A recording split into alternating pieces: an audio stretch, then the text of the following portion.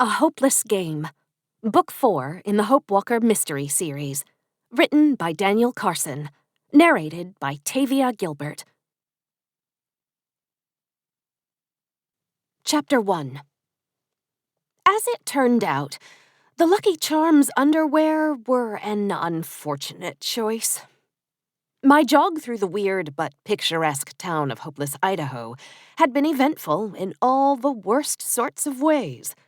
I was whistled at by a group of pimply-faced, prepubescent boys, was chased by a demonic labradoodle, and finished the 5 miles by tripping over a sprinkler head and landing face first in a big pile of wet leaves. At least I really hoped they were leaves. So when I returned to my apartment, feeling sore and cranky and wanting to do nothing but relax, I changed my clothes. Rummaging through a box of my stuff Granny had kept, laundered, and dropped off at my apartment, I found some of my high school clothes, sweatpants, sweatshirt, and even underwear. Sure, none of it fit quite like it had when I was 16, but on the plus side, everything was slightly worn through, in the way that everything truly comfortable is. And then, during the night, the temperature dropped and the furnace roared to life, and I kicked off my blanket and removed my sweatshirt and sweatpants, which would have been just fine, if not for the smoke. I'm one of those women who, once asleep, is fully committed to staying asleep. I can ignore loud noises, horrible smells, even the acute pain of an overinflated bladder. And apparently, I can also ignore smoke, which was what I did on this particular night. But fire is a different story. And when I saw a bright flicker through my closed eyelids, I bolted upright. Orange flames blazed seemingly right outside my window. The building next door was on fire. After that, everything hit me at once. The sound of the sirens, the smell of smoke, and my door flying open to reveal a large figure in thick black boots, khaki coveralls with bright yellow reflector stripes, and a red helmet that framed the kind of rough and chiseled face you'd expect from a firefighter. "What are you doing?" he shouted. Firefighters apparently didn't understand the concept of sleeping. "Getting a jump start on my taxes?" I said. What did he think I was doing? He threw his hands out to his sides. "Don't you know there's a fire?" This fireman was not the sharpest axe in the shed. I concentrate better when it's hard to breathe. I climbed out of bed, expecting this guy to finally get the joke, but I don't think he was the joke-getting type. He charged toward me, picked me up with one arm, and threw me over his shoulder. "Now's not the time to do your taxes, lady!" Before I could object, the brute carried me down the stairs and through the bar. Part of me was happy to have a big, strong man whisk me to safety. Part of me was curious if this big, strong man was really dumb enough to believe I'd been doing my taxes. But when he carried me out into the middle of Main Street in nothing but my underwear, the bulk of me was simply horrified. Half of our town had assembled to watch the fire, and one by one they turned toward me like human dominoes. Eyes first, smiles second. I was still on this guy's shoulders, my posterior was prominently exposed to the world, and I was suddenly more fascinating than a burning building. It was the underwear. The 16-year-old underwear. The Lucky Charms underwear.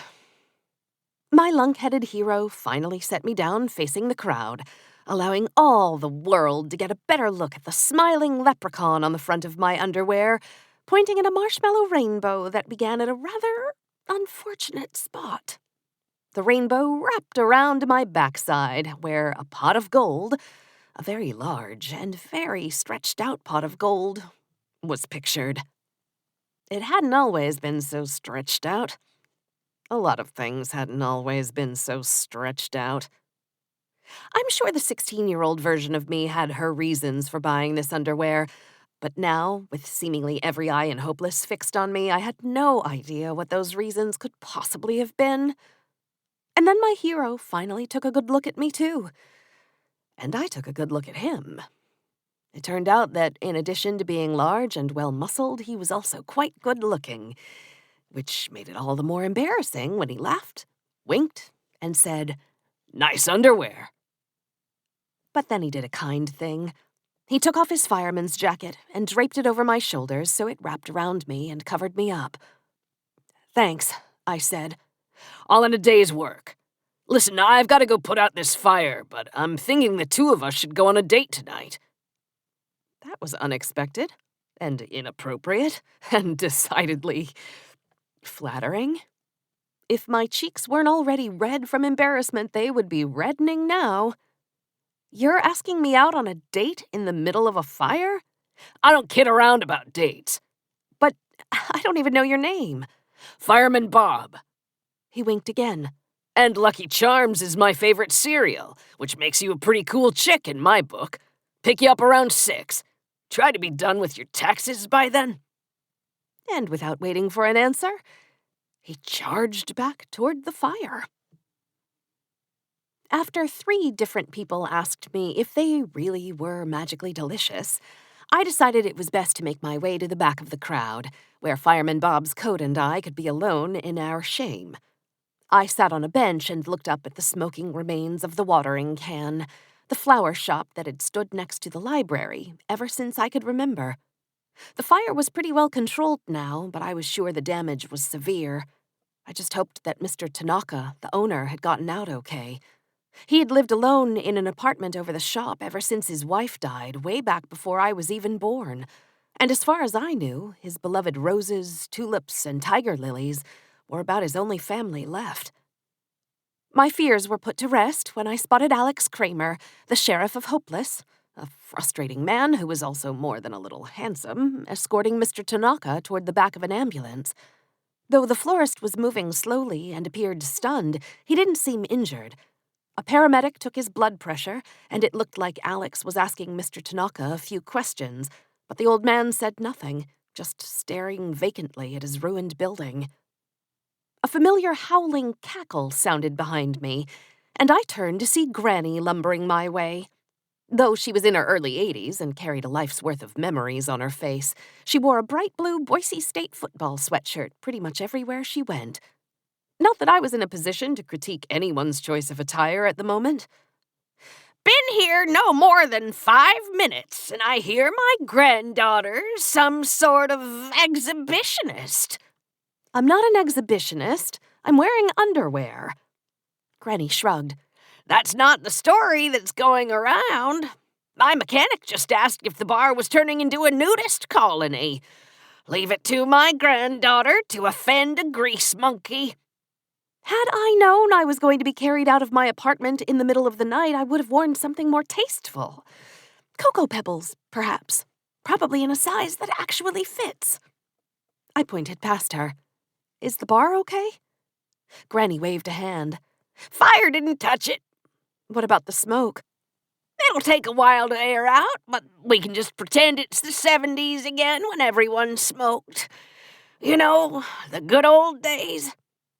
Everyone smoking was the good old days? Hey, interest rates were high, clothes were terrible, and the Bee Gees were considered good music. So yeah, I think the nicotine clouds are the best selling point for the era. "Hey, Granny." We turned to see a dark-haired man approaching.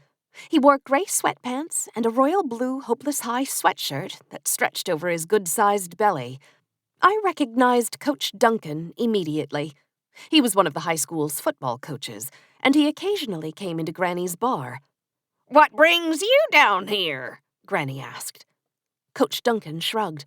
"Couldn't sleep. Saw the smoke while I was walking the dog, so I drove down here to see what was going on." "It's a fire, Coach. That's usually what's going on when you see smoke. But forget about that. Is the team ready?" The man nodded solemnly. "Honestly, I think we're gonna do pretty well." Granny made a face. "Don't jinx it.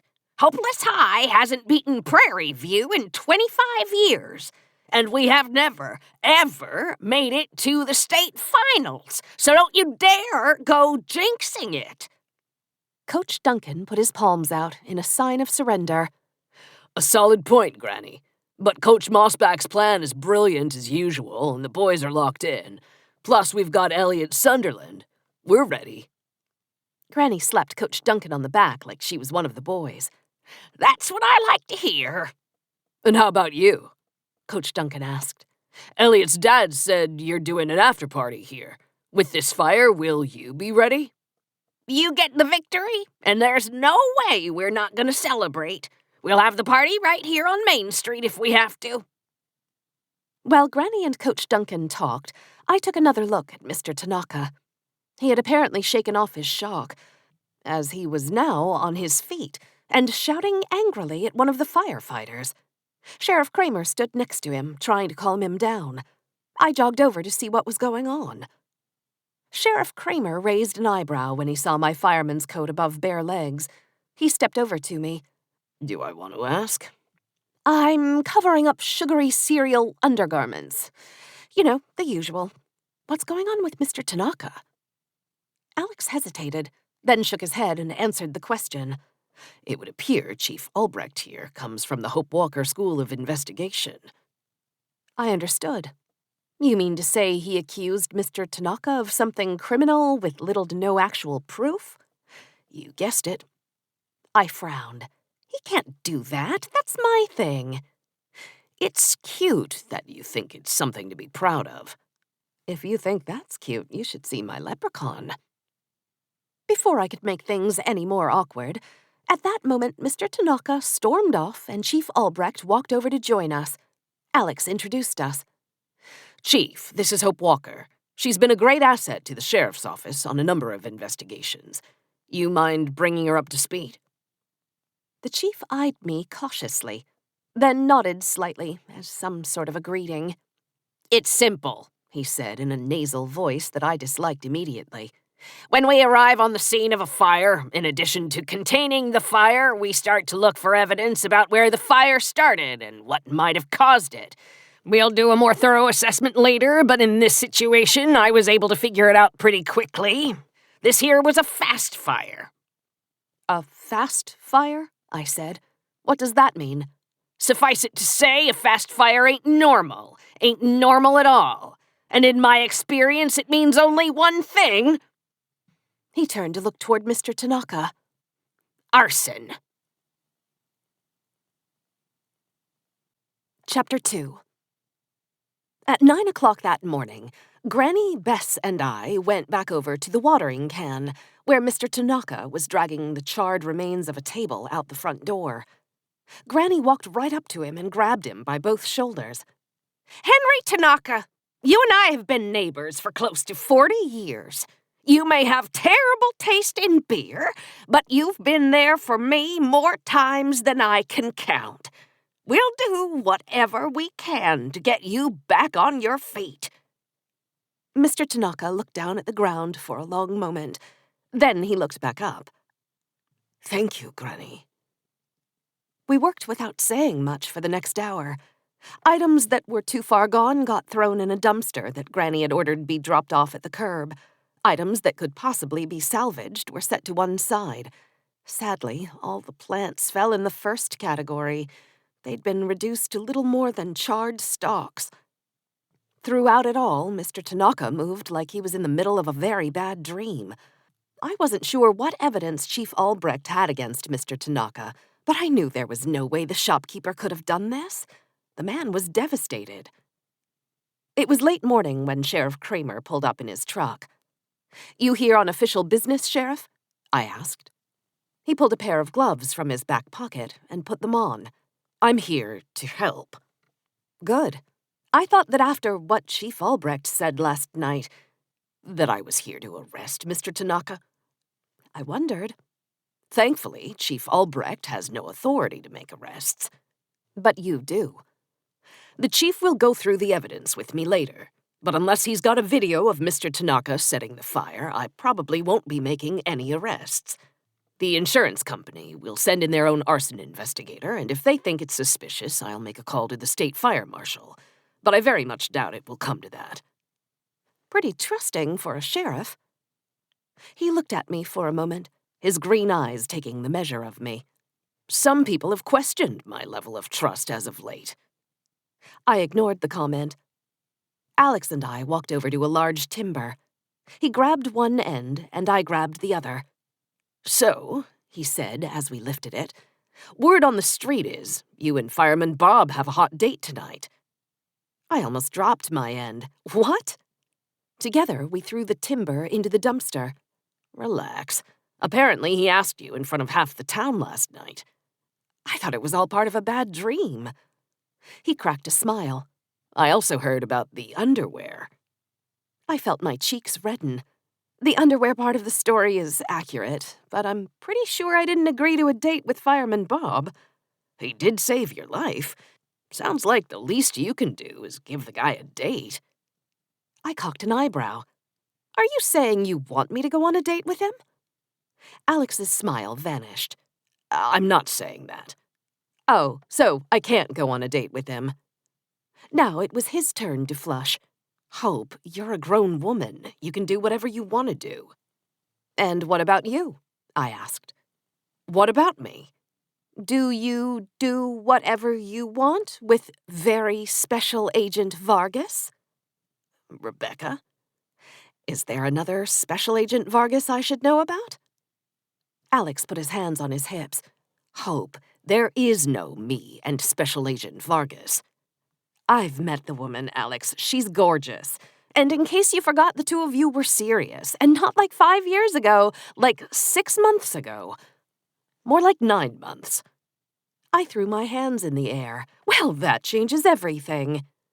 Hope, I don't know how to explain this to you. Honestly, at this point, you don't owe me an explanation. I've seen that Special Agent Vargas has been in town a lot lately. I don't need it spelled out for me. He closed the distance between us. She's been here working on that counterfeit case. His eyes were locked on mine. Not dancing anymore, but fiery and intense. Before I could respond, another voice entered the conversation. "Am I interrupting something?"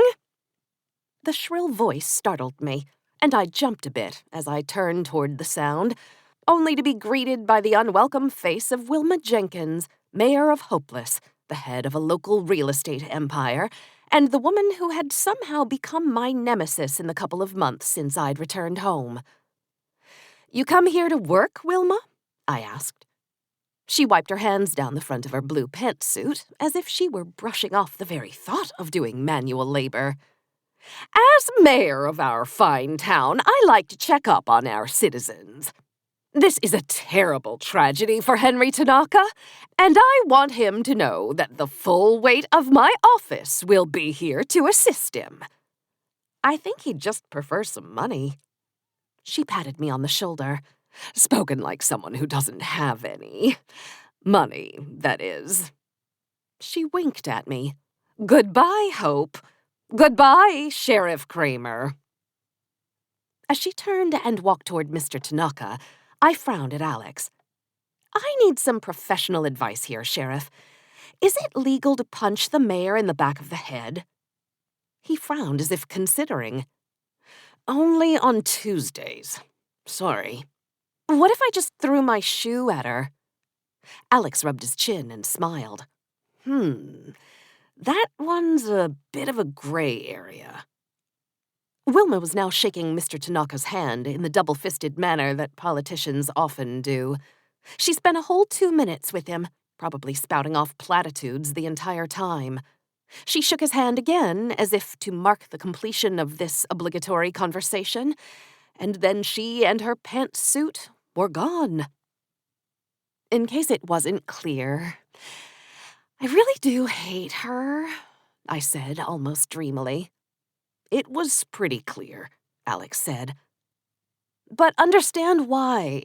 She comes off nice at times, mayor, businesswoman, but I know the truth. She's up to something. And it's not just a little bad. It's a lot bad. That's the worst kind of evil. Even worse than your girlfriend." "And now Rebecca's my girlfriend?" "Not that girlfriend, your other girlfriend. Ol' Hot Lips herself. Jemima." "Hang on. In this world of yours, I now have 2 girlfriends?" "At least. And Rebecca's not evil. I just don't like her. But Jemima is. At least in the garden variety sense. A buffoonery kind of evil, like Boss Hogg from the Dukes of Hazzard. Alex smiled. Jemima's got a better figure than Boss Hogg. You would say that, seeing as she's your girlfriend and all. Alex laughed. Then he paused and looked right at me.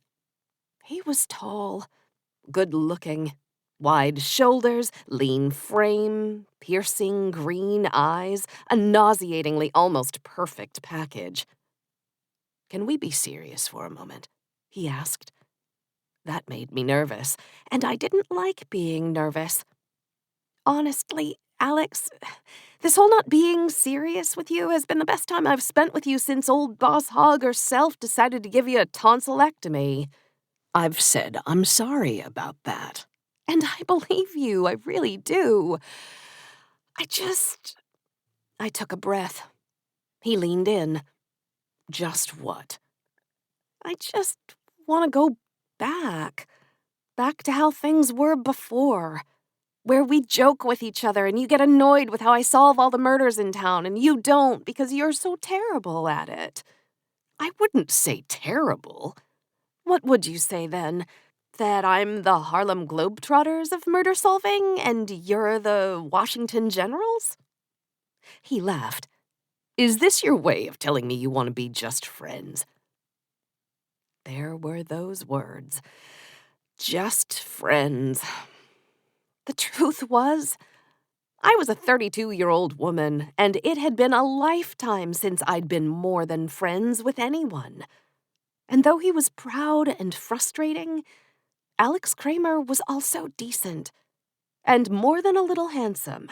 And when he and his green eyes looked at me in the way that made me wobbly, I definitely did not want to be just friends. But the problem was, I didn't want to risk not being friends with him. Alex and I giving each other crap, I could handle that. Him and I flirting? Although I was a bit rusty in that department, I could handle that too. But if it became more than that, there was the distinct possibility that it wouldn't work. It might be weird, or just so-so. Maybe the possibility of him would be better than the reality of him. And then what? Would we still be friends? And there was something else, too. Alex and I could be great. We could be amazing. I really believed we could. But I'd already known amazing. I was lucky enough to meet the boy of my dreams when I was only 16, and I lost him. What if that happened again? What if I lost Alex? Really lost him. I didn't think I could handle that. I don't like the term just friends, I finally said. Then what do you prefer? How about... I chewed on my lip. How about just not yet? Alex left to do some proper sheriff work, and I went back to helping Granny and Bess with Mr. Tanaka's shop. Other people from around town also trickled in to help. Trusty old Zeke Roberson came by and did what he could, despite the fragility of old age, and a frame that might get swept up by a north wind. Stank and Cup showed up too. Stank with supplies from his hardware store, and Cup with chocolate chip cookies from her bakery. And Flo from the beauty shop arrived, already decked out in leather gloves, goggles, and a yellow hard hat. April's Uncle Juan came by for a spell, as did Pastor Leaf, who prayed with Mr. Tanaka. At lunch, Buck brought sandwiches for everyone, and little by little, the mess that had once been the watering can was getting cleaned up. I had just squeezed another bag of trash in the loaded-down dumpster when I noticed Mr. Tanaka on his phone. He looked agitated, like he had just received some very bad news. And when he ended the call, he looked like he wanted to scream. Granny and I exchanged a look. "What is it, Henry?" Granny asked. That was the insurance company. Apparently, Chief Albrecht has told them he suspects arson. But don't they have to do their own investigation? I asked. They do, but they said that given the conclusion of the local fire chief, sorting through this claim is likely to take a while. How long's a while? Granny asked. Months, maybe even a year. A year? I said. How can you go that long without rebuilding? Mr. Tanaka shook his head. I can't. Then what are you going to do? I have no idea. I do, Granny said. Henry, I know you're not going to like this, but you'll just have to get over yourself. Got it? I don't know what you're talking about, Granny. We're planning on having a celebration for the football team after the game tonight at the bar. But I say we go ahead and block off all of Main Street. Make it a block party. Tonight's a town celebration. We'll celebrate the football team, all right, but we're also going to raise money for one of our town's best. Mr. Tanaka shook his head fiercely. Granny, you can't do that. She snapped her fingers. I'm afraid you don't have a say in it, Henry. Tonight we celebrate and we raise money. You can't wait a year to rebuild your business. I told you we'd get you back on your feet, and I meant it. He started to protest again, but Granny gave him one of those granny looks. He put his head down, and when he lifted it a few seconds later, he had a tear in his eye. I don't know what to say. Then say nothing. You just keep doing what you need to do. We'll handle the rest. How much money do you really think we can raise? I asked quietly. Granny grinned. You'd be surprised. Bess and I know where all the bodies are buried in this town. What's that supposed to mean?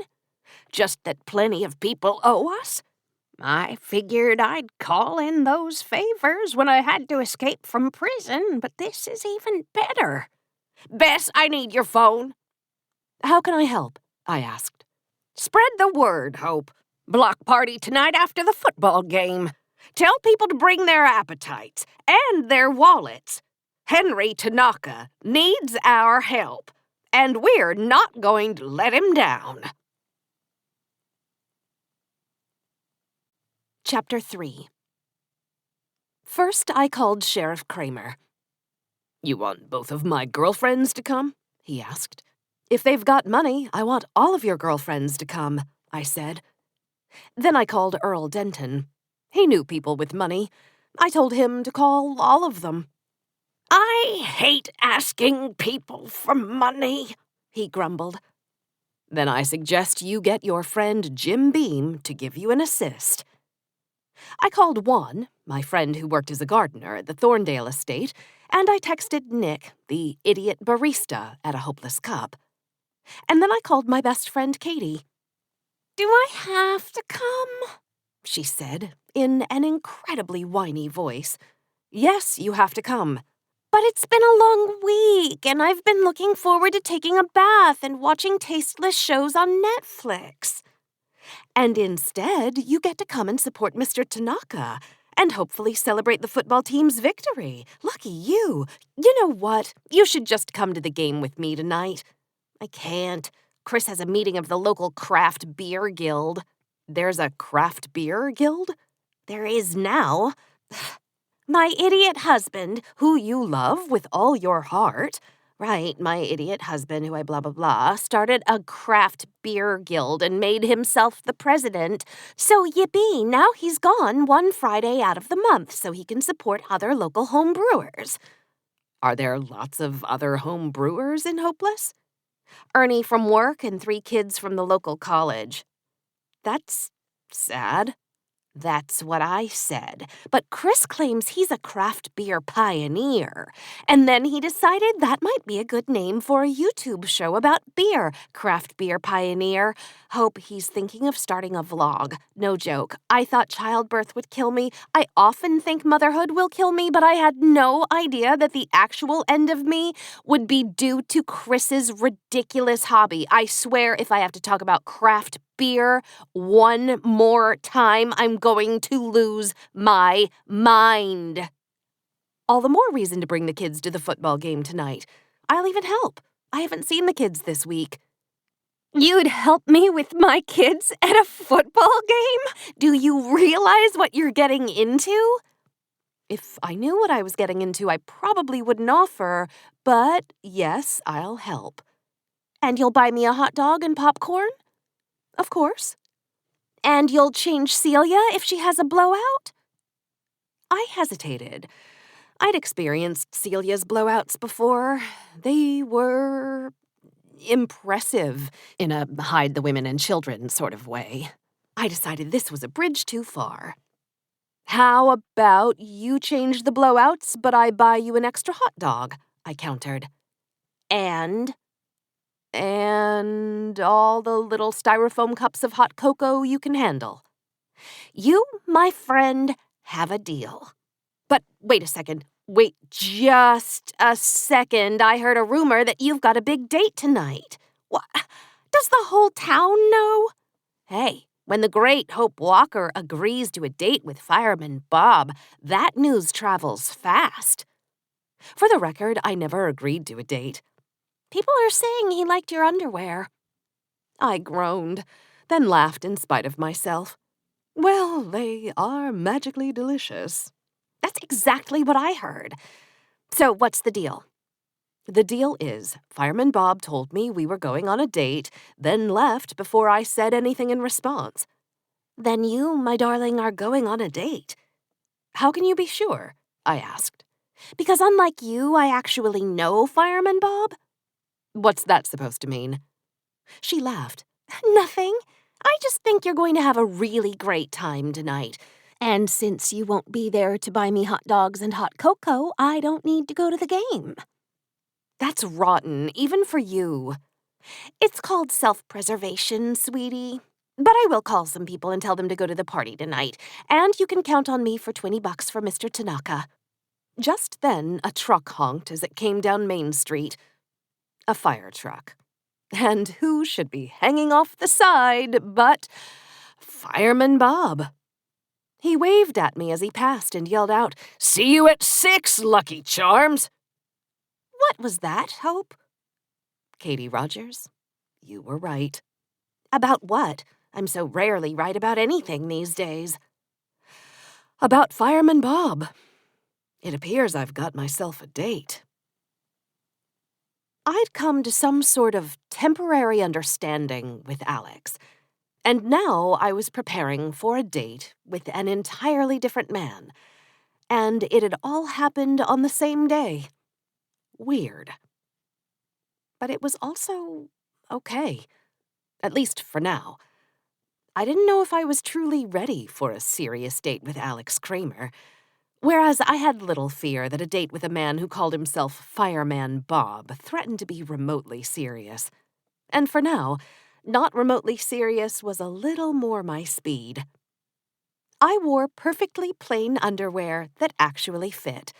Dark jeans, high brown boots, a black turtleneck sweater, and a vest. Call it my Harrison Ford look. I walked outside to find Granny and Bess putting the finishing touches on the beer garden. 2 different bars were set up, tables and chairs had been arranged all down Main Street, and temporary lights had been strung everywhere. A stage area had even been cordoned off, and a local band was lugging some equipment into place. Granny was talking to a man I didn't recognize, but I needed her opinion. "Do I look okay?" I asked. "You're my granddaughter. You always look okay." I mean, do I look good enough for a date? It's been a while. Honey, I haven't been on a date in 55 years. But don't worry, Fireman Bob won't expect you to be dressed up. The man with Granny smiled. He was a nice-looking man, maybe mid to late 40s, wearing khaki pants, a light blue button-down shirt, and a blue sports coat. "I think you look great," he said. "Thank you." I extended my hand. "My name's Hope Walker." He took my hand and squeezed. "Kevin Sunderland. Pleased to meet you. You've got a date on the night of the big game?" Granny smiled. "Oh, she'll be at the game." "I will?" "She's got a date with Fireman Bob." The man laughed. "Then you'll definitely be at the game." "I don't understand." "Fireman Bob's a huge football fan. Kevin said. Comes to all our games. Our games? Are you a coach or something? Or something. Guess you could call me the team dad. I'm the head of the booster club. I organize team dinners, gifts for the coaches, that kind of thing. Just checking in with Granny on the preparations for tonight's big celebration. Don't you feel like you might be jinxing it a little bit? I said. Everybody seems awfully confident. Kevin looked at Granny, who just shook her head. Granddaughter, I don't think you understand. I've been watching Idaho high school football for over 70 years. This isn't just the best team Hopeless has ever had. This is one of the best football teams I have ever seen, period. Better than Grandpa's team? Granny smiled and nodded her head solemnly, the way she always did when she thought of Grandpa. Word was that my Grandpa Walker had been the best high school football player ever to come through Hopeless. When Granny was a sophomore, she couldn't help but fall in love with the senior star. And when Grandpa went on to play halfback at Boise State, she couldn't help but fall in love with Boise State football, too. She'd been a huge football fan ever since. And if she said this was a great team, I believed her. My Marshall was a great player, Granny said to Kevin. As good a two-way player as Central Idaho has ever seen. But even his team got knocked out in the first round of the playoffs. What Coach Mossback has done with these boys is nothing short of incredible, Kevin said. I was going to say impossible, Granny said. Why impossible? I asked. Granny and Kevin exchanged a look. You'll have to forgive my Hope. She hasn't been around in a while. Granddaughter, our football team has been the worst program in the state for the last 10 years. More like 20, Kevin said. And we've had some good players, like Kevin's son Elliot. He's the best to come through these parts since my Marshall. He'd be great no matter who was the coach. That's kind of you to say, Granny. I bet he's a chip off the old block, Granny said. Kevin laughed. Not me. The athletic genes come from his mother. I was good at math. Still am. Not just math. Granny looked at me and hitched a thumb at Kevin. He also makes those weird ice sculptures. Kevin grinned. I know. Math and ice sculptures. It's like I'm competing for some kind of nerd Olympics. Well, I'm just glad Elliot chose football instead. We all are. Kevin looked proud. He's a good kid and he works hard. But Coach Mossback is the leader of this team. He hesitated as if trying to find just the right word. Finally, he shrugged and said, He's a miracle worker. First head job he ever had at Pleasant View. He won the state championship in only his second year. Granny shook her head with the kind of reverence she reserved for football coaches and gunsmiths. Kevin continued. Even more incredible, after he won another title at Pleasant View, he headed off to Eden Park. And, you guessed it, won 2 more state titles before moving up and building a powerhouse out of Crete City. I assume he won more state titles there? I asked. Granny held out her hand.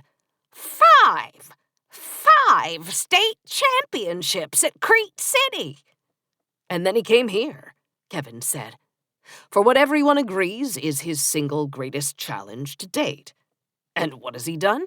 He's taken a team that hadn't won a game in 3 years, and he took them to a 500 record in his first year, a first-round playoff loss the second year, and now... He gestured around him, as if the "and now" was obvious. Like I said, Granny said, I've watched a lot of football, and these boys are playing as well as any team I've seen in a long time. She patted Kevin on the shoulder and winked at me. Don't worry, granddaughter. We'll be celebrating tonight. We will definitely be celebrating tonight. A horn honked behind me, and I turned to see a large black pickup waiting at the edge of the beer garden. Fireman Bob jumped out. He was wearing blue jeans, a blue Hopeless football sweatshirt, and a blue Hopeless football baseball cap. He'd completed the look by applying eye black under both eyes. He pumped his fist into the air and whooped like he was entering a pep rally. I was about to go on my first real date in over 12 years. And by the looks of it, I was going with a football team mascot. Chapter 4. Looking good, Lucky Charms, Fireman Bob said as he stepped into the beer garden. Do you even know my name? He shrugged. No clue. And yet you asked me out on a date. Not sure what one thing has to do with the other, he said. I was beginning to think that his clueless expression was actually just his normal expression. My name is Hope. He grinned like a great big good-looking idiot. A cool name. That's even better than no name. He shot me a double thumbs up. And you look great. Not quite as great as last night, but still great. I looked over at Granny. She and Kevin Sunderland appeared to be enjoying every bit of this. I take it we're going to the football game? I asked Fireman Bob. The biggest football game in 100 years of hopeless football? Of course we're going! He said it with so much enthusiasm, I was shocked he didn't add a yee-haw at the end. I'm a little confused. I thought you asked me out on a date. And this might end up being the greatest date ever. You look great, I look great. We go plow through a bunch of food and watch Hopeless win the biggest football game in school history. We might even make out in the bed of my pickup. Oh, yes. He put a hand on my shoulder. This date has the chance to be epic. While Fireman Bob drove us to the high school football stadium, I texted Katie, my date is taking place at the football game, which means you have to come. She texted back immediately, ha, that's funny and depressing, all at the same time. Why depressing? I didn't ask her about the funny, that was obvious. Because now I have to take my kids to a stupid football game. But you also get to see me on my first official date in over a decade. It could be a disaster. He already told me we might make out in the back of his pickup truck. Shut the front door. That is fantastic. You're right. I can't miss this. Will Alex be there? Probably. I told him to bring all his girlfriends. Say what? Long story. If Jemima's there, promise not to punch her. I'd hate to see Sheriff Kramer have to arrest you in front of Fireman Bob. Don't worry, I'll be my usual cool self. I think I know you better than that. The parking lot was already bursting at the seams when we arrived, but several big guys were standing in one of the parking spots, and as soon as they saw our truck, they moved out of the way to let Fireman Bob pull in. As soon as we got out of the truck, one of the guys, a stocky, bald man with a mustache, threw Fireman Bob 2 beers. Bob slammed the first one like he was part of a drinking montage in a fraternity movie. Then he crushed the can on his head and started drinking beer number 2. Is this Lucky Charms? Bald mustache man asked. Fireman Bob waved his hands. The lady has a name. It's Hope. My name apparently agreed with Mustache because he nodded in approval. Cool name. That's what I said, Fireman Bob said. Hey, aren't women allowed to drink beer here? I asked. A tall guy by the cooler smiled. Cool chick. He grabbed a beer and tossed it my way. I caught it with my left hand. I only get one? This time he laughed. Very cool chick. He tossed me a second beer and I caught it in my right hand. I opened it up and slammed it, just like Fireman Bob had. I hadn't slammed a beer like that in a very long time. But somehow I managed, and when I was done, the assembled firefighters roared and gave each other high fives. Fireman Bob pointed at me like we had suddenly become teammates. What did I tell you? This date is gonna be epic! Katie and her kids found me, Fireman Bob, and the rest of our fraternal order of firefighters in the stands, just as the teams were lining up for the kickoff. Dominic was dressed like Spider-Man, and Lucy was dressed like Anna from Frozen. Katie, I said, Halloween was last week. Please tell me you've changed your children's clothes since then. At least once, possibly even twice, but the only way I could get them here was to let them come in their costumes. She tilted her head toward Fireman Bob, and I wasn't going to miss this for anything in the world. I already got into a drinking contest with him and his buddies out in the parking lot. Did you do a sister proud? I shrugged. Fireman Bob is your typical meathead lightweight, but I think I impressed his friends. I received an obnoxious amount of high-fiving and chest bumping. Thank God you've got little boobs. They're finally good for something. Although I grew up going to games with Granny, I didn't attend very often in high school. The football team was terrible, and Jimmy didn't even play. He probably could have. He was a pretty good athlete, but he didn't care about football. He preferred fixing up his dad's old motorcycle or hiking Moose Mountain with me. Still, I knew the game well, not only because of Granny, but because of an investigative report I did in Portland a few years back on the use of performance-enhancing drugs among high school athletes. That investigation required me to attend more high school football games than I could remember, and I learned quite a bit about the game. So I understood that what I was seeing this night was truly something special. I wouldn't have thought they could fit that many people into City Stadium, and with each touchdown Hopeless scored, that huge crowd went absolutely nuts. Hopeless was a weird little town with a very unfortunate name. It was moving to see the town come together like this. Coach Mossback really was a miracle worker. And I realized something else. This was, without a doubt, the best official first date I could have possibly gone on. Fireman Bob hardly even spoke to me. He mostly screamed at his friends. Occasionally, he would break my hand with a galactic high five, and a couple of times he leaned over and said, "Pretty good date, don't you think?" Both times I responded the exact same way. Epic.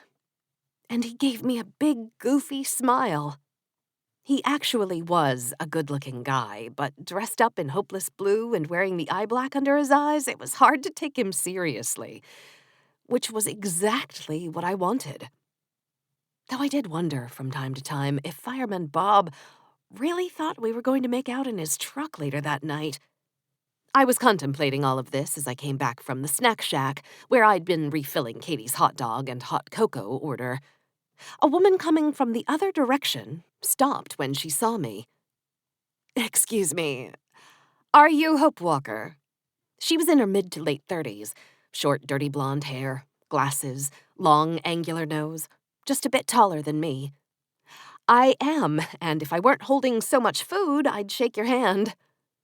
I could feel people pressing up behind me, so I stepped toward the short fence that surrounded the football field. "I don't mean to hold you up.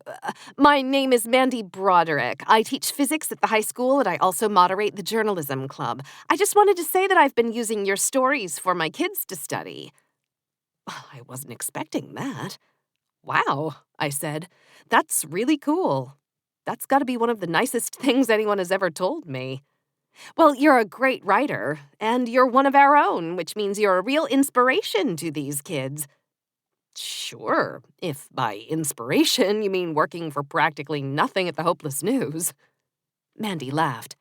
"I'm guessing that's more of a temporary situation.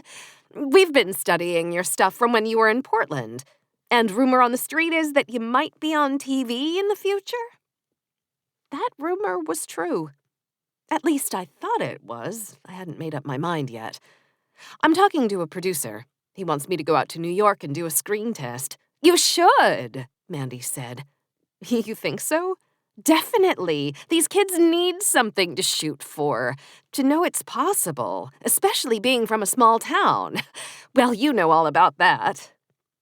The crowd erupted, and I turned my head to see Kevin Sunderland's son, Elliot, the star running back, cross the goal line for yet another touchdown.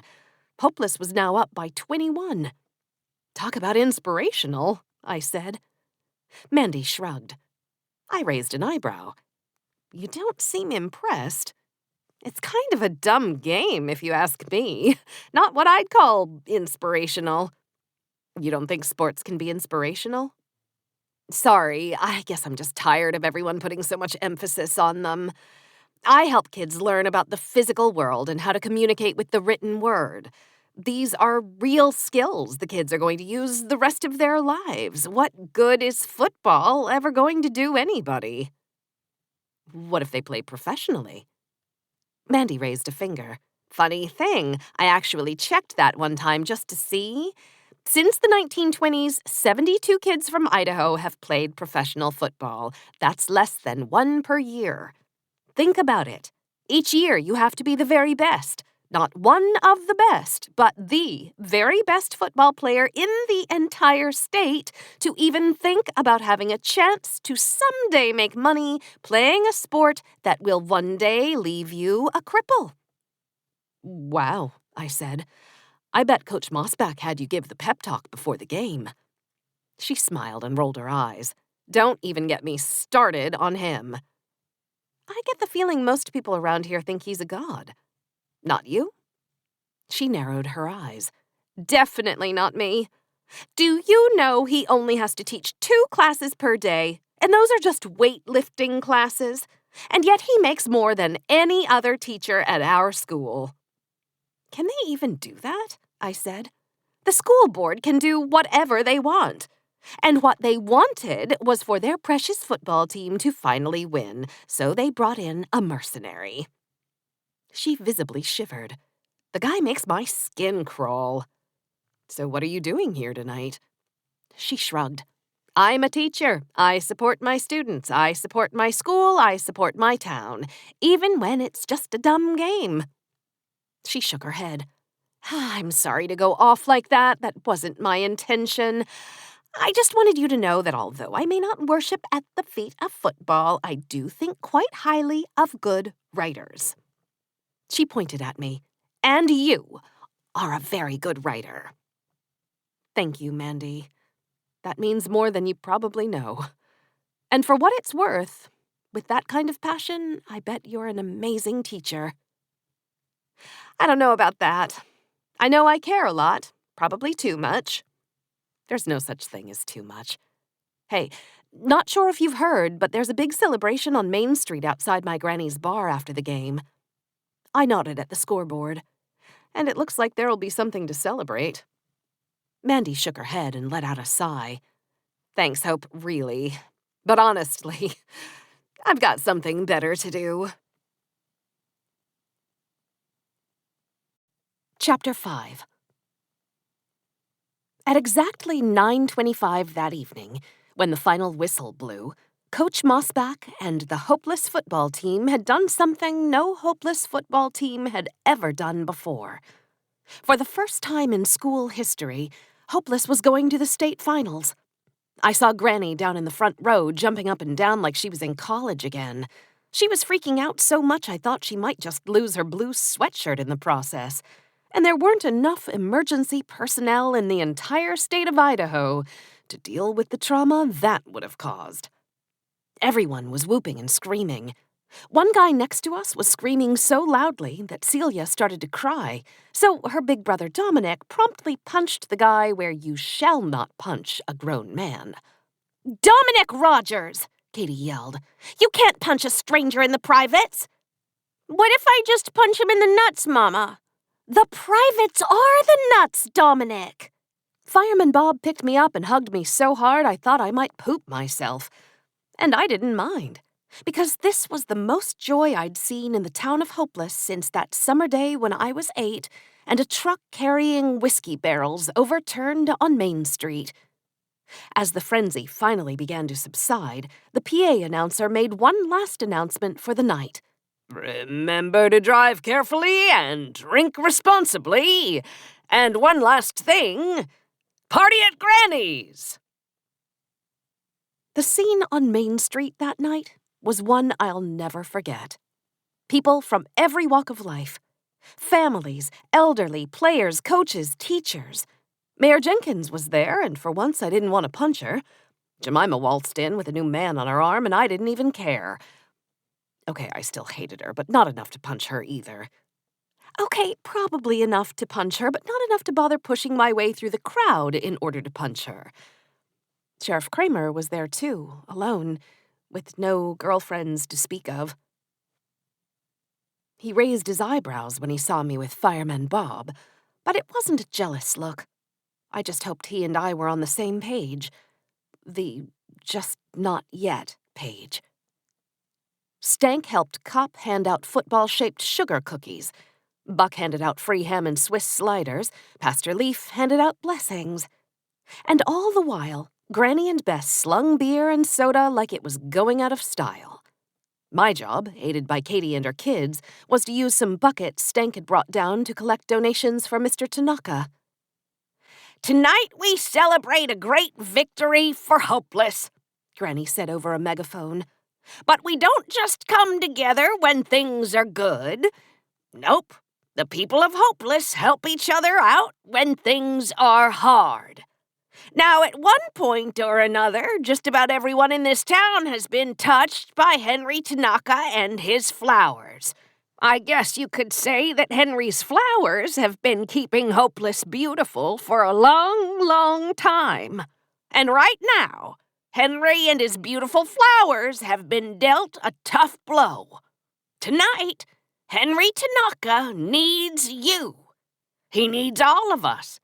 So I'll make a deal with you. You all stop being cheap for one night, and I'll say something I hope to never ever say again. Bartender, the drinks are on the house.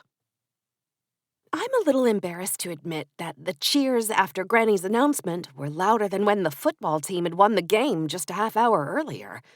I even saw Pastor Leaf crying, and when his wife asked him what was wrong, he said, "Nothing's wrong, honey. I just never thought I'd see Granny do such a thing." Yep, that was Granny. A regular Mother Teresa.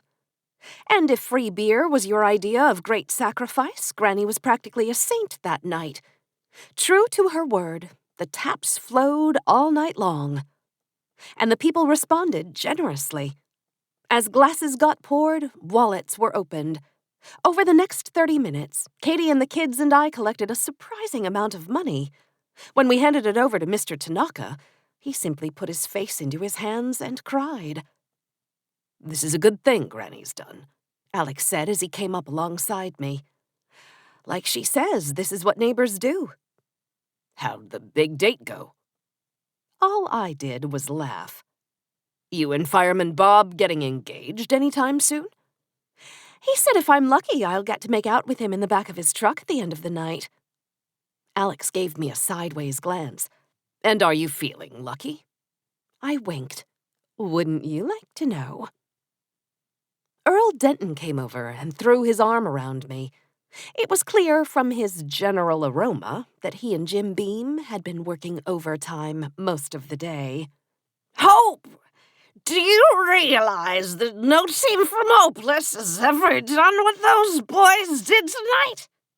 It's pretty much all anybody can talk about, Earl. And it goes without saying that you're going to write a big article about it for this week's paper.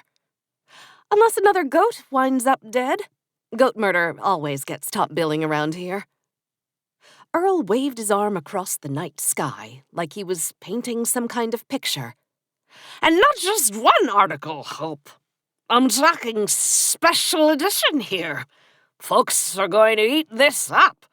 And it's gotta be perfect, 'cause people are going to keep this edition of the paper long after I'm dead. Whoa. People are going to keep this paper until next month? You know, Hope, I'm feeling so good I'm just gonna ignore that sassback comment of yours. No, I am serious. I need your best work here. We talking thieving fox best work? Or murdered goat best work? Dag-nabbit, Hope, I mean it. I want you to talk with the players. Talk with the parents. And most important of all... He gave me a quarter turn and pointed at the table that included the coaches. Most important, I want you to do a feature article on Coach Schmossback. The man is genius. Pure genius, I'm telling you. He's got coaching football down to a science. I didn't believe it before, but now I do. When he first came to town, people talked about the mossback method. Like this guy invented football. Now, I'm not too bashful to admit that I played a little ball back in my day.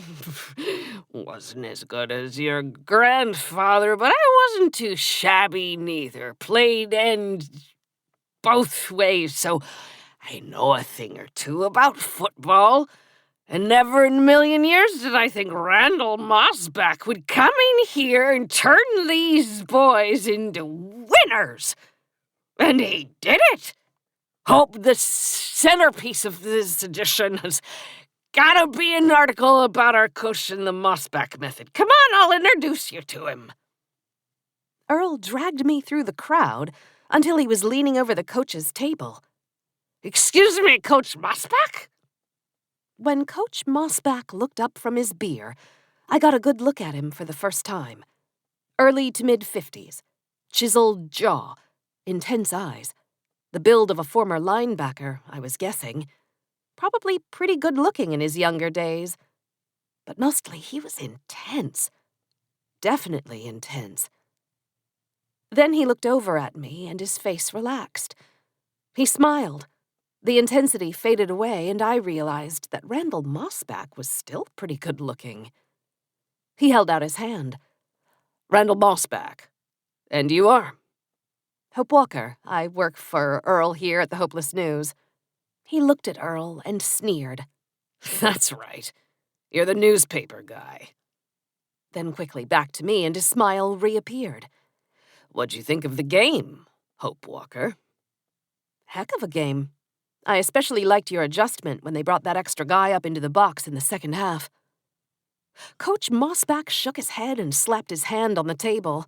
Holy crap, Arnie! This gal knows more about football than you do. The table roared in laughter, while Coach Arnie Duncan forced a weak and artificial smile.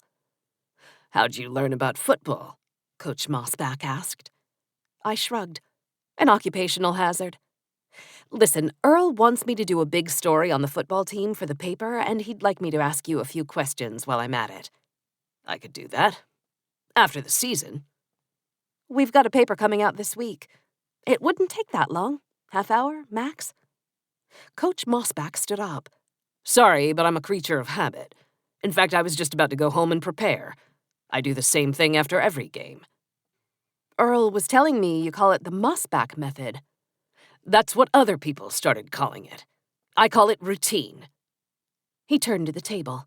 Remember, tonight means nothing if we don't take care of business next week. Sunday, 11:30 a.m. sharp. See you then. He took my hand and winked. And don't you worry, little lady. I'll make all the time in the world for you. After the season. Coach Mossback might have left early, but it was clear the other coaches were in no such hurry. I seized the opportunity to get a jump start on my article. I'd learned from experience never to leave home without a pad of paper in my back pocket, and tonight was no different. So I talked to Coach Edwards and Coach Williams, took notes when appropriate, and even used my phone to record a few quotes. When I finally reached Coach Duncan, he was nursing a soda, a tired look on his face. "You happy?" I asked. He nodded. Oh, yeah. Happy for the boys. Happy for the town. Definitely happy. You don't look so happy. Just tired. Been a long, long journey. Granny said you were up for the head job when Coach Mossback got it. He took a deliberate sip of his soda. That is true. So how long have you been with the program? He looked at his fingers as if he was doing the math, then looked up. 15 years? So it really has been a long journey. He said nothing. He took another sip of his soda. If you don't mind me asking, the way Coach Mossback talked to you earlier, does he do that a lot? He looked at me like I'd just offended him. I can handle myself. I changed tack. This Mossback method, if it works so well, why doesn't everyone do it? Coach Duncan laughed. People try to copy what's successful all the time. I could watch LeBron James play basketball, but that doesn't mean I'm going to play like LeBron James. And Coach Mossback is LeBron James in this scenario? Coach Duncan leaned in. What do you want from me, lady? Do I get warm fuzzies thinking about Coach Mossback? No. Did I want the job? Of course. Could I have done what he did? He leaned back and shook his head. Probably not. So what is it? I asked. What makes him so special? What makes him the LeBron James of Idaho high school football? He shrugged like the whole thing was some kind of mystery. Then he saw that I wasn't going to take a shrug for an answer, and he took a deep breath. For starters, he knows the sport of football as well as anyone I've ever come across. That's for sure. Then he's demanding as hell, to say the least. And despite being such a jerk, he's a surprisingly good teacher. Like, really good. Sometimes I think he actually cares about the kids. He shook his head and took another sip of his soda before continuing. He's brutally honest with everyone. Us coaches, and definitely the kids. And then, well, I have never ever seen anybody, and I mean anybody, game plan better than he does. That's what he's doing right now. He goes home after every game, drinks beer, and passes out looking at film of the next team. Then he spends all day Saturday coming up with a game plan. And his game plan is different every single game. Unique. It's as if he's the Bill Belichick of high school football. And that's why Randall's almost impossible to scout against. Coaches try to find your tendencies, you see, but with Coach Mossback coming up with something different every single week, you can't do that. You don't know what you're going to face. The coach from Mound City, Mason Hawes, he hates Randall because he could never beat him. For a while there, they were coaching at rival schools, and Hawes never won a single game against Coach Mossback. Isn't it hard on the kids to implement a new game plan every week? I asked. Of course. But somehow Mossback gets it done. Though despite the results, I wouldn't do it his way. And I believe in my heart I could have had success with these kids. But Coach Duncan's face suddenly turned angry. If I'm being honest, yeah, I could have had success. Real success. But not this soon. And not like this. Around midnight, the crowd started to thin, and by 12:30, Granny was chasing away the drunks with a cattle prod she kept behind the bar for such occasions. Those drunks included Fireman Bob and his merry band of firefighters. And that officially marked the end of our first date. As first dates went, it hadn't been so bad. In fact, it was hard to really call it a date at all. Which made it a pretty good way for me to ease back into this thing. Fireman Bob said goodbye to his buddies. Then he walked right up to me like a drunk firefighter stalking his prey. Okay, Lucky Charms, it's time to rate my date. Excuse me? I rate all my dates on a scale of 1 to 10 burritos. This was definitely an 8.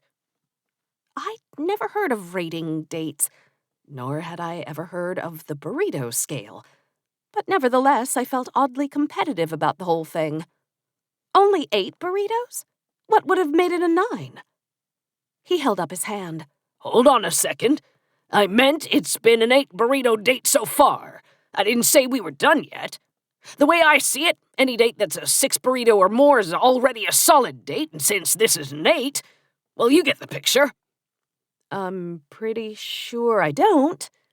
The way I see it, once we finish the makeout session, I'm sure I'll rate it a solid 9. And no offense, but I rarely hand out 10s. How could I, or any other woman for that matter, possibly be offended by that? The look on his face suggested he thought the two of us were on the same page. But we were definitely not on the same page. I assume you're talking about the two of us making out in the back of your pickup truck, I said. Of course. And who knows? I'm not saying a 10 burrito is impossible. I get it, Fireman Bob, I really do. But here's the thing. You and I making out is not going to happen. He looked hurt. Really? Yes, really. Did you eat some spicy ranch Doritos or something? I'll be honest, that kind of thing doesn't bother me at all. It's kind of like kissing and having a snack all at the same time. That's repulsive. Which part? All of it. He gave me that hurt look again, and for some odd reason I found it endearing. Fireman Bob was so completely ridiculous and so utterly unaware that he couldn't help but be likable. Repugnant at the same time, of course. No, he was definitely not future boyfriend material, but I wouldn't mind playing quarters with him and the boys from the firehouse from time to time.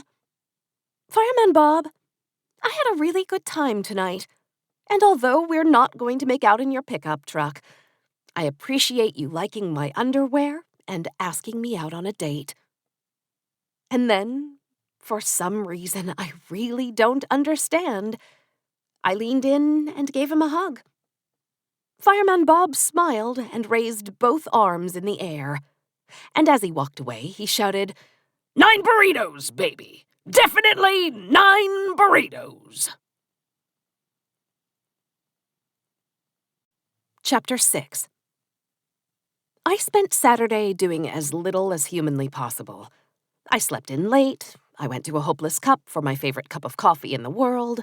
Nick, the world's most annoying barista and a prominent member of Generation Z, called me ma'am and dude in the same sentence, but he recovered nicely by giving me another perfect white mocha latte. I called Katie, who vented about Chris's home brewing equipment taking up most of the laundry room. When she invited me over to help her watch her kids that afternoon, I told her I had a root canal I didn't want to miss. For a late lunch, early dinner, I grabbed a cheeseburger from the bar. Then I sat on my bed the rest of the day watching Netflix and working on my story about the football team. I checked in with Coach Williams and Coach Edwards for more background. And when I talked to Coach Duncan again, I asked if he thought there was any way I might be able to get just a few minutes with Coach Moss back. He hesitated. Then, meet us at the high school tomorrow at 11:30. I'll try to get you 5 minutes before our team meeting at noon. The next morning, I woke up, showered, put on a floral print dress, and went to church. I hadn't done much church-going after leaving Hopeless, and I certainly hadn't intended to start up again when I came back. But a few weeks earlier, when I watched Katie's kids one weekend, they shamed me into going. And in the process, I learned something important about church. Sheriff Kramer makes a regular appearance there. And it turns out I didn't mind seeing him accidentally on purpose on Sundays. This gonna turn into a habit? Alex said as we walked out of the service together. Nope, it will remain a dress. I twirled around for effect. If it turns into a habit, something really strange is going on. Alex laughed. You as a nun? Now that I would pay to see. So did you and Fireman Bob go on your second date last night? Sadly, no. I took myself for a burger and a cheesy romance flick. How about you? Oh, heck no. Fireman Bob and I haven't even been on our first date yet. I punched him in the arm. I meant you and your girlfriends. Right. All of my many girlfriends. He shook his head. No such luck. I went out to Mary Higgins' place south of town. Somebody drove over her mailbox and she wants me to find the evildoer. Evildoer? That's the word she used. She even made me write it in the official report. I told her I'd do whatever I could to keep Gotham safe.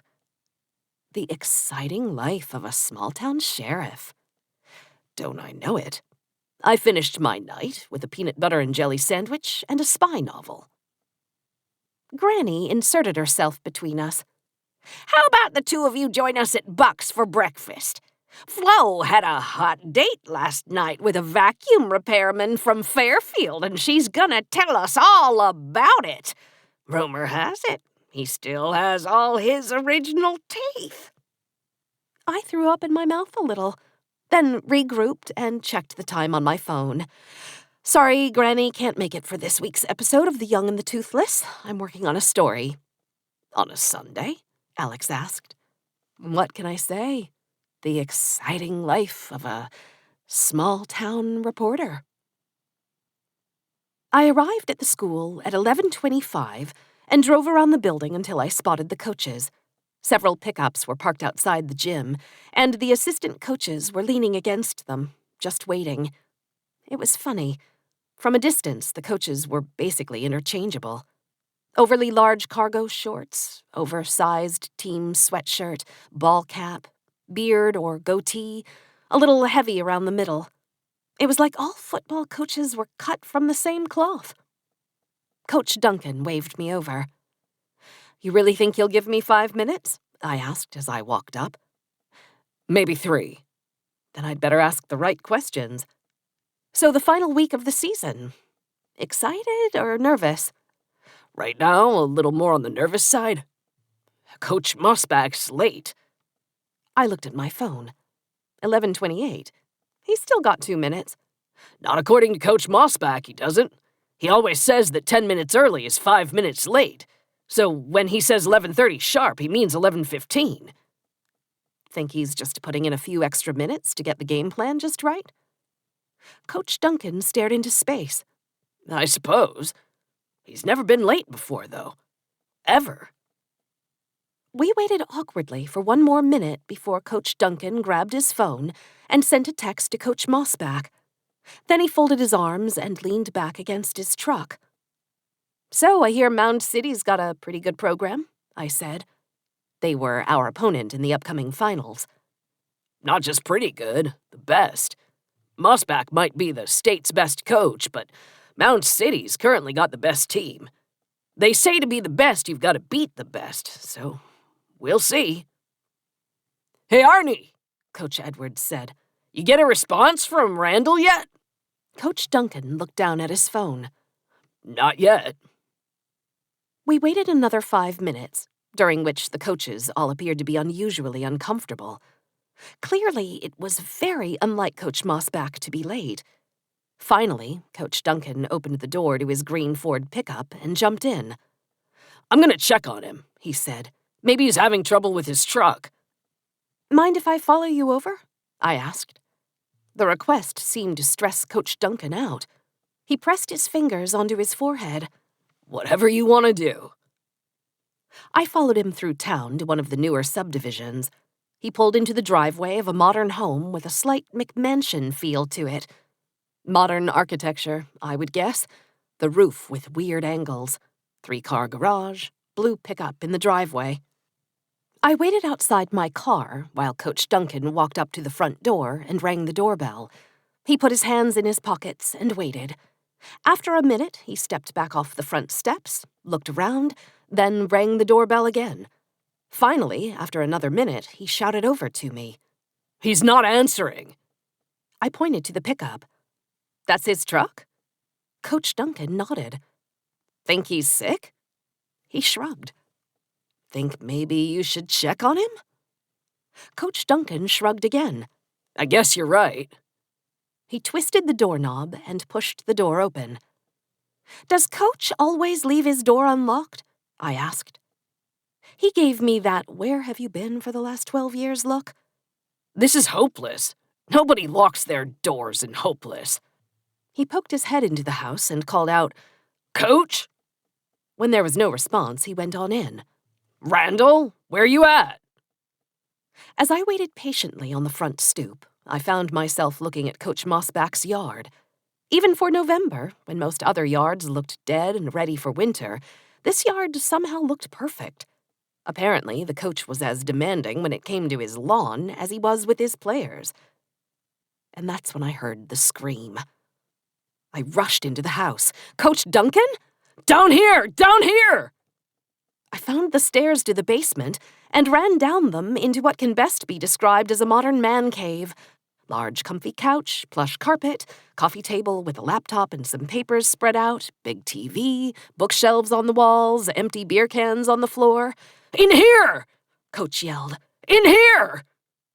I followed his voice through a door to a typical mechanical room. Water heaters, furnace, AC unit. Coach Duncan stood there, shaking, his face as white as a ghost. And it was obvious why. Hanging from a rope, dangling from the joists above, was a body. Randall Mossback, the greatest football coach the state had ever seen, was dead. Chapter 7. When Sheriff Kramer arrived 5 minutes later, Coach Duncan and I were sitting on the front steps getting some fresh air. Alex looked at me with disappointment and gave me a slight shake of his head. I stared daggers back at him. How about we skip the spiel where you get all over my case about finding dead bodies and we get right to the part about how horrible this all is? You're right, it is horrible, he said, and it's not going to take long for the neighbors to figure out something's wrong. So let's talk inside. We strode into the kitchen, and Alex turned to Coach Duncan. Does he have family? Who do we need to tell? I guess his wife, Susan, Coach Duncan said soberly. The sheriff and I exchanged a look. He's married? Alex said. Sure, Coach Duncan said, staring blankly ahead. Then why isn't she here? I asked. Randall puts her up in a hotel every weekend during the season. That's the weirdest thing I've ever heard in my life, I said. Coach Duncan nodded, then gave a resigned sigh. I guess you don't get to be as good as Coach Mossback by being normal. Everything he does, or did, was calculated. It was all part of the Mossback method. When he was working on the game plan, he wanted no distractions. From Friday night to Sunday morning, it was all work. And his wife was a distraction? Yep. Any idea how to get a hold of her? Alex asked. The coach nodded. I think I have her number somewhere. He scrolled through his phone, then turned it around. Alex dialed the number, stepped to the side, had a short conversation, then ended the call. How'd she take it? I asked. Stoic, matter of fact. Like she already knew? I asked. Sheriff Kramer rolled his eyes. No, Hope. Like she wasn't expecting to hear that her husband was dead and she didn't know how to react. He turned to Coach Duncan. Arnie, you can contact the other coaches now. And before news of this gets out, I'm sure you'll want to meet with the players. Coach Duncan said nothing, but kept staring blankly into nowhere. Coach Duncan? Alex said. Your players? The man shook his head as if rejoining the present. Yeah. Our regular team meeting starts in a few minutes. Then go. Be with your team. I'll let you know if I need anything from you. While Coach Duncan walked off in a daze, Alex made a quick call to Dr. Bridges. Then he ended the call and handed me a pair of latex gloves. Unless you've already contaminated the crime scene? Would you consider rubbing my sweaty hands on everything I could see contaminating the crime scene? He closed his eyes and shook his head. Is it your mission in life to be a pain in the rear? No, that's just an enjoyable side benefit. We walked downstairs through the man cave and into the mechanical room. Alex's face was remarkably impassive as he surveyed Randall Mossback, hanging from a noose. That's a perfectly tied noose, Alex pointed out. Took some effort to make that. I agreed. By all accounts, Coach Mossback was a pretty thorough guy. Alex followed the noose with his finger. Looks like it's strung through a hole in the floor joists that was cut to make room for an electrical conduit. He slowly continued to examine the scene from top to bottom. When he got to the chair tipped over on its back, he walked around it, his piercing green eyes intense. Then he knelt down and examined a wet spot on the floor under the body. He bent down and smelled it. He urinated right here. It really is horrible, I said. He nodded toward the body. I take it you saw the handcuffs? Kind of hard to miss, I said. Does that strike you as odd? Alex studied them some more, then put his hands on his hips and looked at me. I don't know, but let's walk it through. He pointed at the ceiling. So Coach Mossback makes a noose. He strings it through a hole in the floor joists above. He puts a chair under the noose. He stands on the chair, puts his head into the noose, and then... He turned toward me. I guess he puts his hands into handcuffs so he can't chicken out once he's started. I nodded along. The handcuffs would guarantee it. Alex frowned. Then once he's cuffed, he kicks out the chair, and that's it. Like I said, horrible. We walked out of the mechanical room. You ever heard of anything like this in your life? I asked. A famous guy killing himself? Plenty of times. But like this? I asked. What do you mean? Coach Mossback is on the eve of playing for a state championship. A championship that would cement his legacy as the best coach the state of Idaho has ever seen. A legacy that would put him up there with any high school football coach in America. Even if he's going to do this, why do it now? We may never have those answers. For a person to do something like this, they've got to feel pretty tortured. We can't possibly know what's going on inside their heads. Granted, I said. But you agree that it doesn't make sense, right? Have you ever heard of a nominated actor killing themselves a few days before the Oscars? Or an athlete right before the Super Bowl or the Olympics? Now that I think about it, no. But perhaps there's a suicide note that will explain why he did it. I looked away sheepishly. Seriously, Hope? I swear I didn't touch it. I led Alex to the coffee table in the man cave. A single piece of paper, folded in half, lay on the keyboard of Coach Mossback's laptop. You haven't looked at it? Alex asked. I may have used a pencil to pick it up ever so slightly and peek, but that's it. Alex shook his head, which had become his standard operating procedure when conducting investigations with me. He picked up the letter and unfolded it. It wasn't a handwritten note, but a printout. And in large letters, using a big blocky font, were 5 simple words: I am a bad man. Sheriff Kramer looked at me, then looked back at the note and studied it. Finally, he set it down and shook his head. I take it you've seen your share of suicides through the years? I asked. He took off his cowboy hat and ran his hand through his hair. Unfortunately, yes. And? Does this look like a suicide to you? Alex put his hands on his hips and spun around. Yeah, I think it looks like a suicide. What about the note? I said. Kind of simple. I've seen long notes, short notes, no notes. But it's printed, I said, not written in his own handwriting. That could mean something or nothing. My handwriting's terrible, so I type out everything. Maybe he was the same way. I rolled my eyes. And the handcuffs? If I didn't want someone to free themselves from hanging, that's what I'd do. Me too. But remember all those suicides I've seen? I actually saw one where the victim handcuffed themselves, just like here.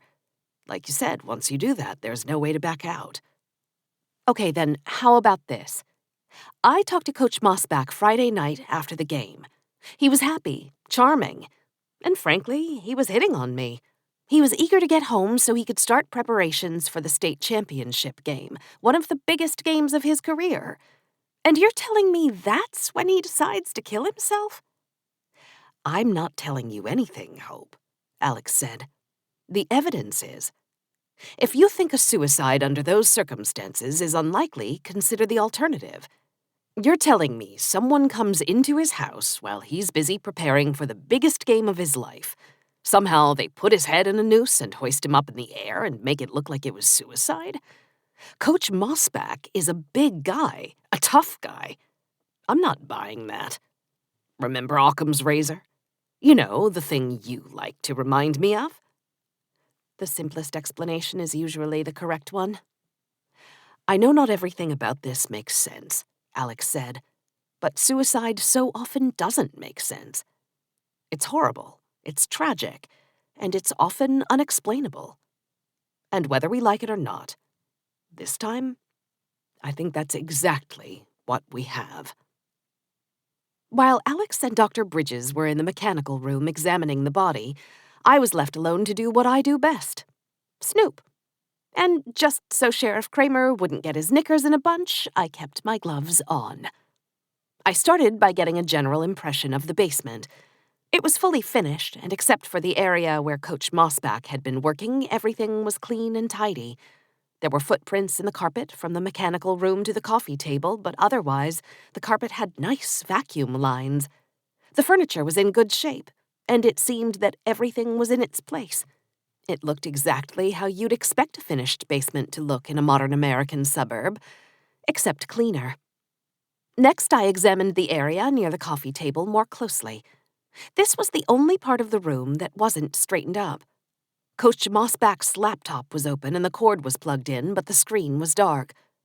Around it, spread across the table, were dozens of sheets of paper, white computer papers and some from a yellow legal pad. Most of them were covered with scribbled football formations, plays, and notes. A yellow legal pad sat directly next to the laptop, and at the top of the first page, written in black ink in all capital letters, were the words, "Game Plan for Mound City." The words were underlined, and underneath that was written a number 1 with a period next to it.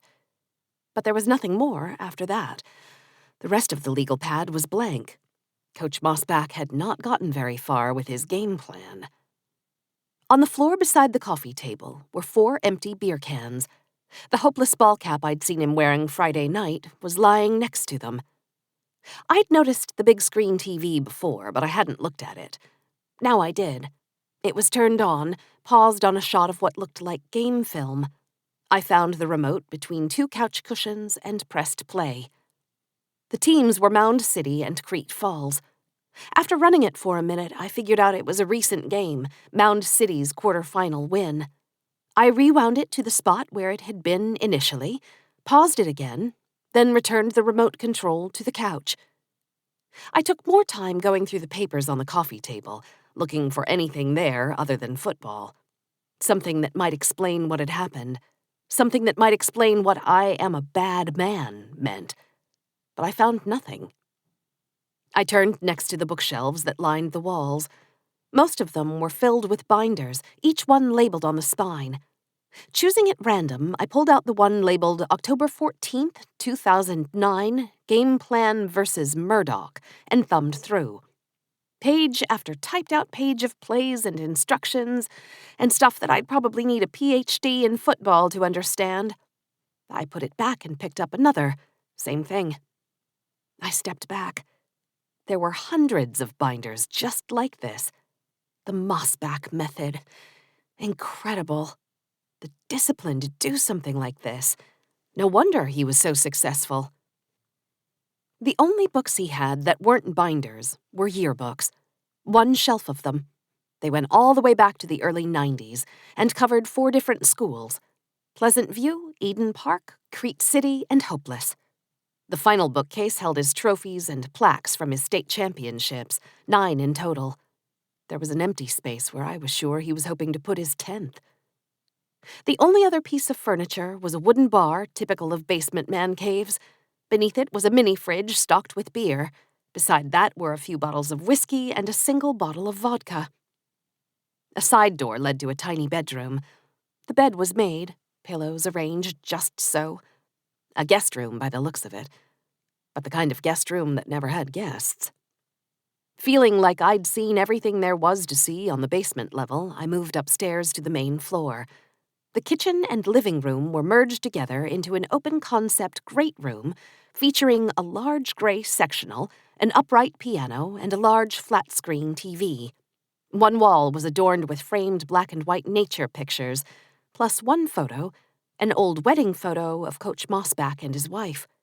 She looked gorgeous, and he was legitimately hunky, tanned with sandy blonde hair. But there were no other pictures of the 2 of them, and no pictures of children. I had just moved to go investigate the bedrooms when I found myself face to face with a middle-aged woman. Blonde, average height, wearing jeans and a brown leather jacket. The stress of the intervening years had changed her, but I recognized the bride from that wedding photo. Except that right now she wasn't smiling, and she didn't look so gorgeous. "Who are you?" Susan Mossback growled. And what the hell are you doing in my house? Chapter 8. Susan Mossback was in the middle of a string of obscenities when Sheriff Kramer came upstairs and explained that I was with him. Seemed Susan Mossback was a feisty one with the mouth of a sailor. "Sorry," she said to me. "I'm obviously a little on edge." She turned to Alex. "Sheriff, I'd like to see him." I followed them downstairs but kept my distance. I wanted to watch her, but I was a little worried she might turn around and smack me. She slowed as they approached the mechanical room. Her chest rose as she took in a big breath, like she was steeling herself for what was to come. Sheriff Kramer moved out of the way, and Susan Mossback walked through the door. Even from the other room, I heard her next intake of breath. I walked in to see her standing with her hands over her face, her entire body shaking. The sheriff and Dr. Bridges had taken Coach Mossback down and laid him out on the floor. When Mrs. Mossback pulled herself together enough, she knelt down next to him and shook her head back and forth. Then she looked up at the rafters, at the noose hanging there. She just stared at it for a good long while. And then, abruptly, she stood up, stomped her foot, and let out a torrent of obscenities. Thankfully, not at me this time.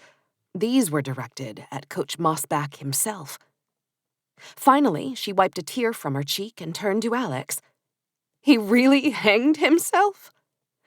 "That's where we found him, ma'am, yes," Sheriff Kramer said. She knelt back down and planted an awkward kiss on Coach Mossback's forehead, then walked back to the man cave, went straight to the mini-fridge, pulled out a beer, and took a long drink. "In a million years, I didn't see this happening," she said. Then a small smile crossed her face, and she let out another breath. "I can't believe he's really gone." Alex and I exchanged a look. "Mrs. Mossback," Sheriff Kramer said, "I know this is a very difficult time, but we do need to ask you some questions." She took another drink and shrugged. "I'm not going anywhere." "Can you think of any reason why Coach Mossback would do this?" She stared blankly at the bookcase with all his state championship trophies. "Kill himself the week of state finals? None whatsoever." "Was he suffering from depression?" I asked. Mrs. Mossback looked at me like I was an idiot. "He was suffering from being a gigantic turd ball, but it was a chronic condition. Dealt with it for years. I don't know what was so different about this week." "He left a note behind," Sheriff Kramer said. He unfolded the note and held it up for her to see. "Any idea what it might mean?" "I am a bad man," she read. "Well, he certainly wasn't a very good man. And that SOB could find a flaw in anything. Opposing teams, his own teams. But look inside himself and find a flaw? That surprises me. He thought of himself as tough. Successful, willing to do what it takes. It was everyone else who was flawed." "So what changed?" I said. "Because it seems that this weekend he determined he was a flawed man. A bad man. So much so that he took his own life." She took another sip and looked again at that wall of trophies. Then finally she fixed her eyes on me. "I can't think of anything that changed." "Anything else you can think of?" Sheriff Kramer asked. "Anything at all that might help us understand this?" "I'd tell you if there was something." "What about your marriage?" I asked. "We understand you weren't here this weekend because Coach Mossback puts you up in a hotel during game weekends." "Is that a question?" "Mrs. Mossback, were you and Coach Mossback having trouble in your marriage?" "No," she said plainly. "And you don't think it's weird that he makes you leave for the weekend just so he can concentrate better on a football game?" "I never gave it one thought."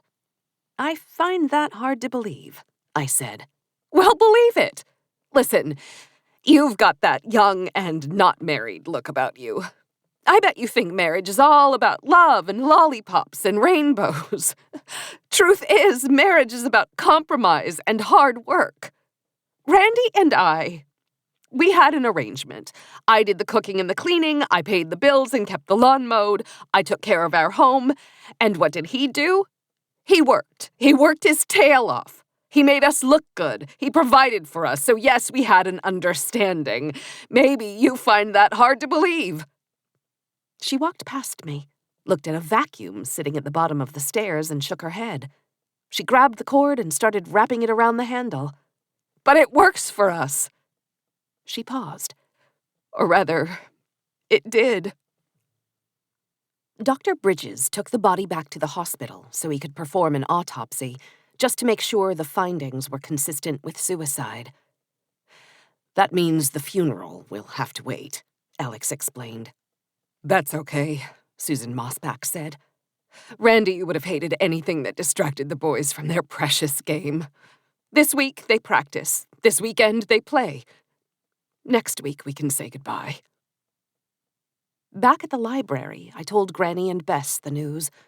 Granny said nothing, just quietly sat down and shook her head. My Granny had seen a lot of loss in her life, but this loss made her as speechless as Bess. Then I called Katie to let her know. That's crazy, Hope. I know. Just doesn't make any sense. You don't think it was suicide? It looks like suicide. But suicide or not, something is going on. There's a story in here somewhere. And you're going to figure it out? I'm not sure if I should. Like that's ever stopped you. Katie was right, of course. And in fact, my very next stop was the hopeless news. When I walked in, Earl Denton was sitting solemnly at his desk with his hands folded in front of him. So you've heard, I said. He nodded. How should we cover it? Carefully. Very carefully. How about the special football edition? Earl waved his hand in the air like he was erasing it from his memory. Forget all that. Normal edition. Cover the news. None of the extra stuff. Not with all of this. That evening, much of the town gathered at the school for a prayer service in honor of Coach Mossback. There were plenty of sad faces, but not a lot of actual tears. People stayed strong, or maybe the reality simply hadn't sunk in. Elliot Sunderland stood up and gave a short talk at the end. This is a real tough blow, he said. But Coach was a tough guy, and he would want us to be tough for him during this time. Let's go win one for Coach. At the end of the day, I slipped under my covers and found myself reflecting on how horrible it all was. Maybe Coach Mossback was a turd ball, but so what? Even turd balls deserve love.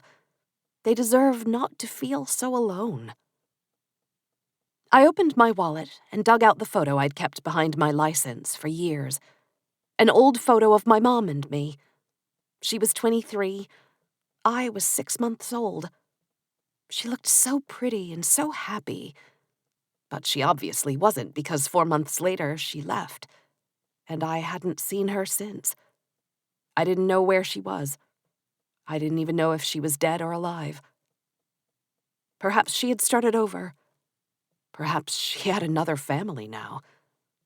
I hated that idea. The idea that she had left us for something better. But I also feared the alternative. That wherever she was, my mom was all alone. And nobody deserves to be alone. Chapter 9.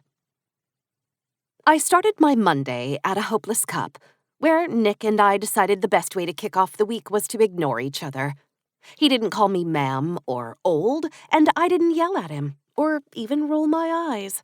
This was a positive step in our relationship. I took my perfectly prepared white mocha latte, sat at a corner table, opened my laptop, and got to work. As Earl had instructed, I wrote a simple and respectful article about the memorial at the school Sunday night. I wrote that Coach Mossback died unexpectedly, but nothing more than that. At least for now. I also wrote a simple article about the victory on Friday night. Just the facts. Who, what, where, when. There would be time later to go into more detail, but this week was not the week. Katie called me at 11:15. "How are you doing?" she asked. "It's not the first dead body I've seen," I said. "That's what I'm worried about. I read in US Weekly that people who find more than 3 dead bodies a year are more likely to get type 2 diabetes." "You did not read that in US Weekly." "But there's something I did read in US Weekly that I really want to chat with you about. It just feels like it's in poor taste in the aftermath of you finding another dead body." "Is this something super trashy, and will it put a smile on my face?" "Yes to both." "Then please tell me, because I could really use a laugh." Katie shared her ridiculous tabloid gossip with me, and we laughed and felt better about ourselves at the expense of rich Hollywood folks who take themselves way too seriously. Then Katie asked if I was hungry. "Depends on what you're having." "Fish sticks?" "In what world would fish sticks make me hungry?" "Don't get hangry on me, Walker. I was looking for Ben & Jerry's and noticed a pack of fish sticks in the back of the freezer." Which is like the natural habitat of the fish stick. It should never be moved from the back of the freezer. "It was either that or Spam, and I'm saving the Spam for a special occasion." You should really start your own lifestyle brand. "I really should. I'd be the next Martha Stewart." Except for the prison time. You don't need that. "Are you kidding me?" Katie laughed. 5 months without my kids? I'd be a way better parent if I didn't have to be around my kids." Like I said, Katie, lifestyle brand. I drove out of town on Highway 15, past the spot where Jimmy and I had our accident so many years ago, past the cabin I'd once wanted to live in, and turned left into the tree side of Moose Mountain. I zigzagged my way up the mountain, through the beautiful sawtooth forest that was preparing itself for winter, and stopped at Lydell Clowder's place. As I got out of my car, I noticed that the wind had whipped up since morning, and the temperature was falling. A few weeks earlier, Mr. Clowder's prized goat, Percy, had been shot dead. Murdered. The culprit was a mysterious woman named Ms. Jones. She was right out of central casting for a Bond movie villain, complete with high cheekbones, blonde hair with light brown highlights, and soulless gray eyes. She called herself an independent real estate consultant, and had been up and down the mountain trying to get people to sell their properties. On the side, she'd been taking shots at people's animals. Mr. Clowder's goat, the Rutledge's dairy cow. Eventually, she confessed to me, and then, poof, she was gone. My theory was that she was somehow working for Wilma Jenkins, the mayor. Mayor Jenkins was trying to buy up all the cabins on the tree side of the mountain so she could develop what she wanted to call Sawtooth Mountain Ski Resort. Essentially, she wanted Hopeless to become the next Vail. If she was successful, her burgeoning real estate empire would be worth a fortune. What was more, I was sure Wilma was somehow involved with mob boss Tommy Medola and the Medola crime family, though I didn't know how. I hadn't put it all together quite yet. And the mysterious Ms. Jones had taken on a very particular role in this. Her job was to scare the people on the mountain so they would sell, hence the dead animals. Unfortunately, it was working. Mrs. Greeley had already decided to sell, so had Mr. and Mrs. Claiborne, and now Mr. Clowder had left me a message saying we needed to talk. I was afraid he was going to announce his intention to sell as well. That's why I was here. I found him on the edge of his pasture, watching his goats dance in and out of the trees that bordered his property. "How's the herd doing without Percy?" I asked. "A bit lost, I'd say, though Leon stepped up a bit. He's no Percy, but he's trying his best." He walked toward the main house and waved for me to walk with him. "You heard about the Thompsons?" he said. "Don't tell me." He nodded sadly. "They agreed to sell on Saturday. I found out about it yesterday." "How many is that in total?" 4 of the 13 cabins have agreed to sell." "And the Crofton place would make 5 if the mayor can get it out of probate. But there's still plenty if you all stand strong." Mr. Clowder sighed.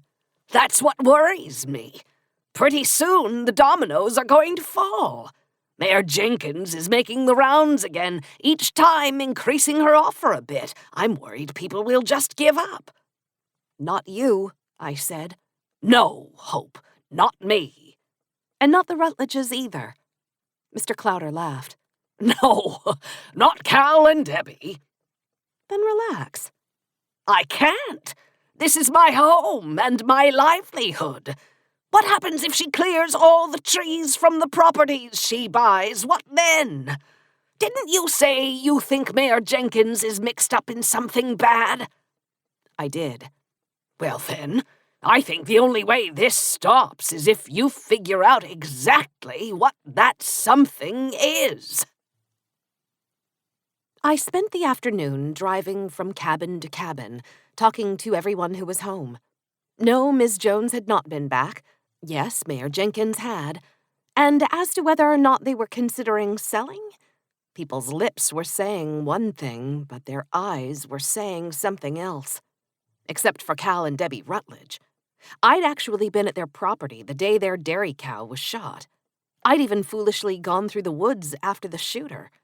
It was stupid, and I was lucky I wasn't hurt, but my actions had bought me some credit with Debbie Rutledge.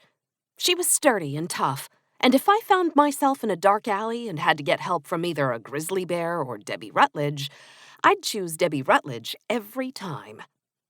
She offered me a cup of coffee and a cinnamon roll. I gladly accepted because you don't refuse the hospitality of a woman like Debbie Rutledge, nor do you refuse a fresh-baked cinnamon roll.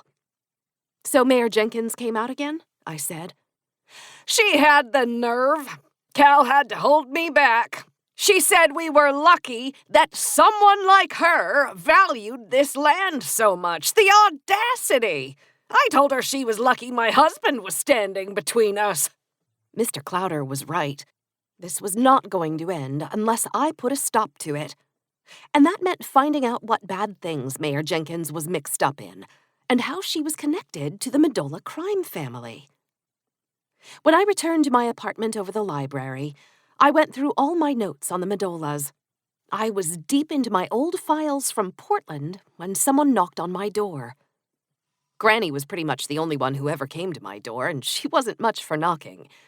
But there was a time a few weeks ago when Alex showed up to bring me food when I was at Katie's house watching her kids. I wondered if this might be Alex again. And that made my heart beat faster. Alex and I had an understanding. We'd agreed on not yet. Maybe he didn't want not yet. I thought about going to the bathroom and fixing myself up, but when the knock came again, I decided I was who I was and I looked how I looked. And if he really liked me, that would have to be fine. I opened my apartment door to find myself standing in front of a handsome man with a big smile and a bag of food. But he wasn't Alex Kramer. He was Fireman Bob. Chapter 10. Fireman Bob walked right in and set the bag from the taco house on the counter, along with a 6-pack of Coronas. "What are you doing here?" I asked. He was wearing his regular firefighter uniform, navy blue pants, navy blue t-shirt, and black boots. He gave me his big, goofy smile while he pulled out tacos and burritos, and they smelled so good. I'd been avoiding the taco house ever since I'd punched Jemima there, but every time I drove past, the smell of their tacos made my stomach do cartwheels. But as much as I appreciated those tacos being in my apartment, I still wanted to know why Fireman Bob was accompanying them. "I don't remember inviting you over," I said. He opened a beer by hitting the end against the corner of the counter, then handed it to me. "Seriously, Hope? When your first date is 9 burritos, you shouldn't need an invitation for date number 2. "You're telling me this?" I gestured to the tacos and beer on the counter. "Is date number 2? He grabbed a couple of plates from my kitchen cabinet and piled burritos and tacos on both. "Well, I mean, I don't really consider carrying you around in your underwear a date, but if you want, we can call this date number 3. I didn't know what was happening. I just knew the smell of the food was weakening my capacity to think straight. Fireman Bob plopped down on my couch with his plate and his beer. "How'd you know I liked the taco house?" I asked. He turned on my TV. Who doesn't? What do you want to watch? I was being taken advantage of in my own apartment because I couldn't resist the smell of Taco House burritos. I took one bite, and my eyes rolled back into my head. "I've missed you, beef and bean burrito," I whispered. You more of an HGTV chick or Lifetime? I texted Katie. "Emergency. Fireman Bob just invaded my apartment." "You wearing those stupid underwear again?" "He brought Taco House burritos." "Be sure to brush your teeth before you make out." "I'm not making out with him." "Then what's the point of him being there?" "Not helping, Katie." "Remember to get him out of there before the burrito gas hits you. That's no way to start a relationship." "Fireman Bob and I do not have a relationship." "You invited him over to your apartment to eat burritos. Sounds like a relationship to me." "You're a giant butthead." "But I'm your giant butthead." By now, Fireman Bob had his feet up on my coffee table, his Corona between his legs, and he was watching Chopped. It was one I hadn't seen before, so I cautiously walked over and sat on the couch, putting as much space between the two of us as I could, which was hard. It wasn't a large couch. Dig in, Faith, Bob said. "It's Hope," I said. He grinned. I was just messing with you. I took another large bite, and my head lit up like I'd just taken a hit of something very illegal. I didn't want to admit it, but Fireman Bob had rescued me again, this time by bringing me exactly what I needed.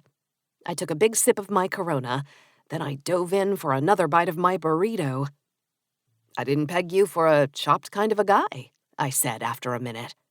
Oh, the guys at the firehouse love it. All cooking shows, really. If you can't tell, we like to eat.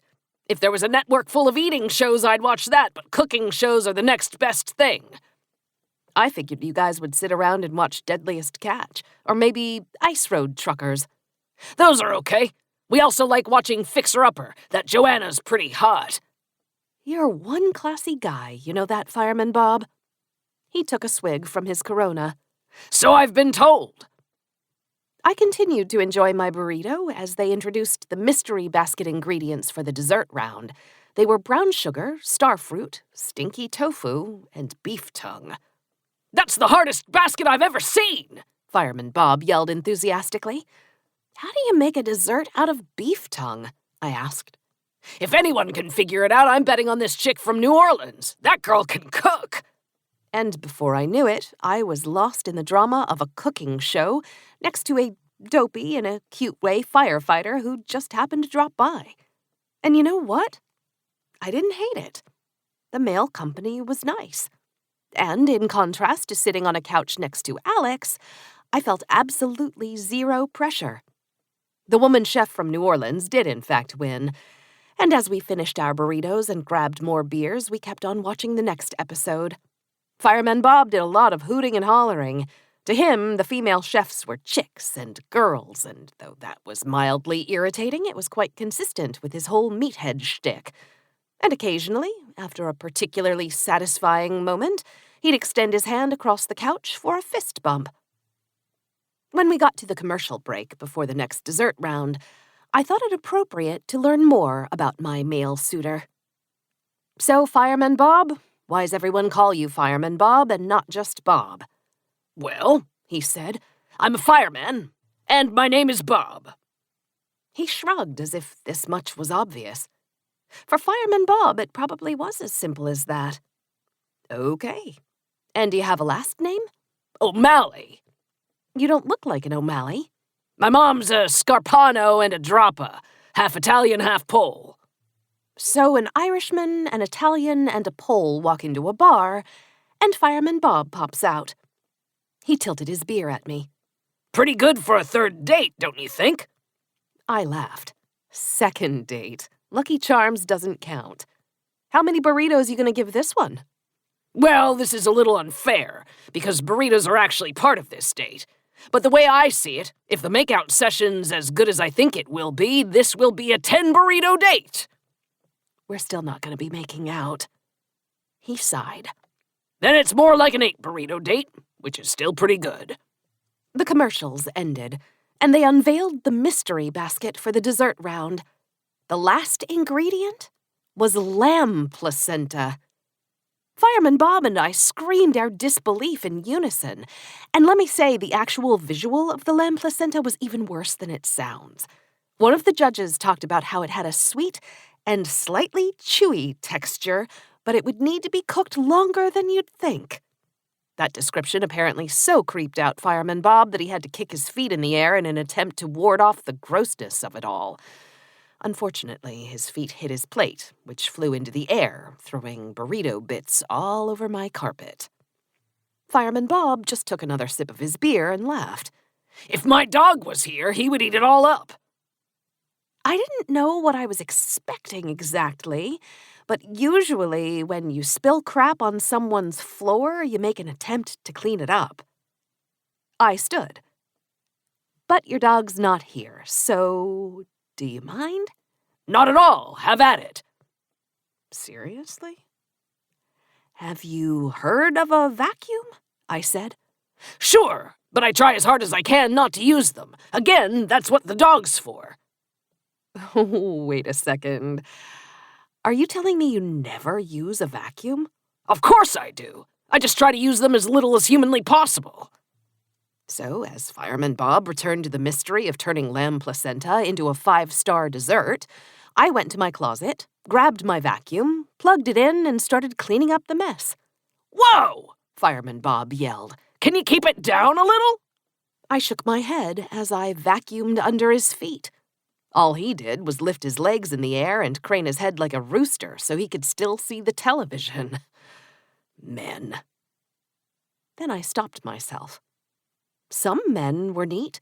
Some men, like Alex, were even courteous enough to help out with the vacuuming from time to time. But not most men.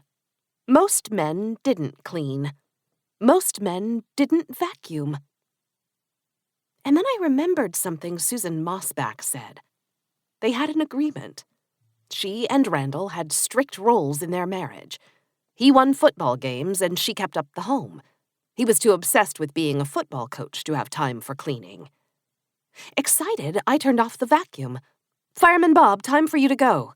Already? Sorry, I have a big day tomorrow and I have things to do, but thank you very much for the food and the company. I really do appreciate it. You are serious about the making out thing? Not tonight? Definitely not tonight. What with my terrible burrito breath and all. Hey, remember what I told you? It's like a kiss plus a snack. I consider it a bonus. I patted him on the shoulder and ushered him toward the door. I'll have to take a rain check on that. He nodded. Cool. Date number 4 is a solid spot for the makeout session anyway. Wish I still had my Camaro from college. That thing was smoking. You really had a Camaro? I stopped myself. Don't answer that. Of course you did. Well, thanks again, Fireman Bob. Until next time. I shut the door before he could say anything else. Then I ran to my phone and called Sheriff Kramer. Hey, Hope, what's up? Remember when you helped vacuum when I was watching Katie's kids? Be honest, do you vacuum a lot at your house? No, not really. Then why did you vacuum that night? Honestly? Yes, honestly. I was trying to impress you. How often do you vacuum your apartment? I'd rather not answer that question. Hope, what's going on? Most men don't vacuum. And Coach Mossback definitely didn't vacuum. Not only was he clearly not that type of guy, but his wife said they had an arrangement where she did everything around the house and he focused on football. Okay. Alex, in the coach's man cave, the vacuum was sitting out like it had just been used. Susan Mossback saw it and took it upstairs where it no doubt belonged. And the carpet in the basement looked freshly vacuumed. So here's what I'm getting at. Let's say you're Coach Randall Mossback. Your wife is the one who does all the cleaning, not you. So on the night you decide to kill yourself, why on earth would you vacuum? Alex paused. You wouldn't. No, you wouldn't. Which means someone else vacuumed that carpet. Someone else was at the Mossback house. And maybe, just maybe, that someone else killed Randall Mossback. Chapter 11. Sheriff Kramer called Mrs. Mossback on Tuesday morning to let her know we would need access to the crime scene in order to tie up a few loose ends. When she let us in, she told us she was off to meet with Pastor Leaf to make preparations for the funeral. "How long will Dr. Bridges take to examine the body?" she asked before she left. "I'm hopeful it won't take long," Alex said. "But I'll be speaking with him later today, and I will be sure to let you know." She left us to our own devices, and Alex and I went down to the man cave. The beige carpet was nice and thick, the type that makes footprints every time you step. I knelt down. While you and Dr. Bridges were examining the body, I had myself a look around. I remember noticing how nice and neat and clean everything was, except for the area where Coach Mossback had been working, and I distinctly remember noticing that the carpet looked freshly vacuumed. You see, it's the kind of carpet where you can easily tell. And then Mrs. Mossback grabbed the vacuum right over there near the bottom of the stairs and wound up the cord. "It doesn't look freshly vacuumed now. There are footprints and all sorts of marks," Alex said. "And there were yesterday as well, but even now they're confined mostly to the path between the couch and the mechanical room, where we were going back and forth." "I don't know, Hope. It seems a little thin." "I'm telling you, Alex, someone vacuumed down here, and it wasn't Coach Mossback." Alex scratched at his chin. "Okay, then. Walk me through what you think happened." "Well," I hesitated. "Okay, I don't really know what happened. I just think I know what the vacuum was for." I walked over to the couch and pointed down at the empty beer cans. Coach Mossback is a man of very strict routines. Coach Duncan told me that after every Friday night game, he would return to his man cave, drink beer, and start preparations for the next game, without exception. There are 4 empty beer cans here, and he was also drinking beer at Granny's after-game party. I think at some point Coach Mossback passed out, or just fell asleep. My guess is that's not unusual, that he always fell asleep right here on the couch. He was a creature of habit. And if it was a habit, other people might have known that's what he did. "Exactly," I said. "Okay, then what?" "This is where it gets fuzzy. Our alleged killer comes down to the basement and drags Coach Mossback to the mechanical room." "Wait a second. How would our killer drag him to the mechanical room without Coach Mossback waking up?" "Like I said, fuzzy. Maybe he gave him a sedative. Knocked him out?" Alex frowned, considering the possibility, and instead of telling me I was stupid like I expected, he took out his phone, dialed a number, and put it on speaker. "Morning, Dr. Bridges. Something I want you to look at today. We want you to run a talk screen. We know Coach Mossback had alcohol in his system. I want you to pay special attention to anything else in his body."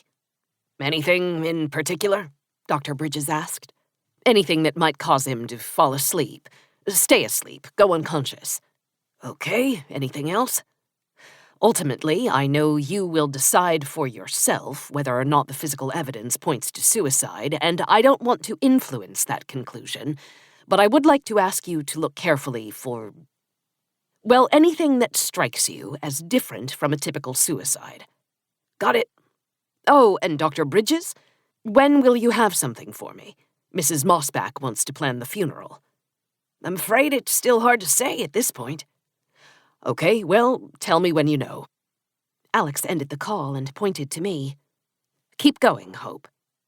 "Right. So, the killer drags Coach to the mechanical room, puts him into a noose, pulls him up into position, and that's it. Kind of a weak ending, but there really wasn't much more to my theory." "Then the killer puts a chair in there to make it look like a suicide," Alex added. "And prints out a simple suicide note and sets it on the laptop." Alex didn't look convinced, but he didn't challenge me on it. "Okay, let's get to the key point. Why the vacuum?" I bent down and ran my hand across the carpet. It instantly changed color, leaving a mark. If you were to drag a body across this carpet, it would be obvious that someone had just dragged something across the floor, something like a body. I stood up and stepped down hard, leaving a print. And footprints, too. I'm guessing the killer saw these and panicked. Went upstairs, grabbed the vacuum, and vacuumed over everything that left a mark all the way to the bottom of the stairs. And then our killer just forgot to put the vacuum away? Again, Alex didn't make fun. He seemed to be sincerely considering my theory. He put his hands on his hips and surveyed the floor. He wouldn't be the first killer to make a dumb mistake. But still, there are a lot of unanswered questions. Like what? I asked. I keep coming back to the fact that Coach Mossback wasn't small. Dragging over 200 pounds of dead weight across the floor like that? Not easy. And then hoisting him up in the air. That would take some real strength. So we're talking about a man here, I said. Maybe. Man or woman, they'd have to be very strong. Okay, what else is bothering you? Well, why go to all this trouble? Alex said. Why do all this when you could just shoot him? Or hit him on the head and make it look like an accident? Or any number of things that are far easier than making it look like he hanged himself. And then there's motive. Specifically, we have none. He shook his head. Sorry, Hope. Unless I hear something different from Dr. Bridges, I'm still considering this a suicide. But you'd change your mind if I could suggest a motive and a suspect? Hope, you're not going to start accusing random people around town of murder again, are you? I put my hand to my chest. What? Little old me? Would I do such a thing? Alex narrowed his eyes. If you think of a suspect, please come to me. Please. He paused. Wait, do you already have a suspect in mind? No, but I've got the next best thing. What's that? I smiled. A very good place for breakfast. Just then Alex's phone rang, and when he answered, his eyebrows arched upward. Yes, Madam Mayor, I understand. Be there in 5 minutes.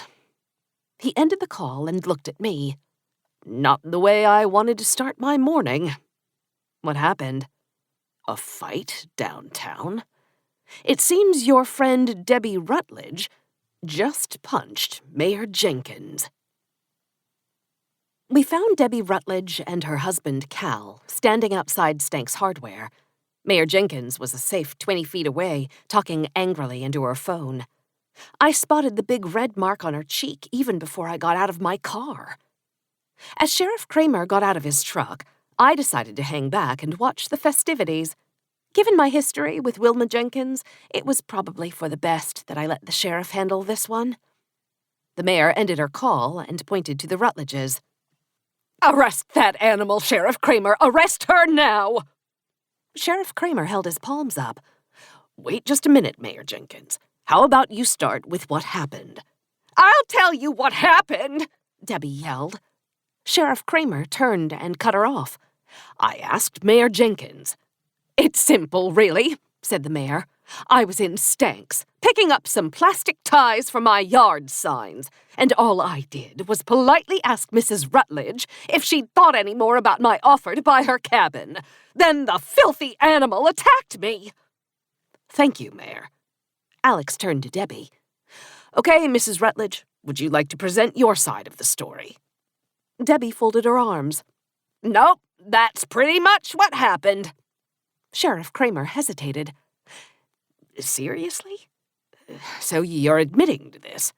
I was defending myself, Debbie said. Wilma shook her head. Defending yourself, that's rich. How exactly were you defending yourself? Alex asked.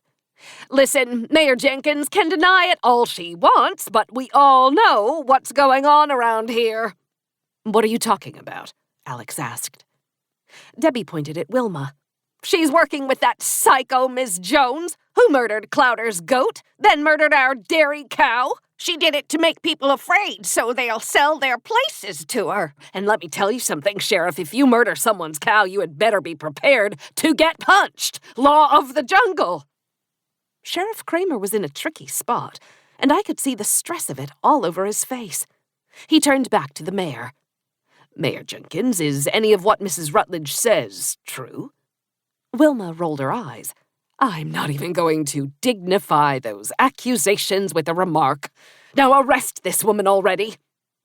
Mayor, if it's proven that you're connected with this Ms. Jones, I'd have to admit that's a pretty good reason to punch you. Sheriff Alex Kramer surprised me.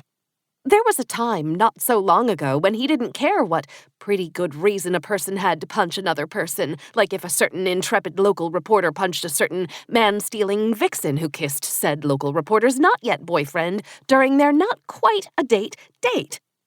Hypothetically. Perhaps Alex was learning a thing or two about keeping the peace in hopeless Idaho. The mayor seethed. Check yourself, Sheriff Kramer, and remember who put you in this position. Now arrest her at once, and that's an order. Mayor Jenkins, you are the mayor, and you're part of the board that appointed me to this job. That does not give you the power to order me. It's up to the good people of Hopeless to decide if I keep this job during the next election. Until then, I will serve those people according to the law. Wilma's face twisted in anger. But she hit me, which she should not have done. Wilma stomped on the ground. So arrest her! Alex hesitated.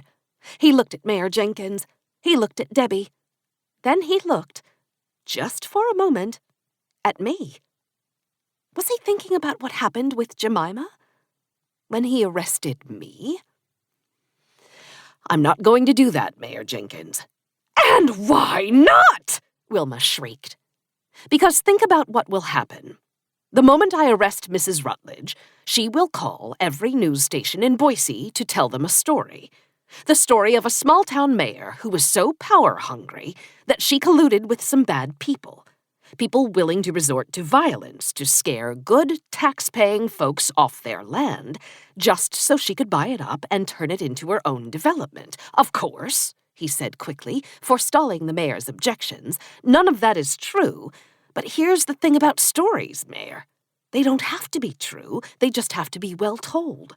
And from what I've heard about Debbie Rutledge, she's quite the storyteller. Wilma shook her head. She looked at me, then back at Sheriff Kramer. So this is how it's going to be. Alex smiled. Just doing my job, ma'am. She stood up tall and straightened her jacket. Well, I was hoping a young sheriff like yourself might have a bolder vision for our community. And for his own career, I might add. I can see that I was mistaken. Then she climbed into her Lexus and sped away. Debbie came over and shook Sheriff Kramer's hand. Thank you, Sheriff. You can be my wingman any day. Then she turned to her husband. Take me home, Cal. I'm feeling sassy. As the Rutledges drove off, Alex raised an eyebrow at me. I don't want to know what she meant by sassy, do I? I expect you're right about that, I said. Alex, you do realize you made yourself an enemy today? Yeah, I realize that. It's a risk I was willing to take. He didn't smile when he said it. Didn't attempt to flirt. He said it matter-of-factly, like he really meant it. Somehow that meant more. Do you also realize you earned yourself something? I asked. Alex smiled. Your respect? Don't be ridiculous. I'm talking breakfast, Sheriff. You earned yourself breakfast. Come on. I'm buying. Chapter 12. As we entered Buck's diner, the early breakfast crowd was mostly gone. The only patrons were an old couple sipping coffee at a small table and a heavy-set middle-aged man with a Pioneer seed cap reading a newspaper at the end of the counter. Buck was behind the counter, dish rag over his shoulder, doing a crossword puzzle. He stood as we walked up. Hi, Hope. Sheriff. Hi, Buck. I pointed. Could we get that booth over there? Buck grabbed 2 menus. Sure thing. And we won't be needing those. 2 hangover specials and all the terrible coffee that's fit to serve. Buck sat us at the far corner booth and poured us each a cup of coffee. 2 hangover specials coming right up. The hangover special, Alex said. Sounds serious. I don't eat breakfast often, but when I do, I take it seriously. I can tell, Alex said. Apparently, it's the next best thing to identifying murder suspects. Or so I've been told. Dare I ask what you meant by that? Oh, right. So, Granny and I have a little tradition that started with all the dead bodies that have been popping up around Hopeless these days. Nothing about that sentence makes me feel very good. Oh, just man up, Kramer. Okay, so the tradition is we gather at Buck's, around that big central table over there, and together with Zeke and Flo and Bess and whoever else happens to be there that day, we start brainstorming suspects. Oh my God. Alex closed his eyes and pinched the bridge of his nose. You're telling me that Granny and Zeke and Flo and Bess have been the ones solving our town's murders? Not solving, just helping. Like I said, it's a tradition. So I thought you and I could give it a try. That's quite an honor. But wouldn't that be cheating on Granny and the gang? What they don't know won't hurt them. Alex shot me a wicked grin. Nice to know your official position on cheating. I grabbed the ketchup bottle and laid it on its side. This stands for our dead body. Classy, Alex said. I know, right? I was being sarcastic. And then we use whatever else we can find on the table to represent our murder suspects. I still don't think this was murder. But you do agree that some things don't add up. Maybe. Stop being a stick in the mud and just play the game. If our ketchup is Coach Randall Mossback, who would have a motive to kill him? I'm gonna have to say Colonel Mustard. In the library. I laughed. Okay, I'll give you points for that one. But for real, he held up 3 fingers. Fine. The top 3 motives for murder are love, money, and revenge. Let's start with love, and with who we always suspect first. The spouse. That's right, Alex said. It's obvious that the Mossbacks didn't have a very good marriage. Who kicks their wife out of the house every weekend just so he can concentrate? It is weird, I agreed. But then again, she sounded okay with the whole arrangement. Well, of course she's going to say that. She just murdered the guy, Alex said. I thought you still think this is a suicide. He shrugged. I do. I'm just trying to get into your game. You're right. Mrs. Mossback is the obvious suspect. She's the spouse, and it was a weird marriage. Maybe he was having an affair. Or maybe she just hated his guts, Alex said. Either way, before he can win the game that will put him in the history books, she kills him. So much for his legacy. Ooh, evil. And how did she manage to do it? I asked. I have no idea.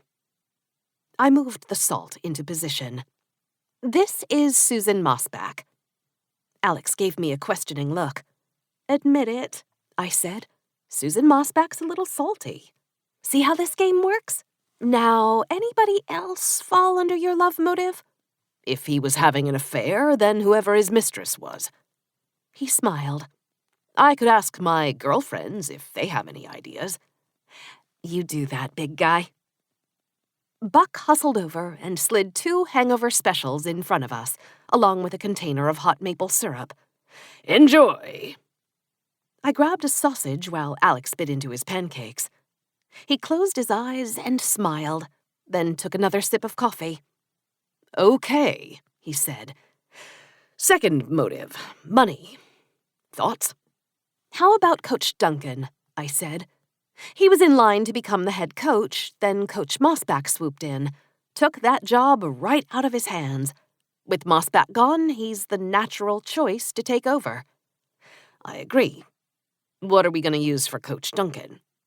This one's easy, I said. I grabbed one of my 3 pancakes and threw it on the table. Duncan's round and has a belly, so he's the big fat pancake. Isn't that a bit mean? I'll have you know, I was the first big fat pancake. No one, and I mean no one, should be beneath the big fat pancake. Okay then, isn't it a bit wasteful? What? I said. I'm still gonna eat it when we're done. Like I said, classy. Alex examined our breakfast crime scene. So it's between the salt and the pancake.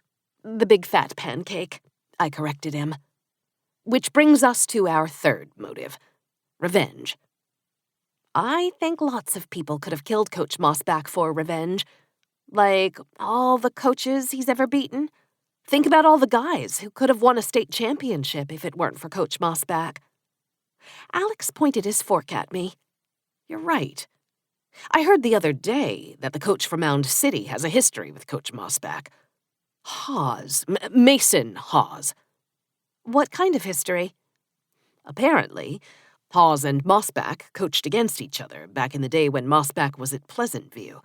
Hawes had some powerful teams, but lost to Mossback in the playoffs 3 years in a row. That's harsh. Then Hawes and Mossback moved on to new schools. Hawes building up the program at Mound City, while Mossback was building a monster at Crete City. And then, just when Mossback leaves and Hawes can finally get his moment in the sun, Mossback does the improbable. He takes the lowly, hopeless Tigers to the finals.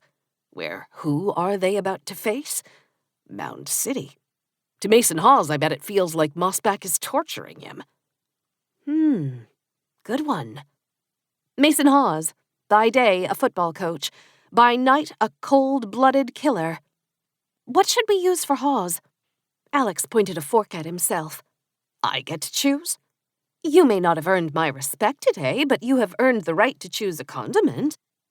How about mustard? You can't just say, how about mustard? You have to give a reason. And don't say Colonel Mustard again. Alex grinned. Because it's yellow. And if Hawes killed Coach Mossback, it's because he was scared to face him in the state finals. He was yellow. That is quite a stretch, Sheriff. I smiled. But it's exactly the kind of stretch we reward here at Buck's House of Pancakes and Murder Investigations. So, Mrs. Susan Mossback, Coach Arnie Duncan, and Coach Mason Hawes. Love, money, revenge, Alex said. Salt, pancake, mustard, I added. Any other suspects you can think of? Just one. Who? What if I were to tell you, I know somebody who, inexplicably, keeps stumbling upon dead bodies? I leaned forward. I would say she must be gorgeous and could shoot a lot better than the local sheriff. And I would not say that. He paused.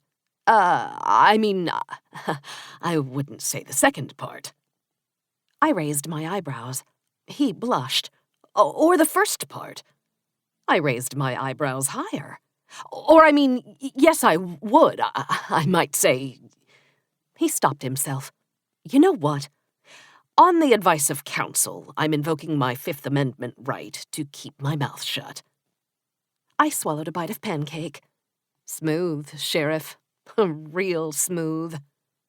But seriously, Hope, I do have one other suspect in mind. Coach Mossback. No matter what you think this condiment suspect lineup is saying, to me the evidence is pretty clear. This tragic and horrible situation is a suicide. And unless we find something new and substantial, we need to move on. After breakfast, Alex went back to the sheriff's office, and I returned to the library.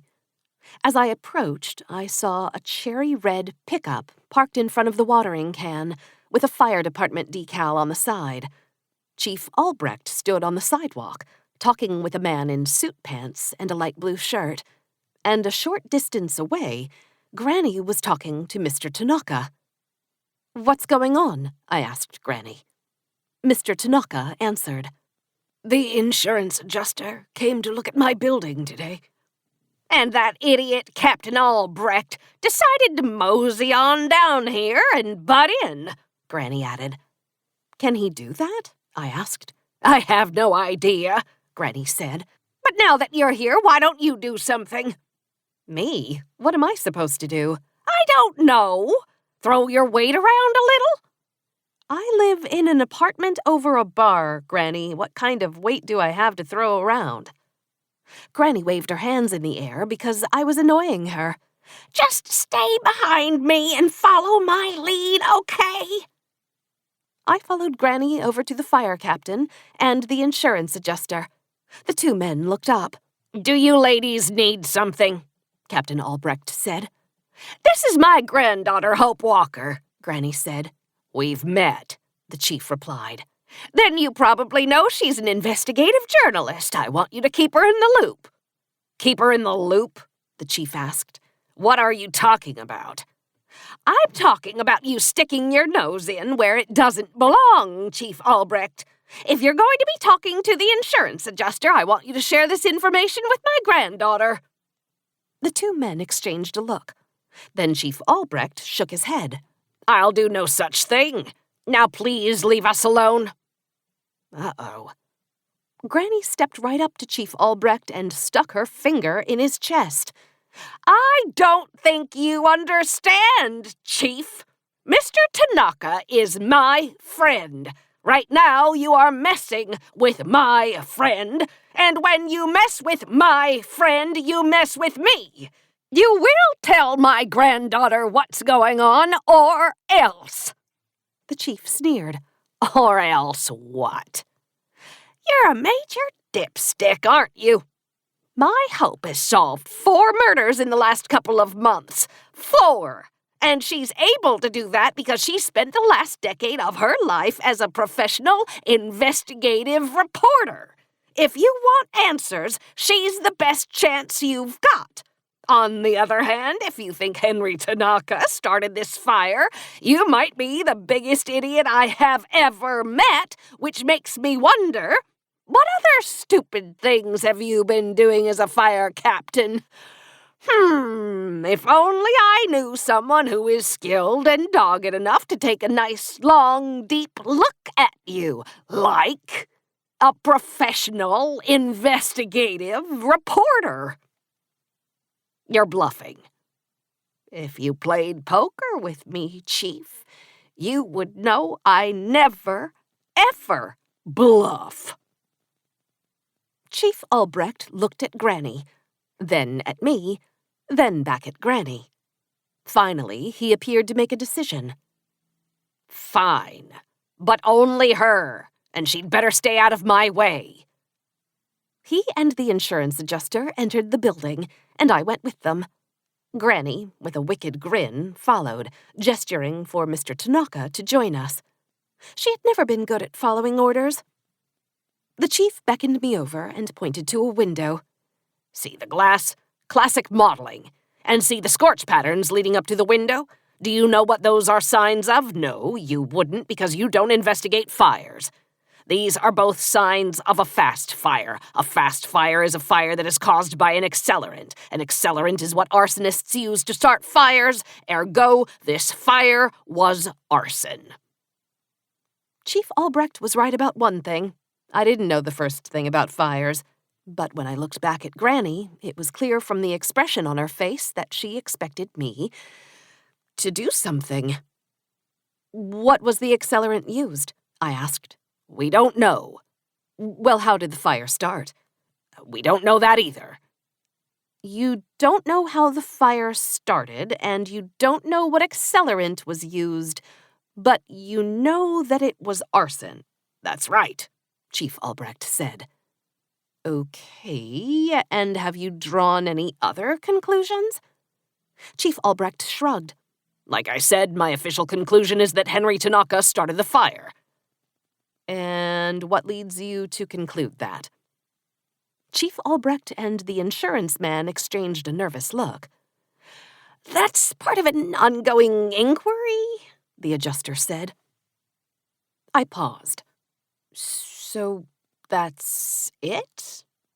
You present no evidence that Mr. Tanaka had anything to do with burning down the business he's poured his life into, but you're going to hide behind an ongoing inquiry so you don't have to pay his claim? The adjuster said nothing. "I've been more than generous with my time," Chief Albrecht said. "When we have further information to release, Mr. Tanaka will be the first one we inform, not you." The two men walked out of the building. Granny punched me in the arm. "You were supposed to scare the guy! Get him to surrender! You barely made him sweat!" I'm a reporter, Granny, not a mob enforcer. "I thought you'd at least make him squirm. Hell, you accused our mayor of double murder at a funeral. The least you could have done was accuse the guy of something. If I'd have known you were going to lay such an egg, I would have brought my baseball bat." Because assaulting a fire chief would definitely have made the situation better. Granny had her disappointed face on. "Well, granddaughter, compared to what you just did, it wouldn't have been much worse." We walked outside. Granny stormed into the library, while Mr. Tanaka walked sadly to his rusted-out pickup truck. I was left alone on the sidewalk. Granny's comments were unfair, and they hurt. I didn't know anything about fires and insurance claims. What did she expect me to do? Besides, I didn't have time for this. A man was dead, and I was apparently the only person in town who was willing to find his killer. I had a job to do, and it was time to do it. Chapter 13. I found Coach Arnie Duncan inside the football offices, buried in a pile of papers, with a football game playing in the background. When I walked in, he grabbed a remote and paused the game. "How's it going, Coach?" He pressed his fingers against his forehead and squeezed.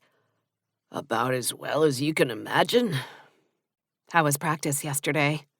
"Chaotic. After the memorial, the other coaches and I tried to put together a game plan for Mound City, but frankly..." "It's not the mossback method." He tossed a pen into the air and watched it land on his desk. "No, it is not. That was the worst Monday practice we've had since Randall first got here." He shook his head. "I don't know. I just don't know." "You don't know what?" He grabbed some papers full of handwritten plays. "Does any of this matter anymore? A man is dead, and here I am trying to figure out how to stop Mound City's vaunted air raid offense." "What would Coach Mossback have done?" "The Randall Mossback I thought I knew? The football robot? To him, nothing more important than the next rep, the next play, the next game. That Randall Mossback? He would go on, unquestionably, except the thing is, he didn't, so now..." He shook his head yet again. "I don't know what he would have done." "That's actually why I'm here," I said. "It's not for an article, I promise you. In fact, Earl Denton has asked me to back off the article I was writing before. It's just, I'm an investigator at heart, and I just want to understand why." "Why Randall took his own life," Coach Duncan said. "Yeah." Coach Duncan took off his ball cap and ran his hand through a thinning head of hair. Then he rested his face against his fist. "My Joan left me 4 years ago, and that was a low point, to be sure. Then the football job came open, and I went for it. I thought I'd get it. I'd been here for over 10 years at that point, and I thought I deserved a chance." He paused. "The day I found out I didn't get the job, I drove out of town to no place in particular. It all caught up to me that day. My marriage, the job. I felt like the world's biggest failure. And just between you and me, and definitely off the record, I have to admit, yeah, I thought about it for a moment. I thought, what if I move the steering wheel just a little, just a tug? I'd go right into a pole on the side of the highway, and then it would be over. I wouldn't have to feel like a failure anymore." "What happened?" I asked. He straightened up. "Nothing happened. It was just one moment. Then I remembered that I wanted to live. So I can understand the moment, the urge, but I have no idea what's going through someone's mind who actually goes through with it. No idea at all." I hesitated about giving out this next piece of information, but I was curious to get Coach Duncan's reaction. I didn't tell you Sunday, but Coach Mossback left a suicide note. The man's expression didn't change. And did he give a reason?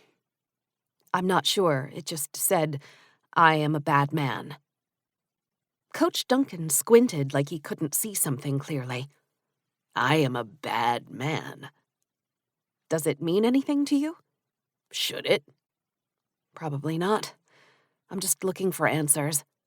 I'm guessing if you did something really bad or were a horrible person, I suppose you might be so overcome with guilt that you might consider something drastic.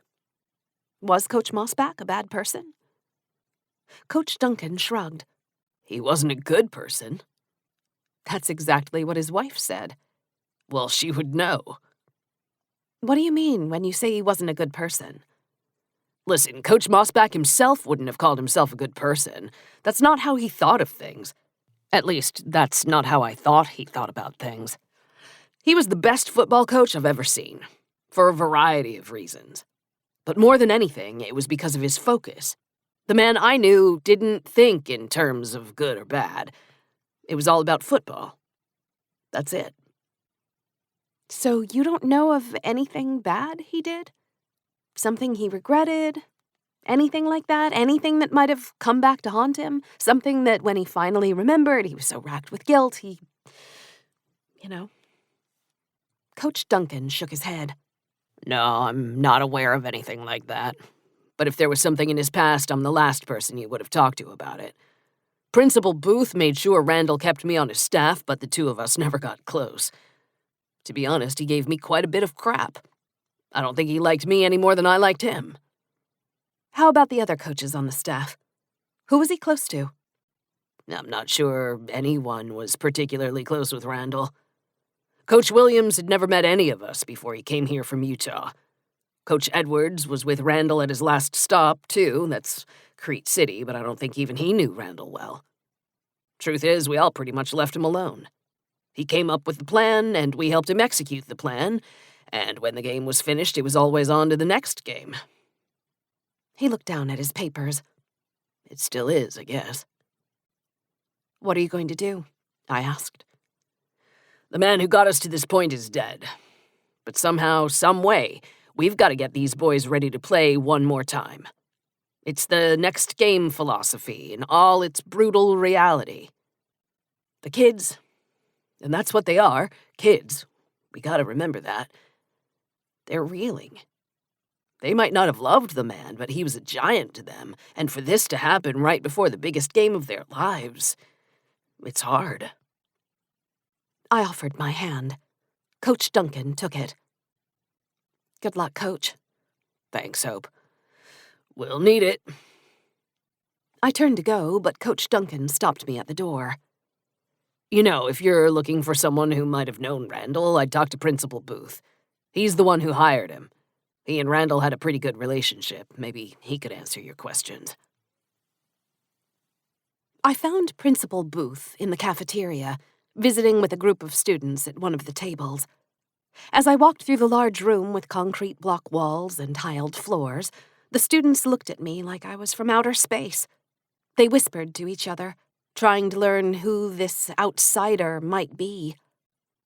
Principal Booth strolled my way and offered a hand. Ms. Walker, he said with a warm smile. Nigel Booth. I believe my predecessor had the privilege of knowing you. Privilege would be generous. Let's just say I got into a wee bit of trouble in high school. I'll tell you a little secret. He leaned in. I did too. Most principals did. His smile faded, and he nodded soberly. Terrible business, this Coach Mossback thing. My secretary said that's what you wanted to speak about? If you've got a few minutes. He put his hands on his hips and looked up to the ceiling. Then he chewed his lip and looked back at me. There's not much to say. I'm at a loss. The whole school is. And there's not a lot I can tell you on the record beyond that. Then how about we agree that all this will be off the record? I don't plan on writing an article about what happened, But the thing is, I'm an investigator. It's what I do. And if possible, I just want some answers. I'm sure we all do. Arnie Duncan said you had a decent relationship with Coach. I hired him, if that's what you mean. The board was tired of losing, wanted to make a commitment to football. I told them there were 3 guarantees in Idaho: death, taxes, and Randall Mossback. They told me to do what it took to get him, so I did. And it worked. Going to the state championship in our 3rd year? You bet it worked. Friday night after the game, at the party over on Main Street, I thought to myself, man, all the sacrifices were worth it. He let out a breath. And then Sunday to find out about Randall. It's just so horrible. A lot of people have used that word. Principal Booth threw his hands up. What other word can you use? That's exactly what it is. You said something about sacrifices. What sacrifices are you talking about? Principal Booth looked around, then leaned in a bit. Teacher salaries are a tricky deal. Not a lot of wiggle room, so I had to get creative. I arranged it so Randall only had to teach 2 classes a day. I gave him the largest stipend for coaching I possibly could. And let me guess, some of the teachers weren't happy. Booth sighed. To put it mildly, I've taken a lot of heat since he got here. But our vision was that if the football team was doing well, it would be a rallying point for our entire school. The town, really. You and Coach, did you talk often? Almost daily. And if your next question is, did I see this coming, the answer is not in a million years. Any thoughts as to why he would have done it? He shrugged. None. I'm utterly mystified.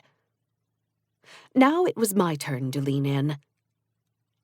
Listen, Principal, I don't really want this getting out, but Coach Mossback? He did leave a note. The man's eyes widened. What did it say? It was short and odd. It said, I am a bad man. Principal Booth gave me the exact same squinty look Coach Duncan had just given me. What does that mean? I was hoping you could tell me. Was Coach Mossback a bad man? He was a hard man. He took football seriously. He didn't suffer fools. But man, could he teach football. He wanted those kids to become better. I don't think any of that makes him a bad man. I guess what matters is what he thought about himself. If he thought he was a bad man, that might have been enough to, Booth rubbed his hand across his jaw. You're right, of course. I mean, we've all done bad things. Most of us forgive ourselves. But if Randall was as hard on himself as he was on everyone around him... Principal Booth was correct. We had all done bad things in our lives. But how many of us thought of ourselves as bad? How many of us went to that dark place? The bell rang, and the kids stood up from their tables. Mr. Booth offered his hand again. Duty calls, Ms. Walker, and I don't know if you're the praying type, but if you are, I could use some this week. Despite my recent visits to the Methodist Church, I wasn't really, to use the principal's words, the praying type. At least I hadn't been in quite some time. But I nodded politely, nonetheless. Oh, one more thing, Principal Booth. Can you think of any teacher in particular who gave you a lot of grief about Coach Mossback? That's an easy one, he said, his face suddenly weary. Our physics teacher, Mandy Broderick. Chapter 14. To get to the physics classroom, I had to make my way through hordes of high schoolers, all of whom looked at me the way high schoolers look at someone who doesn't belong. One student coming toward me looked particularly snarly. Wild curly black hair, earbuds in her ears. But this student I knew. "What are you doing here, Ms. Walker?" she asked. "Nice to see you too, April." "Whatever it is, I didn't do it." "Relax, I'm here to see Miss Broderick." "This about Coach Mossback?" "How'd you know?" Has somebody else died in the last few days that I should know about? Not that I'm aware. And do you think Miss Broderick knows something? I'm just trying to learn what I can. April made a funny face, then put her earbuds back in and shrugged. Nice chatting with you too, April. Mandy Broderick was at the door of her classroom, greeting students with a smile as they entered. When she spotted me approaching, her eyes danced with confusion. Then all of a sudden, she smiled and waved. "What are you doing here?" she said warmly. "I've been talking to a few people about Coach Mossback. For a story?" "No, I'm not going to write a story. I just want to know." She shook her head. "It's all anybody can talk about. Do you have time to talk about it?" A commotion sounded from inside her classroom, and she poked her head in. "Knock it off, Morris. We both know Sherry could take you down if she wanted to." She turned back to me. "Can't let the inmates run the asylum, can we? Hey, as long as you're here, can I introduce you? I've got a couple of journalism kids in this class, and they'd really get a kick out of it." Mandy led me into her classroom, where 20 or so students were arranged in varying states of readiness, from the girl in the front with her notebook neatly laid out and her hands folded in front of her, to the boy 3 seats behind her with his head on the desk, trying to sleep, or perhaps already asleep.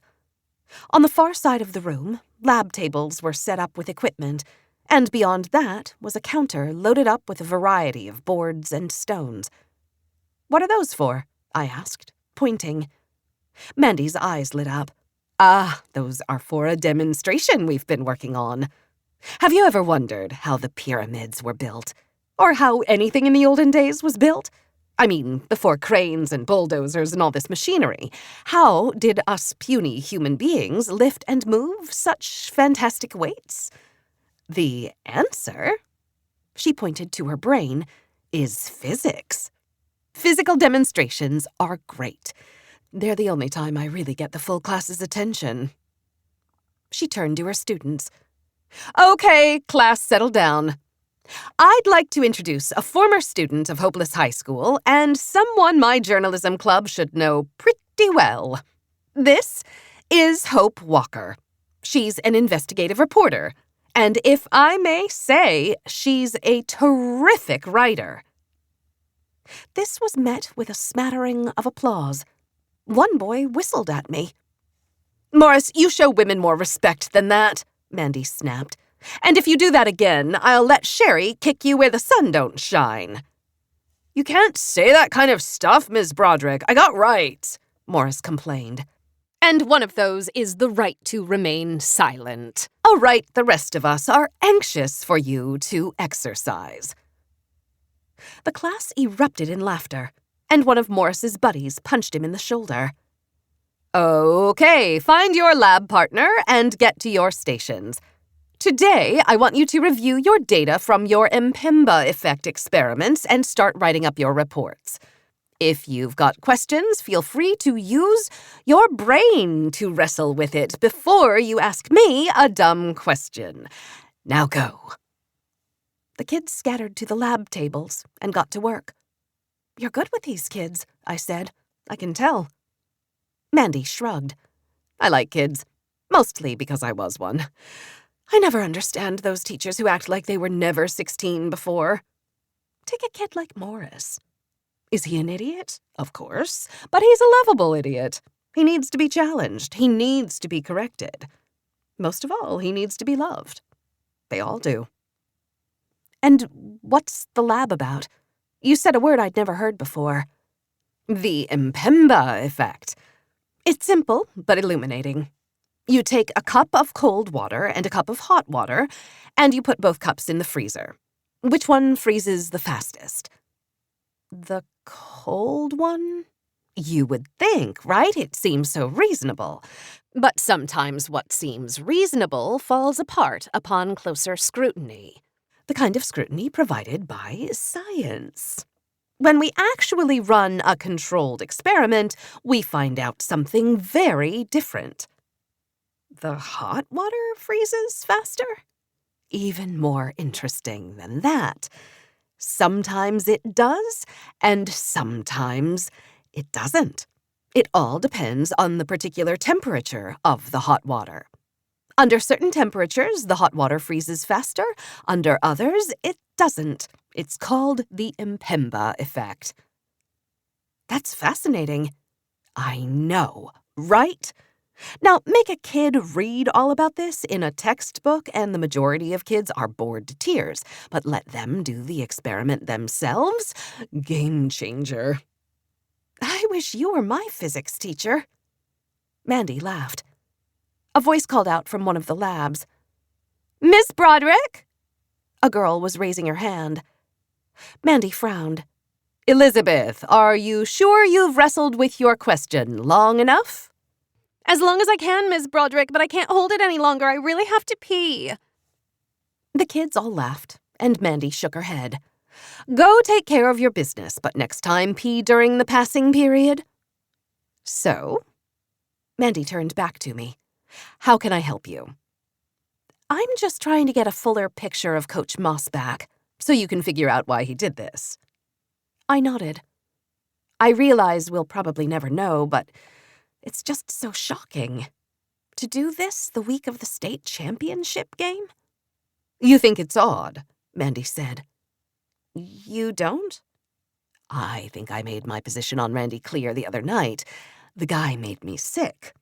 Maybe he started to make himself sick, and maybe with the big game coming up, it all came to a head. I hadn't thought of it like that, I said.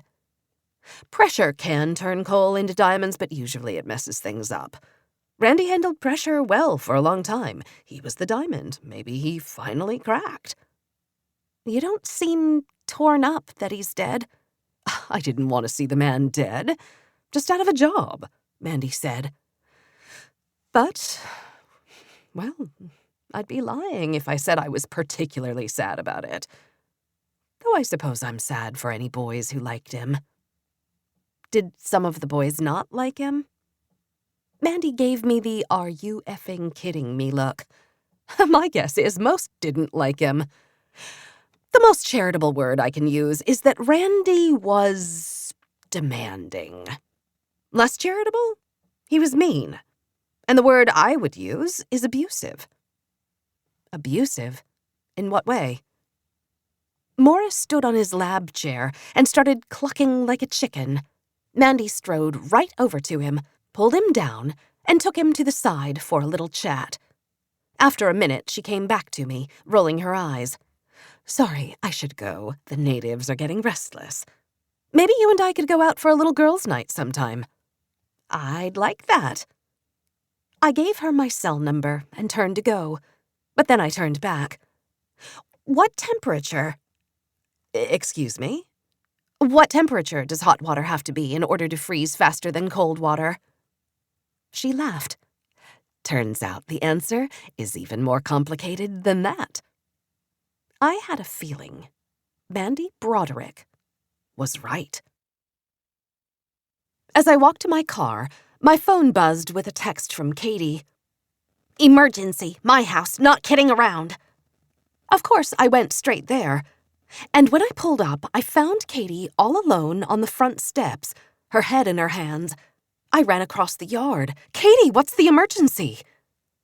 She turned her phone around and played a video. It showed her husband attempting to throw a football to their son, Dominic. It looked like one of those commercials where a man is teaching his son how to throw a baseball, except featuring a dad who doesn't actually know how to throw a baseball. As in a dad who really hasn't the first clue how to make a ball go through the air from point A to point B. Ever since Friday night's game, all Dominic can talk about is football, and he insisted we teach him how to throw a football. Of course, I'm like, don't look at me. So I asked Chris to do it, being his father and all, and Chris didn't want to do it. Chris was never really the athletic type.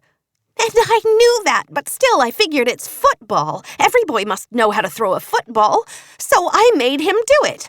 And there I was, filming it, thinking how sweet it would be to capture the priceless moment when a boy plays catch with his dad for the first time.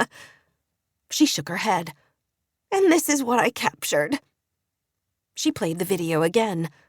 It was truly remarkable how uncoordinated one human being could be. Well, I said, you were probably really nice about the whole thing, right? She looked at me, dead serious. I think you know me better than that. I'm like, Chris, what the hell are you doing? And he's like, what do you mean? And I'm like, what do you mean? What do I mean? Have you ever seen yourself throw a football? Katie, you didn't. I did. And then I showed him the video.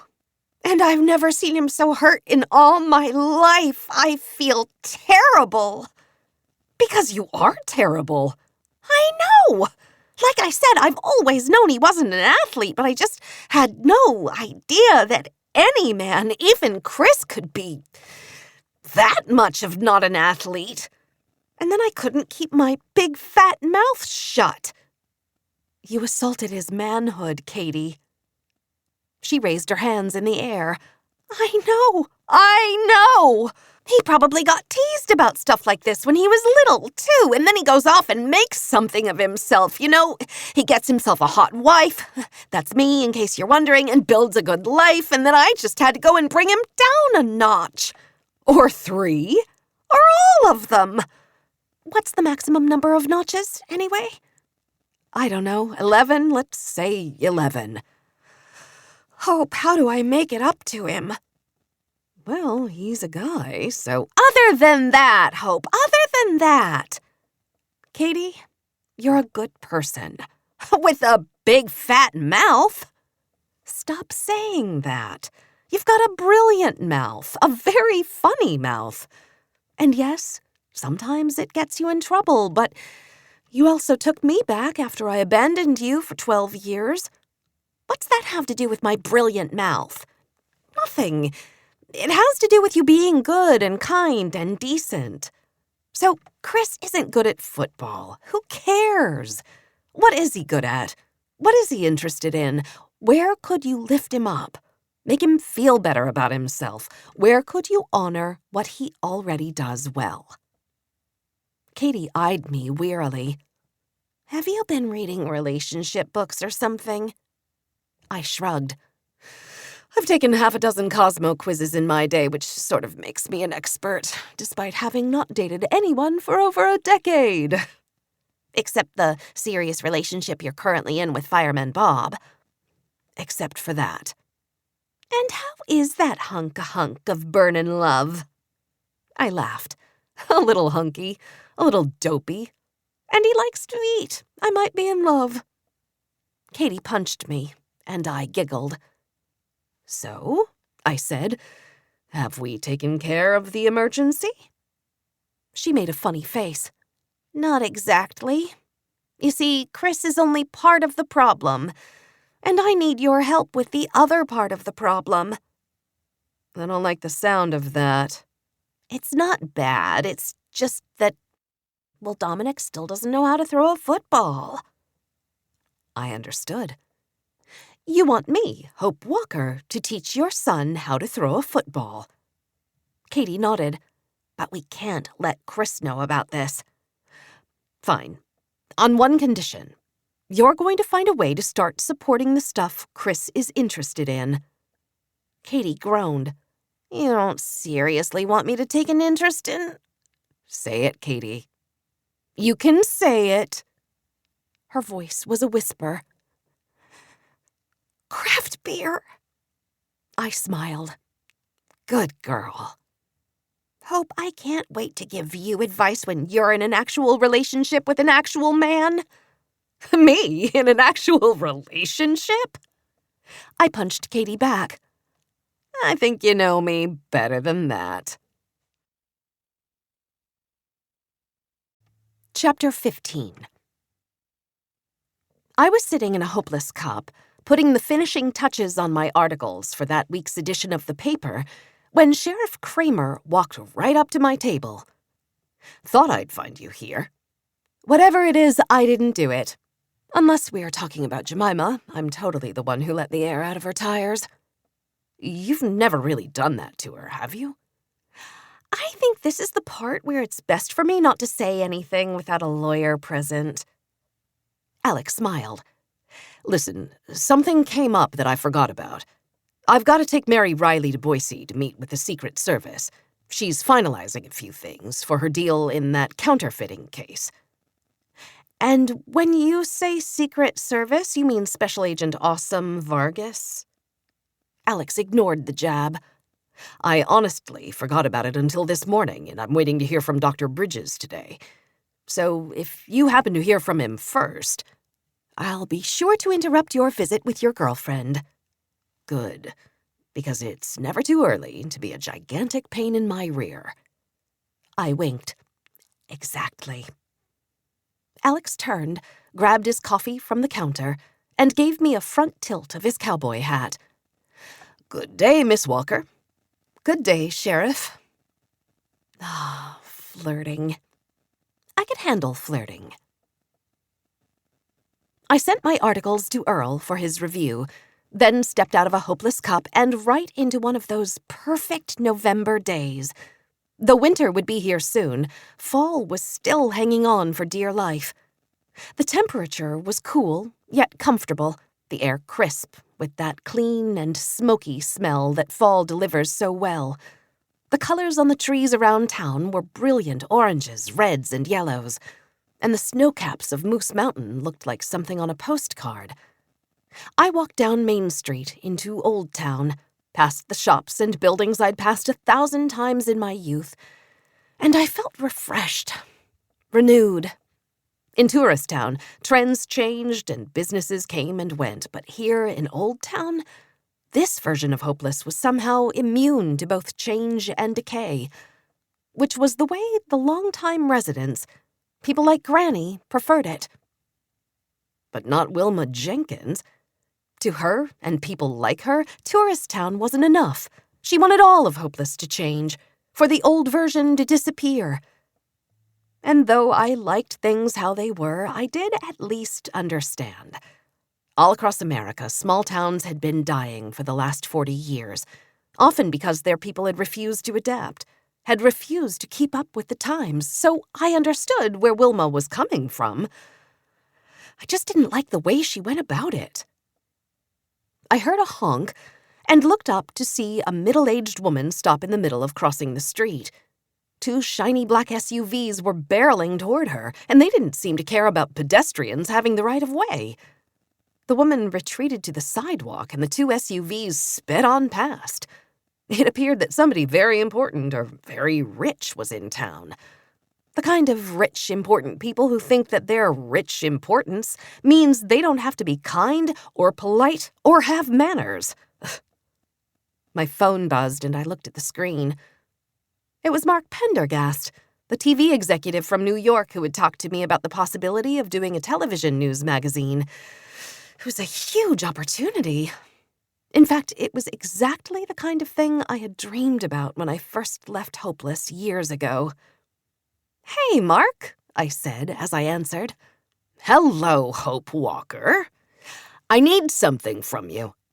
"What's that?" I need you to wish me luck. Okay, good luck. What did I just wish you luck about? I'm about to go into a meeting with the network executives. I'm talking about the big dogs. These are the people who will decide the fate of our little show. About that, I still need to get out there for that screen test. Yes, you do. But first things first, and the first thing is today's meeting. Then I officially wish you luck. And this time I even know what I'm wishing you luck about. I have a good feeling about this, Hope. I have a very good feeling about this. I found myself outside Dr. Bridges' office, and I decided to check in. Alex wasn't the only one who was anxious to learn what the good doctor had discovered in his examination of Randall Mossback. "Is Dr. Bridges in?" I asked the front desk secretary as I entered. "He was just about to head out for lunch," she said in that polite but firm way that medical secretaries have down to a science. "Hi, Hope," Dr. Bridges said, coming out from the back as if on cue. He had hung up his familiar white lab coat and was slipping on a brown tweed coat in its place. "Hey, Doc, I was curious if you had anything new on the Mossback autopsy." "As a matter of fact, I just finished most of my work a little bit ago." Great. Sheriff Kramer told me to check in with you. He's in Boise today. The doctor looked at his watch. I'll be happy to get you up to speed, but I'm afraid I don't have the time right now. I have an important date. A date, you rascal. He laughed. Not that kind of date. This one is with my granddaughter, and I can't be late. I was late one time, and she let me hear about it for a month. Can't you at least give me a quick rundown of what you found? His eyes twinkled. Sure I can, if you can keep up with me. We walked together down Main Street and turned toward Memorial Park. Dr. Bridges set a surprisingly brisk pace. He wasn't kidding when he questioned whether I could keep up. Randall Mossback died from ligature consistent with a hanging, he said. Best guess for time of death is between noon and 8 p.m. on Saturday. Wait, Saturday? Are you sure? Am I sure? I'll tell you the same thing I tell Sheriff Kramer. Although I've done my share of autopsies, I am not a trained medical examiner. Hard to find one in a small town. But time of death is one of those things that I am fairly certain of. So yes, he almost certainly died on Saturday between noon and 8. Maybe a little earlier or a little later, but that's a pretty good window. We arrived at the park, where a woman just a little younger than me was pushing a little girl on a swing. The girl squealed when she saw us. "Grandpa!" "Anything else?" I asked. It'll all be in the report that I'll send Sheriff Kramer later today. But there was one other thing of interest. The sheriff asked me to look for anything in Coach Mossback's system. Does the word flunitrazepam mean anything to you? Should it? Unfortunately, in my years of working in the ER, I've come across it a few times, though usually in larger doses. You might know it better by the name rohypnol, or its common slang term, roofies. Coach Mossback got roofied? I'm saying it was in his system, but in a relatively small dose. So what does that mean? Scientifically, all I am saying is that he died Saturday afternoon by ligature, consistent with hanging, and that there was a small dose of flunitrazepam in his system. But then I'm sending both my findings and the body off to the state crime lab for a second opinion. Hope I'm not just a doctor, I'm a person. A citizen of this town and a fan of our football team. And I've got hunches, too. And what's your hunch telling you, Doc? I don't know how or why, but I think Randall Mossback was murdered. Chapter 16. I'd promised to keep Alex in the loop if I heard anything from Dr. Bridges, but who was I to interrupt his fun-filled day with Secret Agent Awesome? So instead, I drove over to the Mossbacks' home. I wouldn't normally bother a poor grieving widow, but if Dr. Bridges was right, and this was actually murder, that poor grieving widow might just be the prime suspect. Susan Mossback opened the door with a big smile on her face that faded into a look of confusion the instant she saw me. She wore tight-fitting blue jeans, a white low-cut blouse, and a stylish black jacket. Light pink lipstick and dark mascara completed her look. Seems like someone needed to give Mrs. Mossback a few pointers on the whole grieving widow thing. "What are you doing here?" She looked past me as if she was expecting someone else. "Sorry to come by unexpectedly. I know you were waiting to hear from Dr. Bridges about your husband's body. Yes, I need to know when I can schedule the funeral next week." "That's the thing. I'm not so sure it will be happening next week. Dr. Bridges sent the body to the state medical examiner for a second opinion. It might take a while." "A second opinion? On what? Randy hanged himself." "Probably," I said. Her eyes narrowed. "Probably?" I leaned in. I can't really say much, but Dr. Bridges found a few things that suggest foul play might be involved. "You're saying Randy was murdered?"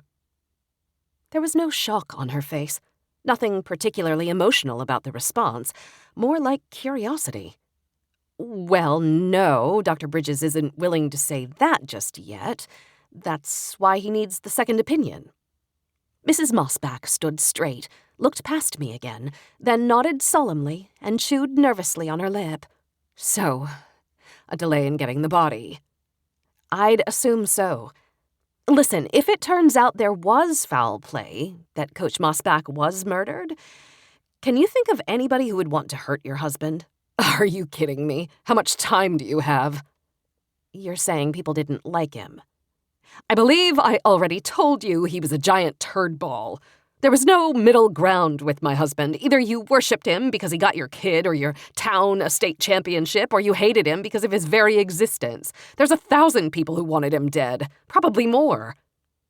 Anyone in particular? She rolled her eyes. I don't know. Rival coaches, angry parents, former players. Got a few names? I don't keep a running list, if that's what you mean. She looked past me again, definitely expecting someone.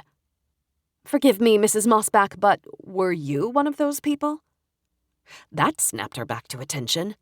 Who wanted my husband dead depends on the day of the week. Seriously?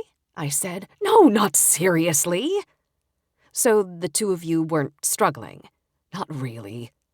You slept in a hotel this weekend. I covered this with you already. Yes, I sleep in hotels lots of weekends. Like I told you, we had an arrangement. Which most people would say is pretty weird.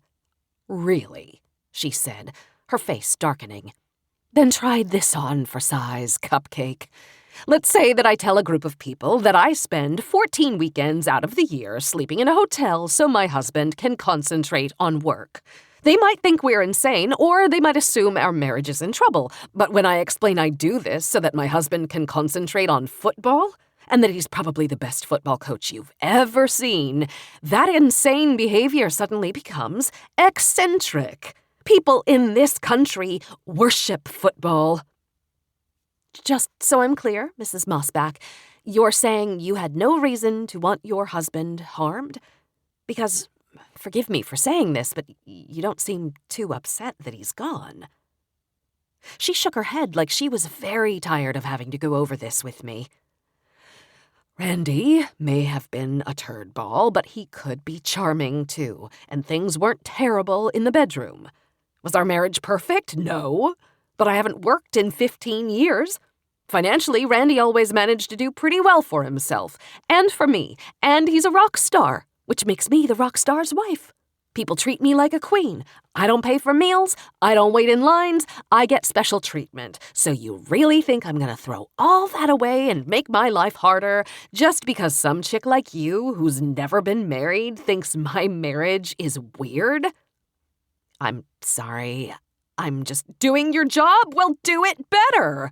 If my husband didn't kill himself, I don't know who did. All I know is it wasn't me. She looked past me once more, then pulled the front door closed behind her. I'm sorry if that's not the answer you're looking for, but if you'll excuse me, my ride's here. She walked past me down her driveway and climbed into a green pickup truck.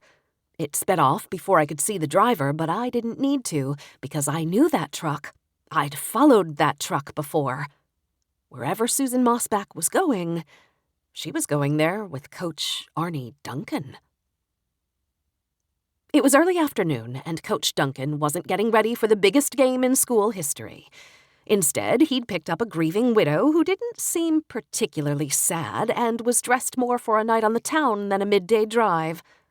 The journalist in me couldn't let that go. I kept a safe distance, but followed Coach Duncan's truck through Hopeless to the edge of town. I had a funny feeling I knew where he and Susan Mossback were headed, and I wondered if this might be the clue that would break this case wide open. If only I could get past the dump truck that had turned in front of me. I wanted to keep up with Duncan's Ford pickup, and instead I was stuck behind the world's slowest vehicle, with lovely clumps of dirt falling off the back and giving my little sedan the dust storm it had so badly needed. And then I heard the blare of a train horn, and looked past the dump truck to see the train crossing lights blinking red up ahead. Duncan's truck had already crossed the tracks, but the dump truck had to slow to a halt, as did I. I waited as 30 or 40 train cars moved past, then waited some more for the crossing gates to lift, and waited still more for the dump truck to get it in gear. I passed the truck as soon as I could. I had lost the pickup, but I had an idea where it was headed, so that's where I went. The Clapback Inn. Sure enough, Duncan's green Ford pickup was parked in the inn's front lot. And unless the Clapback Inn had become the preferred place of mourning for new widows, I'd say Susan Mossback had found herself a new football coach. A skinny 20-year-old kid with greasy hair and acne manned the front desk. His name was Irwin, and I'd managed to get his help on a previous investigation. When he saw me, he straightened up, blew a breath into his cupped hand, and sniffed it. That was never a good sign. "How've you been, Irwin?" I said, as seductively as I could manage. He responded as he normally did to my feminine advances, by swallowing so hard it looked like a bowling ball was traveling down a snake's body. Haven't seen you around lately." I leaned closer and tapped my nails against the counter. "What can I say, Irwin? Mama's gotta work." "You're looking good." "I am?" "You been lifting?" "Weights?" His voice came out as a screech. "Of course weights, Irwin." I pointed at his arms. "Muscles like that don't just show up overnight, do they?" He shrugged. "I ride my bike to work when my moped won't start." I knew it had to be something. "Wait, you didn't go and get a girlfriend behind my back, did you?" "How could I get a girlfriend?" I laughed. "Silly Irwin, you always have the best sense of humor. Listen, as much as I love flirting with you, I'm actually here on official business today. Did a couple come through here in the last few minutes?" "A couple what?" "A man and a woman, Irwin. You know, a couple?" He shook his head. "No couples have come through here this morning, but a man checked in a couple minutes ago." "Little taller than me? Stocky? Goatee?" "That's the guy." "But no woman with him?" "Checked in by himself." "How many nights?" "One for sure, but he said it might be more." "What room?" Irwin looked around uncomfortably. "I'm not really supposed to." I grabbed Irwin by the collar and pulled him closer, and now I knew why he had blown a little breath into his hand and sniffed it. "I thought we had an understanding, Irwin." "You're just going to keep making me nervous until I tell you what you want to know, aren't you?" "You get me, Irwin. You really get me." "Room 214. I released Irwin, and he backed up, his face practically purple. "But you can't tell anyone I told you," he said. "I'd get fired." I did the lock the lips and throw away the key gesture. "It'll be our little secret." I looked toward the back hallway as several large men in dark suits exited an elevator and walked through the motel's back door. They didn't strike me as businessmen. "Who are those guys?" I asked. Irwin shrugged. "I don't know, but they're scary." "Scary how?" "Did you see how big they are? They look like bodyguards." Out the back door, I saw them piling into the same 2 black SUVs I'd seen earlier on Main Street. That would fit my earlier theory that someone important was in town, someone who needed bodyguards. Any idea who they're guarding? Irwin looked around. "Well, there was this younger guy, skinny guy, came by a couple hours ago to rent a room. He was no bodyguard. He wasn't much bigger than me." "And let me guess, he didn't pay with a credit card?" Irwin had a sheepish look on his face. "He gave me an extra $10 to let him pay cash. And then an hour ago, these black SUVs pull up and these big guys come in through the back door and go to the elevator. I asked them what they were doing, and the skinny guy told me to ignore them." "And did he hand you more cash at that point?" Irwin shrugged. "Subway sandwiches don't pay for themselves." "Did you get his name, or any of their names?" "No, I assume that's why he wanted to pay cash. But I heard the guys talking about Mr. He scratched his head. Mr. someone." Mr. Someone. That really narrowed it down. I tried to hide my disappointment. "That's very useful, Irwin." I grabbed a Clapback Inn business card and wrote my cell on it. Do me a favor. If you see the man with the goatee leave with a woman, shoot me a text, okay? I think I can do that. I winked. You're the best. I feel like I don't tell you that enough. You haven't come into the motel in over a month. Like I said, not enough. As I turned to leave, Erwin slapped the counter behind me. Medola! I whipped back around. What did you just say? The name of the guy, the one those big guys were talking about. I think they called him Mr. Medola. My heart started thumping in my chest. Erwin, are you sure about that? Pretty sure. I sprinted out the front doors just in time to see the second of the black SUVs fade into the distance. I ran to my car and took off. The murder of Randall Mossback would have to wait. I had a mobster to catch. Chapter 17. As I hustled through town to catch up with the little mob motorcade, a whirlwind of thoughts swirled through my mind. I already suspected there was some connection between the mayor's company, Yellow Palms, and a business owned by Tommy Medola's wife. And now, 2 black SUVs were rolling through town full of bodyguards for the head of the most powerful crime syndicate in the Northwest, Tommy Medola. People do occasionally end up in Hopeless by accident. Drifters, people who have had car trouble, but it doesn't happen often. And Tommy Medola was no drifter. If he had come here all the way from Portland, it was on purpose. Nor did I suspect he was here as a tourist. This was no weekend away from the city to enjoy hiking through the Sawtooth Forest. No lazy Saturday shopping day in tourist town after rafting down the Moose River. That wasn't Tommy Medola's style. He had a reason to be here. A professional reason. And I wanted to know what that reason was. The SUVs stopped in front of a Hopeless cup. One bodyguard got out, went inside, and came out a minute later with a cup of coffee. Then the SUVs moved on again. I followed them just as I had followed Coach Duncan's pickup, from a distance. An old red pickup truck cut between us, but it wasn't as slow as the dump truck, and I was easily able to keep tabs on the SUVs. About half a mile past the spot along the Moose River where Jimmy and I had our accident so many years ago, the lead SUV turned left onto the road up to Mr. Clowder's place.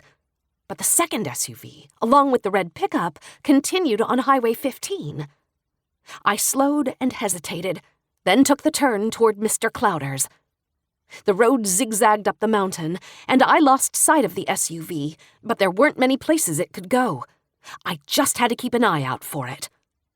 I passed Mr. Clowder's cabin and continued on past the Rutledges. No sign of the SUV. I continued past a half-dozen other cabins until I'd snaked my way almost to the top of Moose Mountain, where Mrs. Greeley's place was. And that's when I saw the SUV, stopped in the middle of the road. I stopped my car at once, but I was in plain sight. Surely they could see me. Had they known I was following all along? Was that why they stopped? Then I saw movement in my rearview mirror. It was the other SUV, the one that had continued down Highway 15. It had doubled back. My heart started to race 1,000,000 miles an hour. The SUV behind me came up and gave my rear bumper a little tap. And the SUV ahead of me backed up, practically, to my front bumper. Crap. I was trapped. Several mountain-sized men stepped out of the SUV in front. All wore dark sunglasses, and I had no doubt that all were armed. I grabbed my cell phone and dialed Alex just before one of the men wrenched open my door. The man ripped my phone out of my hand and threw it off into the woods, then grabbed me roughly by my wrist and hauled me out of the car.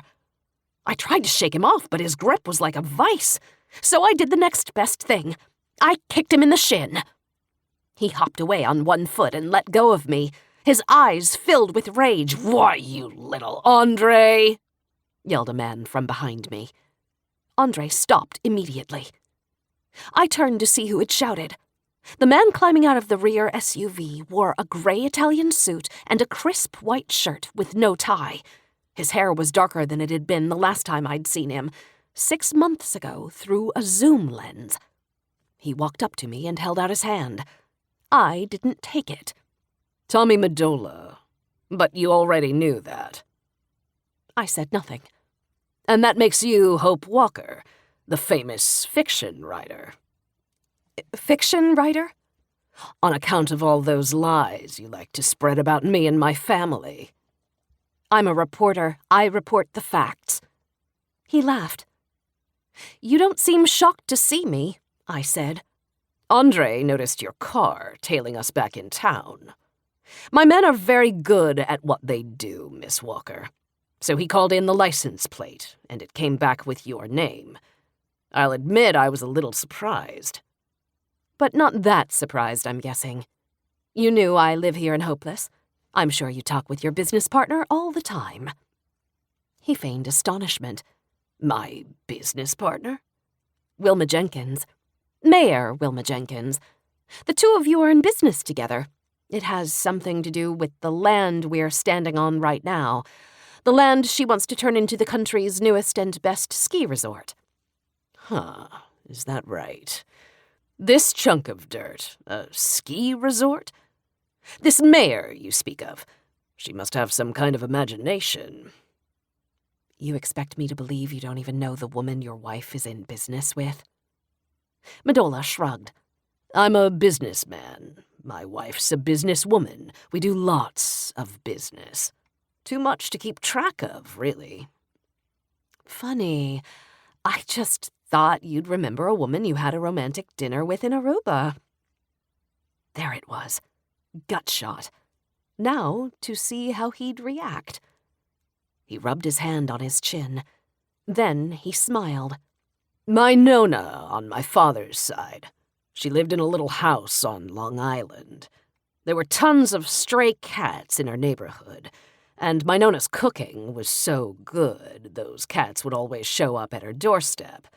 Nona hated it, so she told my brother Michael and me that she'd give us $1 for every cat we killed. Well, Michael loved that. He was a lot like Nona that way. If there was a problem, he just got rid of it. I had to admit I wasn't real thrilled about the direction of this little cat story. But not you? I managed to ask hopefully. Medola shrugged. Killing a cat, even when you do it with your bare hands like Michael loved to do. He paused and stared directly into my eyes. It's not as much fun as you'd think it is. I swallowed hard.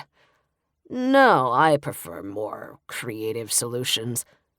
I like games. Michael tried to kill the neighborhood cats, but I liked to lure them away from the house. You preferred misdirection? Something like that. And am I the cat in this story? You? Like I said, you're a fiction writer. Your lies, they were a problem, but now? He smiled and looked around. Well, look at this quaint town you live in. Why are you here, Mr. Medola? He took a deep breath of the crisp mountain air. Just visiting, I suppose.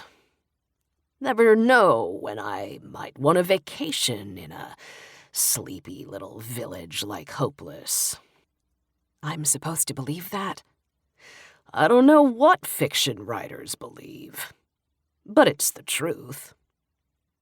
He stepped toward me, and I took an involuntary step back. Relax, Miss Walker. You have no need to be afraid. I'm not my brother Michael, remember? I don't enjoy hurting things. In fact, I avoid it whenever possible. I just solve problems. Like those cats. You know, some of those cats at my Nona's doorstep were mama cats trying to get food for their kittens. I didn't want to hurt those mamas. What can I say? I'm soft-hearted like that. So instead, I'd tell Michael to do his thing with their kittens. And you know what? After a few of their kittens died, those mama cats learned. They stopped coming by. A shiver went down my spine. That some kind of threat? Medola ignored the question.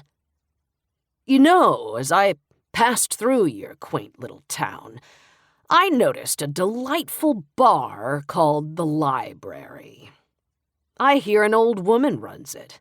People call her Granny. This has nothing to do with Granny. And a few blocks away from that bar is a cute little white house.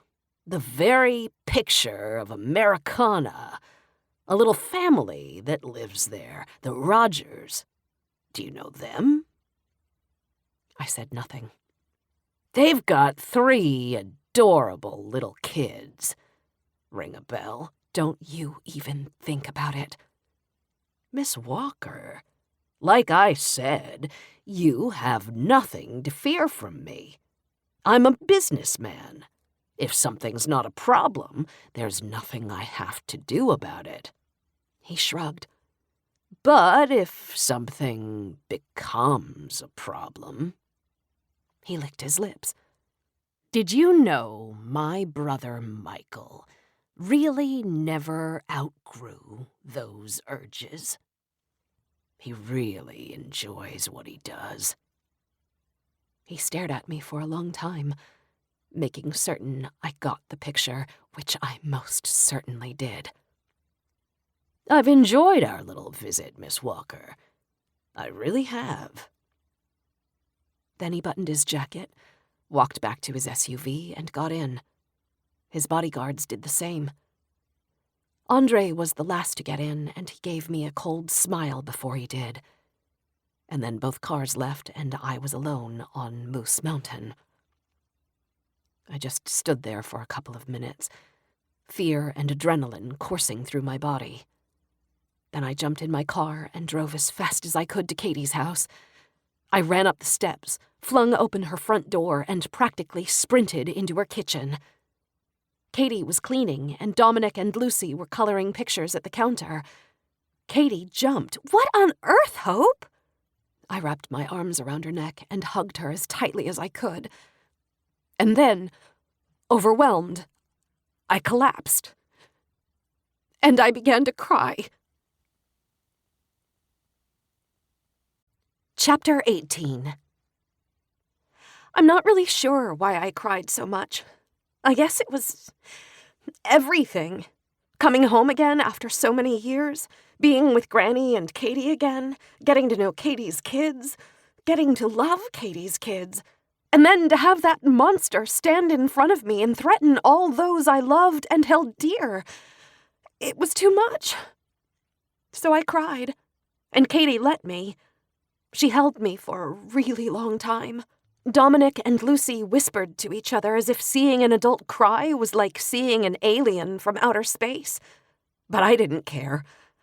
I just cried. When the tears finally stopped flowing, I pulled back, rose to my feet, and told Katie thank you. She held my shoulders while she took a good long look at me. "Someone die?" "No." "Does this have something to do with you missing out on a date with a super hot guy?" "No." "Is it something really pathetic, like the time Granny ran over your Holly Hobby doll with the lawnmower?" That got a smile out of me. A small one. "That was not pathetic. I had to duct tape her head back on." "I remember. You pretended that she always wore turtlenecks after that. And yes, it was pathetic. You cried for an entire day. At least this time was just for an hour." "It was a minute tops." She shrugged. "Felt like an hour." "Seriously, Hope, what happened?" I ignored the question. "Ah, this is the part where you conveniently pretend you didn't just sob in my arms for an hour. It was only a minute. And I can't tell you why." That wasn't true. I could tell her. And she had a right to know. She had a right to know that a psychotic mob boss had threatened her and her family. Because of me. But I just couldn't bear to tell her that. Tommy Medola talked about problems. and making them go away. Well, this was my problem, and I had to find a way to make it go away. The solution was obvious. I had to stay away from Tommy Medola. And at least for now, that meant staying away from Wilma Jenkins, too. I mean, I can't tell you yet, I said, but someday. Katie made a face, then tilted her head to the ceiling. "Baby's up," she announced. "I don't hear anything. Just wait 5 seconds." Sure enough, 5 seconds later, I heard Celia whimpering, clear as the day. "How'd you do that?" "It's one of those superhero mom gifts. Remember when we used to watch reruns of Fantasy Island, and the little short guy could hear the plane before everyone else? I'm like that with kids. Crying, pooping, lying. I can sniff it all out 5 minutes before it happens." "Sounds like all you need is a superhero uniform." "What do you think the stretchy pants are for?" "Picking up hot guys when you take the kids to the park?" Can you imagine the man desperate enough to pick up a mom with 3 kids and a 5-year-old yeast infection? You know, I feel like you bring up the yeast infection often enough that maybe you should get it treated one of these days. Katie threw her hands into the air. "You think I haven't tried? It might as well be a radioactive yeast infection. Cockroaches, nuclear winter, and my yeast infection. A short list of things that will still be there after World War III. "So you really have tried treating it?" Katie snapped me with a dish towel. "Of course I've tried. Now go get my crying baby so I can clean all the snot off my shirt from where you were blubbering on me for an hour." I spent the rest of the day with Katie and her kids. I didn't want to let the 4 of them out of my sight, and I didn't want to think about Randall Mossback or Tommy Medola. At one point, I borrowed Katie's phone to call the library and speak to Granny. I asked her if everything was okay and if she'd seen anything suspicious.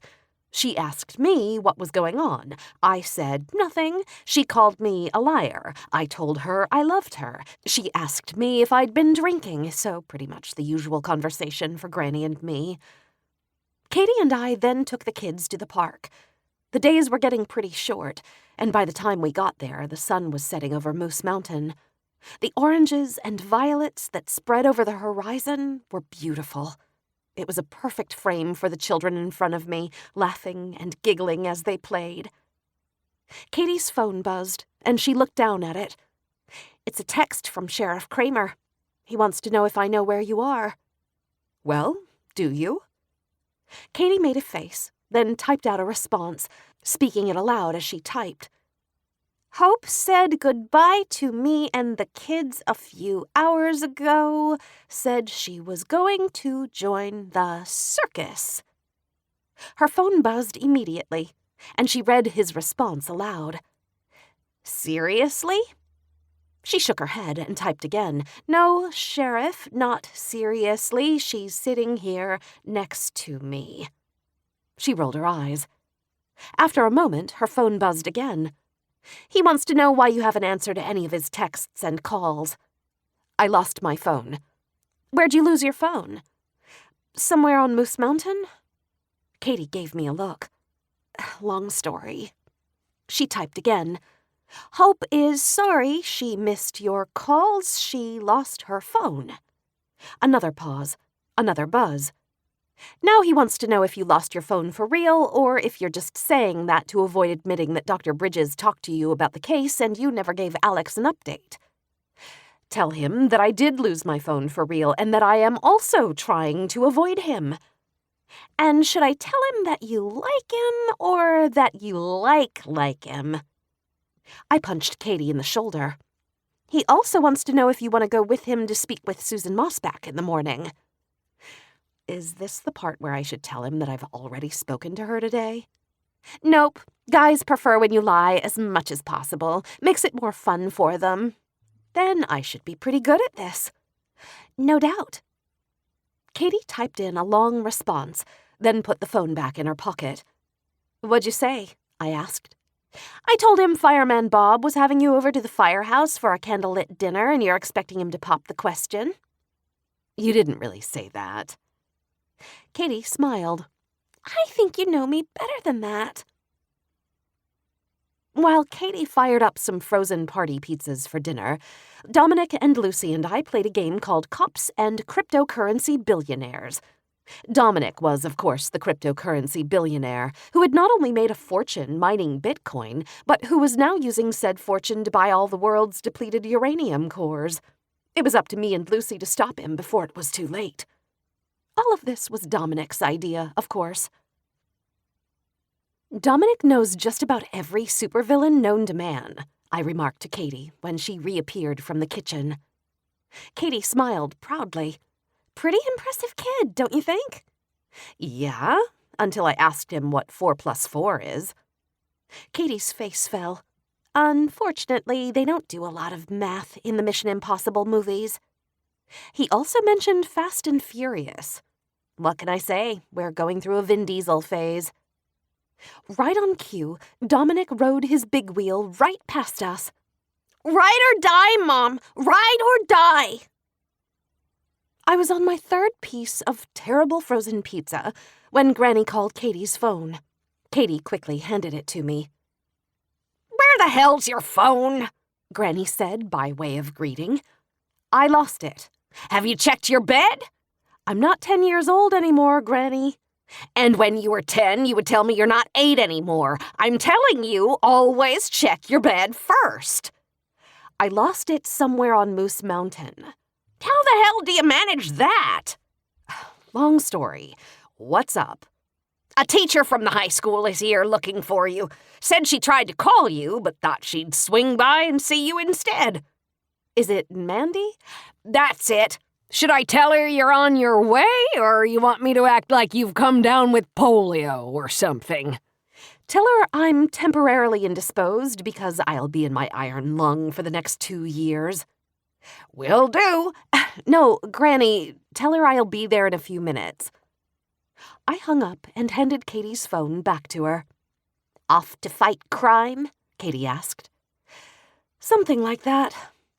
You know, kiddo, you were pretty spooked when you came in here earlier. I know.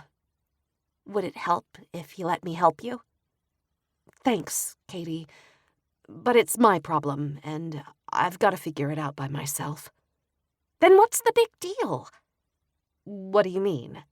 Hope, there's plenty of stuff you're not good at. For instance, calling your best friend more than 0 times in a 12-year period. Every time you mention that, college frat brothers somewhere take a drink, I said. But the one thing you are great at, Katie continued, in fact, the one thing you are world-class at, is solving problems. Go, Hope.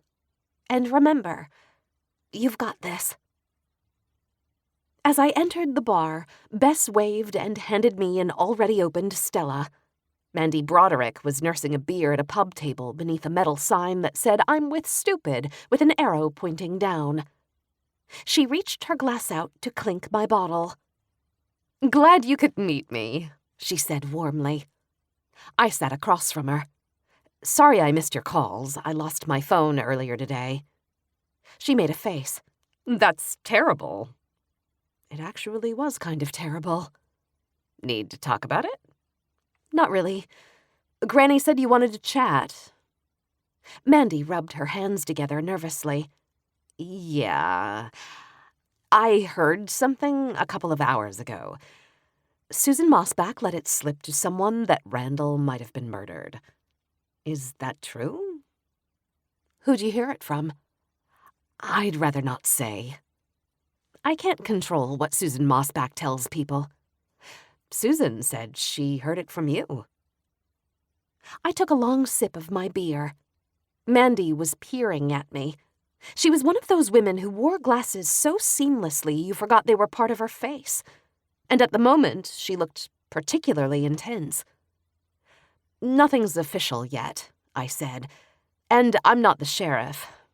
But between you and me, it looks suspicious." Mandy rubbed her hands together again, and behind her glasses, her eyes danced back and forth like they were working over some figures. "Mandy, is there something specific you wanted to talk about?" "Listen," she finally said, "I like science and I like journalism. Both of them deal with facts. And when there are theories, they're either borne out by facts or they're thrown out. And I wasn't going to say anything as long as this was a suicide, but now that it might be murder, yes, now that it's murder. I don't have the facts, and I certainly don't have proof. But I do have a hypothesis. A hypothesis about who killed Randy Mossback. Chapter 19. Bess brought us a couple more beers, and Mandy still hadn't told me her hypothesis. "It's great talking to you, Mandy," I said, "but we're one beer deep, and I'm wondering when you're finally going to tell me your theory." "Not quite yet. You need to get me drunk first?" She laughed. "Listen, Hope, I admired your work before you came back to town. I've told you that. And since you've been back, you've solved 4 different murders. That's incredible. So before I tell you my hypothesis, I just want a glimpse under the hood, so to speak." "Under the hood of what?" "Are you kidding me? Of how you think. I want to learn about your process for thinking about these murders. You have a few drinks, kick this around a little bit with me, and then I'll tell you what I think I know." I grabbed a peanut, cracked it open, and popped it in my mouth. "Okay, I'm game." Mandy smiled. "Great. Where do you usually start?" "With motive. I try to figure out who has motive. Motive leads me to suspects, and then we look at alibis." "And do you have any suspects?" "I assume all of this is off the record?" I asked. "Of course." "In murder cases, the spouse is usually the main suspect." Mandy cracked a hint of a smile. "You think Susan did this?" "Hold on, I only said she has to be a suspect. My take is that they didn't have the greatest marriage, so it wouldn't be a big leap to think she killed him. But you know them better than I do, so you tell me. Is Susan a plausible suspect?" Mandy chewed on her lip. "Well, their marriage wasn't very good." "You know this for a fact?" "Call it a hunch. Randy was a jerk with an ego the size of Texas. I don't know how she ever married him in the first place." "So Susan's got to be a suspect. Then you look at other things to fill out the picture, like was he having an affair? Was she having an affair?" She leaned forward. "And were they?" I thought of Susan Mossback and Arnie Duncan going to the Clapback Inn. I'm still working that out, but I don't think Susan Mossback is very sad her husband passed. Whether or not she has something going with someone else, it's too early to say. "Maybe she just wanted his money," Mandy said. "A life insurance policy?" "Actually, if he had a life insurance policy, and I assume he does, that would be nullified by a suicide. And he was getting paid well, so if anything, his death cost his wife money in the form of his future income. I suppose maybe he could have been gambling it all away. But Randall Mossback doesn't strike me as the type. He was all football coach all the time. No, if we are looking for someone with a money motive, I'd have to go with you." Mandy's eyes about popped out of her head. "Me?" "Relax. I made myself one of the suspects in Sheriff Klein's murder. It goes with the territory." "But what reason could I possibly have to kill the coach?" "Typically, teachers make an agreed-upon salary negotiated by a union, right? Raises are given according to experience and education. It's all very even. But Randall Mossback got paid more than all of you." "And he only taught 2 classes," Mandy practically growled. "And there's that. Principal Booth told me he caught heat from some of the teachers for doing this, and that you've been the most vocal in your criticisms." "And why shouldn't I? I told you at the game how I feel. Football is not only a dangerous sport, but the translation of skills to the real world is very low. Instead of encouraging kids to spend time on the field, they should be learning practical subjects that will make a real difference in their lives. Yet it's the football coach who makes more than all of us? How is that even remotely fair?" Her face was flushed, and her voice was 3 notches louder than when she started talking. No doubt about it. Randall Mossback pushed this woman's buttons. I pointed at her. "That, right there, that level of anger and passion, that's why you have to be a suspect." Mandy folded her arms and leaned back from the table. "I didn't kill him." "I didn't say you did, but you wanted to know how I think, and I think you have to be a suspect." Mandy stared at me intensely for a long moment. Then she shook her head and took another sip of her beer. I see where you're coming from. But for the record, I disagree. I thought we agreed this was all off the record. She laughed. Fine. Put me on the suspect list. I'll treat it like a badge of honor. Who else you got?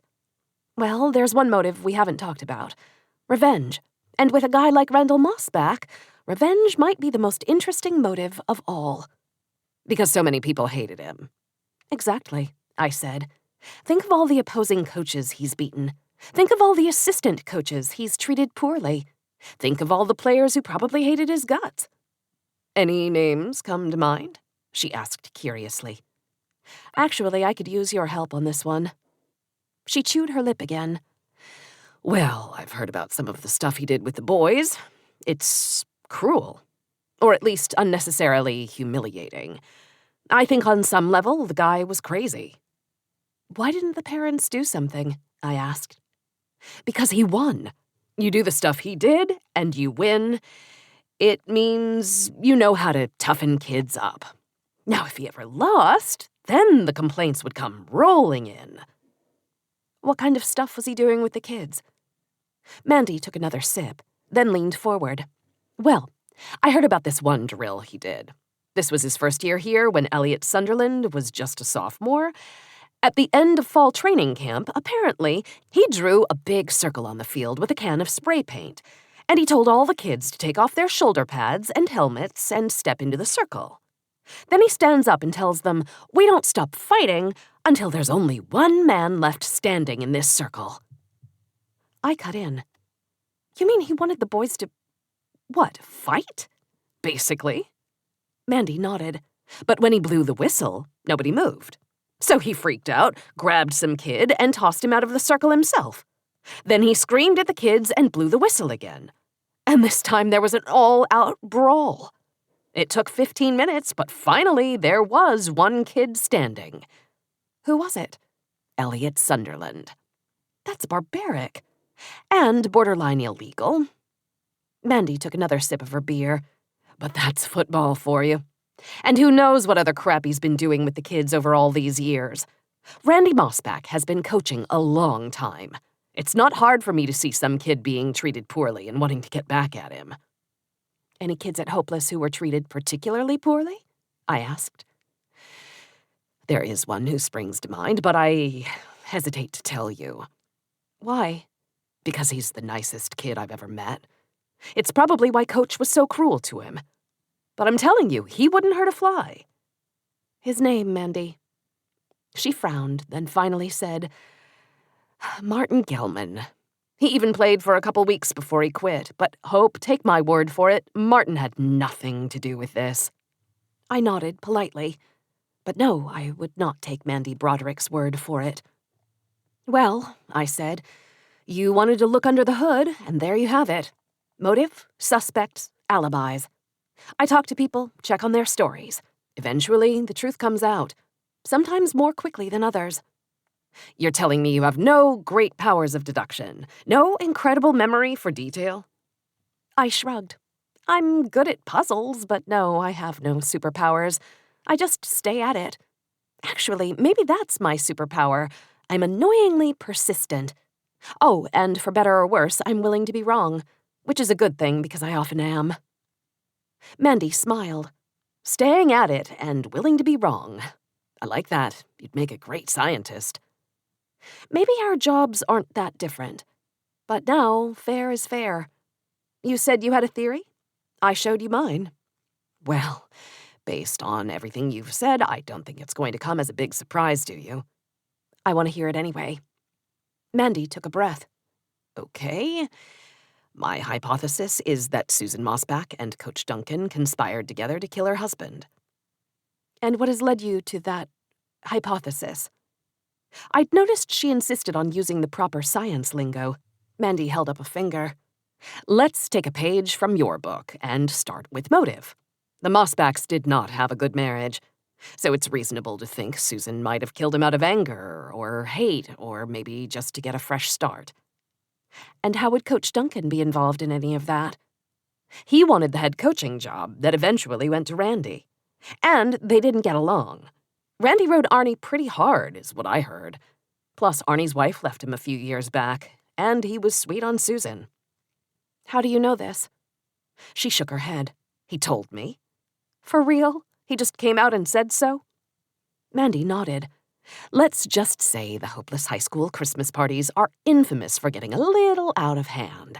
Arnie had a few too many that night, and the Coors Light was acting like truth serum. He spilled his guts to me, told me he had feelings for Susan. Were those feelings ever reciprocated? I asked. I don't have any solid evidence of that, but, especially now, that's what I would guess. I think it's time to put all your cards on the table, Broderick. Okay, here's what I think happened. Susan goes to a hotel every weekend during the football season. Everyone knows that. So, if a certain assistant football coach wanted to have an affair with her, well, it wouldn't be hard. In fact, it would be quite easy. And given how they both felt about Randy, it makes sense that their pillow talk would turn in his direction more often than not. And a plan develops. So then this past weekend arrives. As always, Randy is going to spend the weekend by himself, drinking beer and coming up with his famous game plan. Everyone knows this too. So Arnie slips over and bam, makes it look like a suicide. Susan has an alibi because she was at the motel.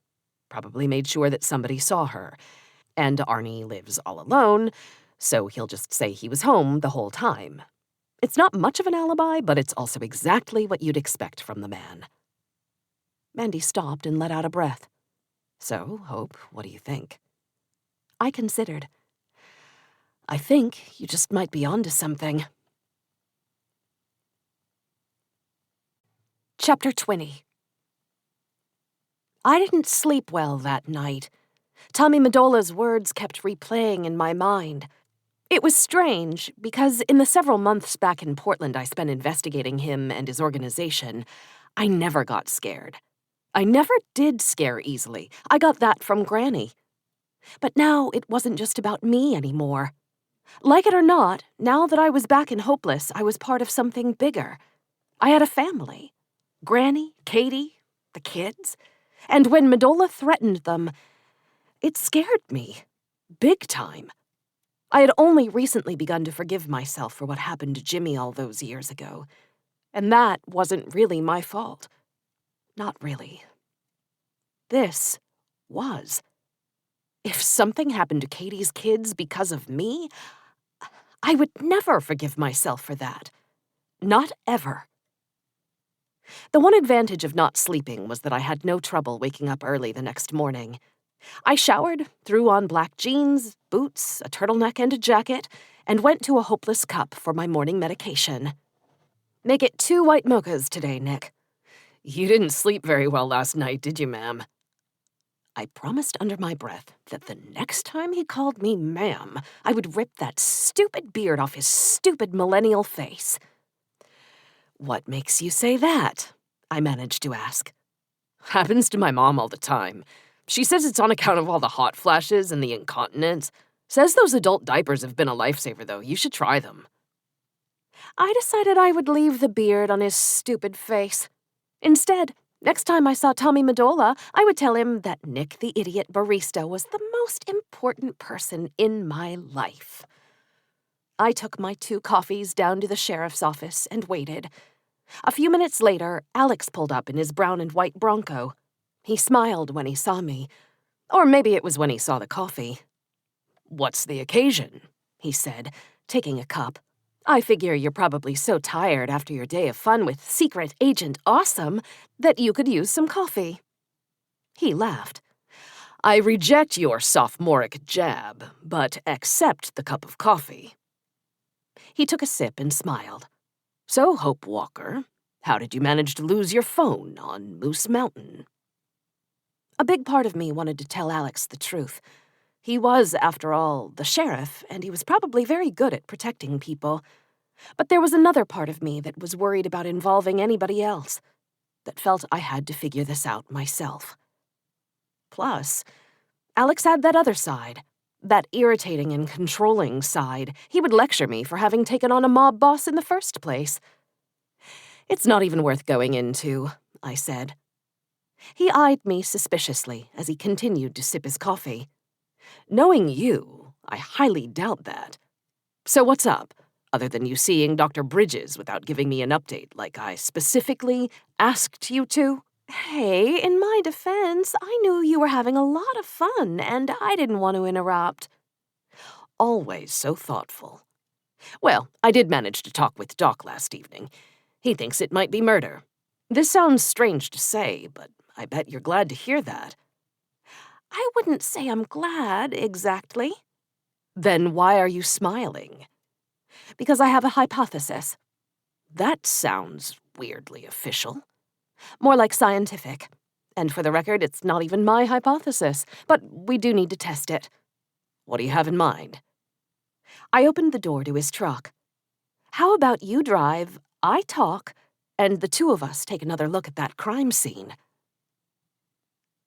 Alex knocked on the mossback's door for a second time. Still no answer. I'm telling you, she's not here, I said. But the pimple-faced kid at the motel. Irwin. His name is Irwin. If I can remember that your girlfriend's name is Special Agent Awesome, you can remember that the love of my life is named Irwin. Pardon me, Irwin. He only mentioned Arnie Duncan checking in. Because, duh, I'm guessing the coach dropped Mrs. Mossback off in the back and then let her in. You know, it doesn't look good to be seen down at the Clapback Inn when your husband's body isn't even cold yet. Face it, she's not here. I assume you want to go in anyway, Alex said. It's a crime scene. We don't need a warrant. And what exactly are we looking for? He asked. Anything to suggest an affair between Mrs. Mossback and Coach Duncan.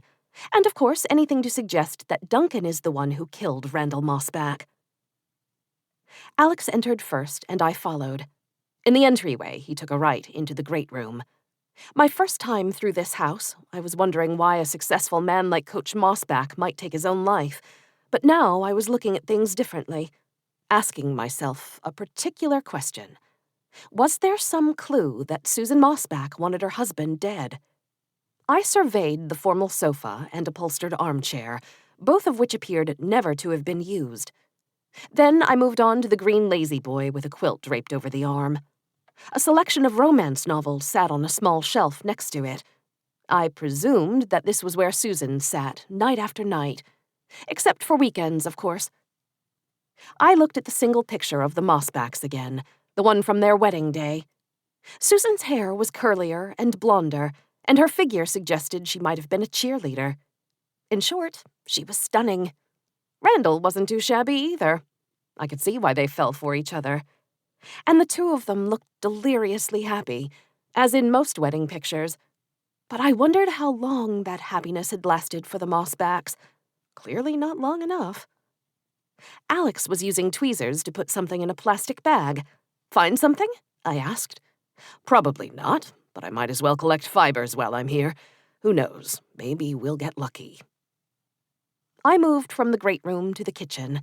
It was neat, orderly, and otherwise unremarkable. A small seating nook looked out onto a pretty backyard bordered by a stand of trees. On the counter, a coffee machine was flanked by a small wine stand full of Cabernets and blends. I assumed that was Susan's companion as she read her romance novels, and her husband built his football plans. I opened the fridge to find 2% milk, eggs, lunch meat, apples, a variety of condiments, and some leftovers in Tupperware. Again, unremarkable. "Crack the case yet?" I hollered to Alex as I saw him making his way down the hall. Yes, it's the case of the very boring house with nothing remarkable at all, he said. Exactly what I was thinking. I walked down the hall. Alex was in the bathroom, rummaging through the medicine cabinet, and past two small bedrooms that looked like they'd never been used. I stopped when I reached the master bedroom. A four-poster, dark-stained, king-size bed overpowered every other stick of furniture in the room. It was neatly made with a simple dark blue comforter and two decorative pillows. Another romance novel lay open and face down on one nightstand. On the other nightstand was a copy of the Sports Illustrated swimsuit edition. The room had two closets, one on each side of the bed, and I opened the one on what clearly had been Randall Mossback's side. It was a walk-in with 2 rows of knit polo shirts, tons of balled-up socks, plenty of athletic shoes, lots of khaki pants and sweats, and no evidence whatsoever of formal wear. The man was a coach through and through. On the wall at the back of the closet, next to a full-length mirror, was a large poster of Muhammad Ali with an inspirational quote at the bottom. It was the famous photograph of Ali, Cassius Clay at the time, standing over Sonny Liston. He had just shocked the world by defeating the champion. I read the inspirational quote, and then I read it again, and that's when it hit me. I ran out of the bedroom and found Alex finishing up in the bathroom. "You gotta come see this," I said. I took Alex into the bedroom and showed him the poster. "It's Muhammad Ali," he said. "So what?" I tapped on the poster. "Read the quote." Alex gave me a funny look. Then he read it aloud. "I'm king of the world. I'm pretty. I am a bad man. I shook up the world." Alex shrugged. What am I missing?" I tapped the poster again. "I am a bad man. Now, where have you heard that before?" Alex's eyes went wide with understanding. "The suicide note." "Yep. And since we thought it was a suicide, we were wondering what Coach Mossback did that was so bad. But now we know that every morning when he got ready for his day, he stood in front of this poster and he read this inspirational quote." Alex nodded. "Which means every day he said to himself, 'I am a bad man,'" I said.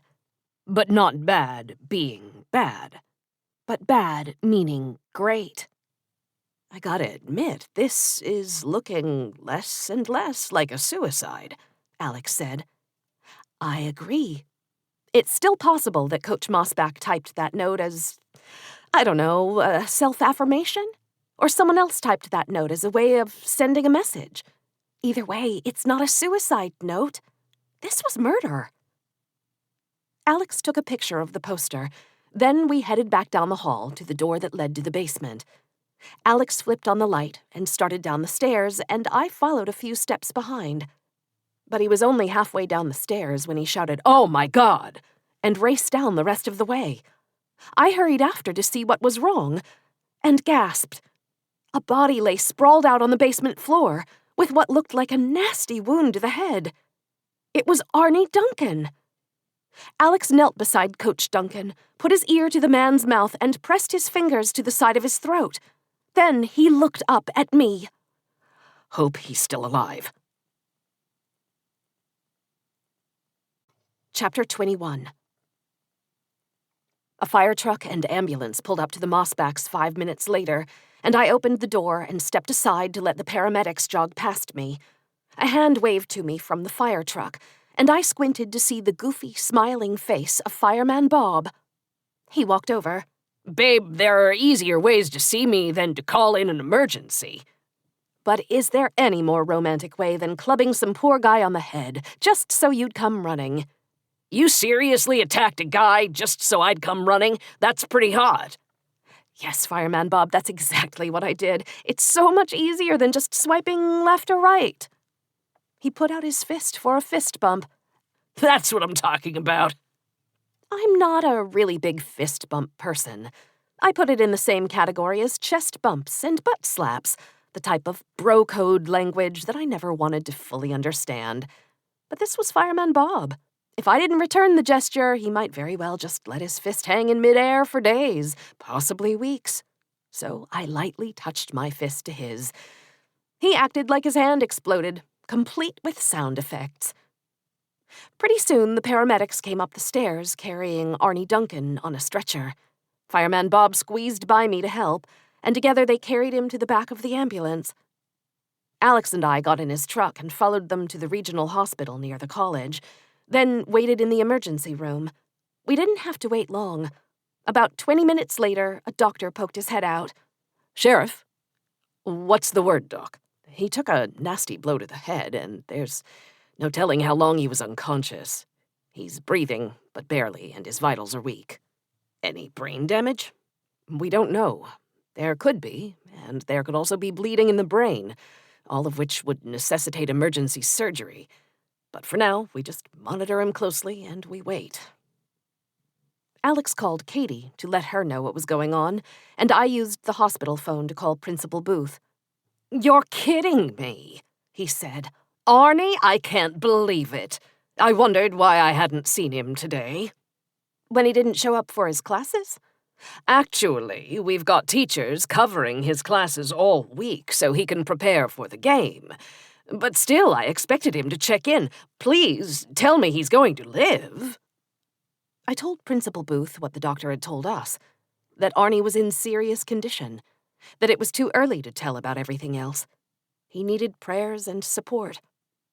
I called Granny next. "You ever hear of a serial killer who goes around killing football coaches?" she asked. "Nope." "Me neither, granddaughter. Do me a favor, Hope. Catch whoever's responsible for this and do it quickly. We've got a game to win on Saturday." I had the impression that Granny was a bit more concerned about the football game than old Arnie Duncan. But she was right. Whoever was behind this needed to be stopped, and fast.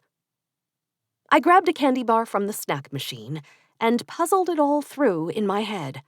Alex and I had gone to the Mossback house that morning to test Mandy Broderick's hypothesis that Susan Mossback and Arnie Duncan were involved, both with the murder of Randall Mossback and with each other, and that Arnie had killed Coach Mossback while Susan was at her hotel. But instead, we found Arnie Duncan alone in the basement with a vicious blow to the head. What was he doing there? Who had done that to him? And what did it all mean? As I devoured that candy bar, one thing was certain. If Arnie didn't make it, we might never know. I tested the known facts against Mandy's hypothesis. Suppose for a moment that she was right, that Susan Mossback and Arnie Duncan had worked together to kill Coach Mossback. Then what might have happened? With the husband out of the way, did Arnie feel free to meet with Susan at her house? Did the lovers get into some kind of argument? And did Susan clobber him? But if so, why would she just leave his body there on the floor, in her own home? Alex got off the phone and walked over to me. He took a pen out of his pocket, grabbed my hand, and wrote a phone number on it. "I've got to take care of something outside of town. Promise me you'll call me with an update on Coach Duncan." He was still holding on to my hand, and he was close. As close as he'd been that night on Katie's couch when he leaned in. And because of that, I forgot how to form words. "Hope," he said. "Promise me." "Right, of course, definitely. Call Sheriff Kramer with update, got it." He smiled, and his green eyes danced, and I felt wobbly. Then, mercifully, he let go and left. And then I remembered that he had been my ride. I was now stranded at the hospital. I was going to need another candy bar. I was just getting off the hospital phone again, where I'd been updating Earl Denton on the events of the morning, when the other coaches from the Hopeless football team showed up. "Hi, Hope," Steve Williams said. He was taller than the other coaches, but otherwise looked the same. Goatee, bit of a gut, with sweatpants, a hoodie, and a Hopeless baseball cap completing the look. "Hi, Coach," I said in response. "Please, just Steve." "Steve, then." Coach Edwards stood beside him. He was shorter, stocky, and for the moment clean-shaven with a crew cut.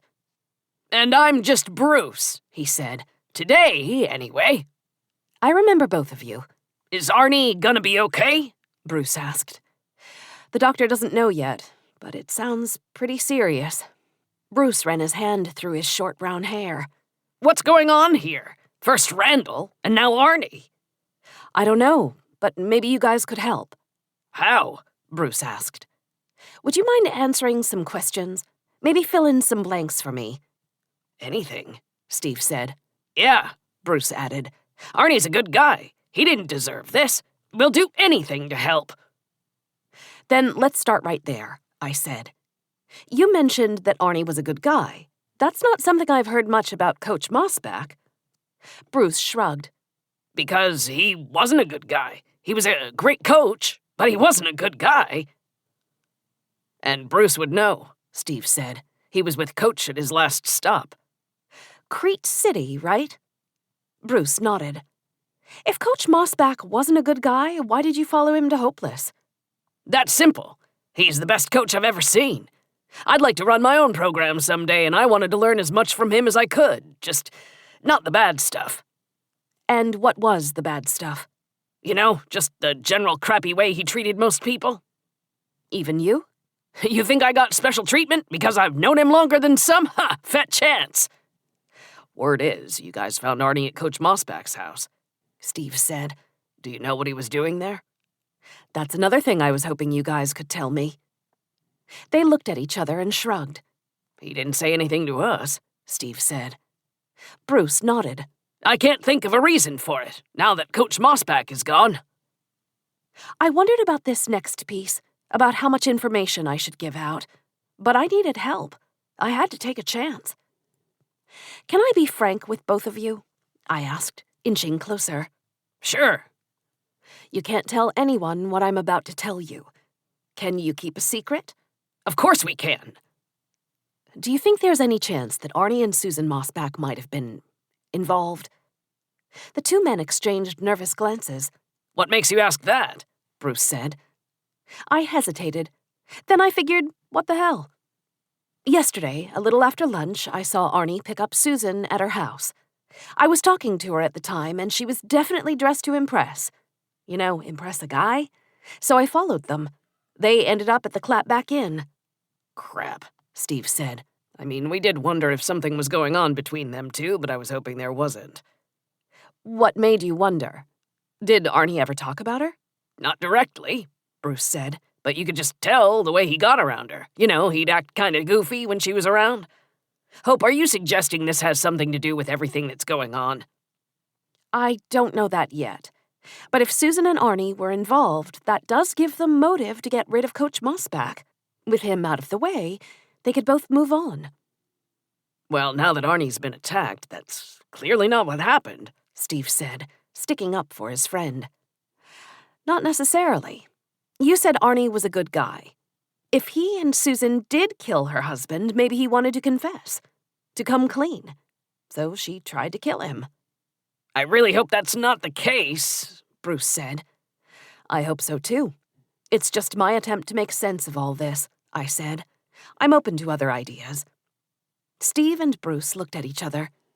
I have to admit, we've talked about it, Steve said. Once we heard that Randall might have been murdered, I think everyone's been wondering who could have done it. And did you come up with any suspects? Bruce shrugged. Plenty of people disliked him. How about hated? He nodded. Heck yes. Did you hate him? Some days. I'm sure Steve and Arnie would say the same thing. Anyone who's coached under him would. That's why you don't see guys coaching with him for long. I'm one of the very few to follow him to his next stop. A guy like Randall Mossback doesn't make friends. He wins football games. But along the way, he pisses a lot of people off. Like Coach Hawes, Steve said. The coach of Mound City? Steve nodded. He's hated Coach Mossback with a white-hot passion for a long time.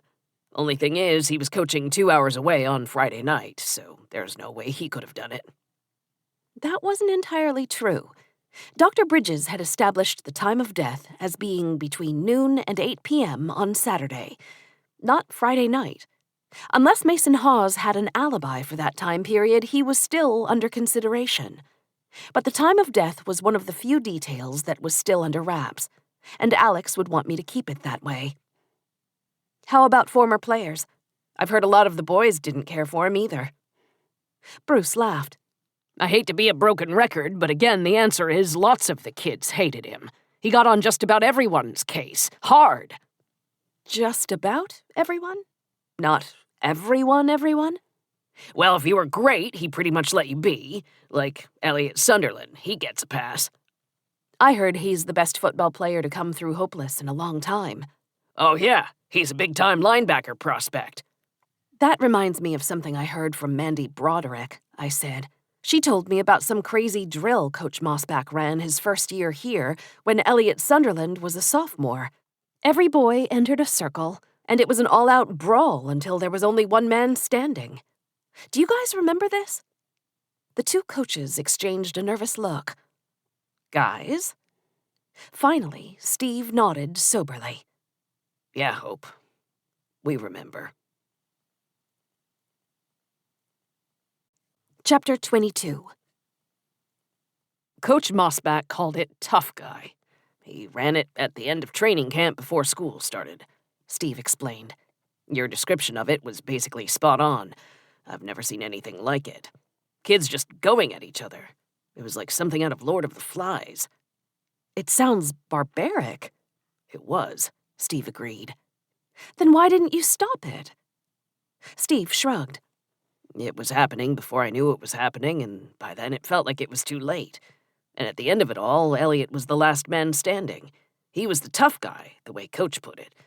Coach even made him scream it, "I am a tough guy." Then it was Elliot's chance to choose, and he did something Coach never ever expected.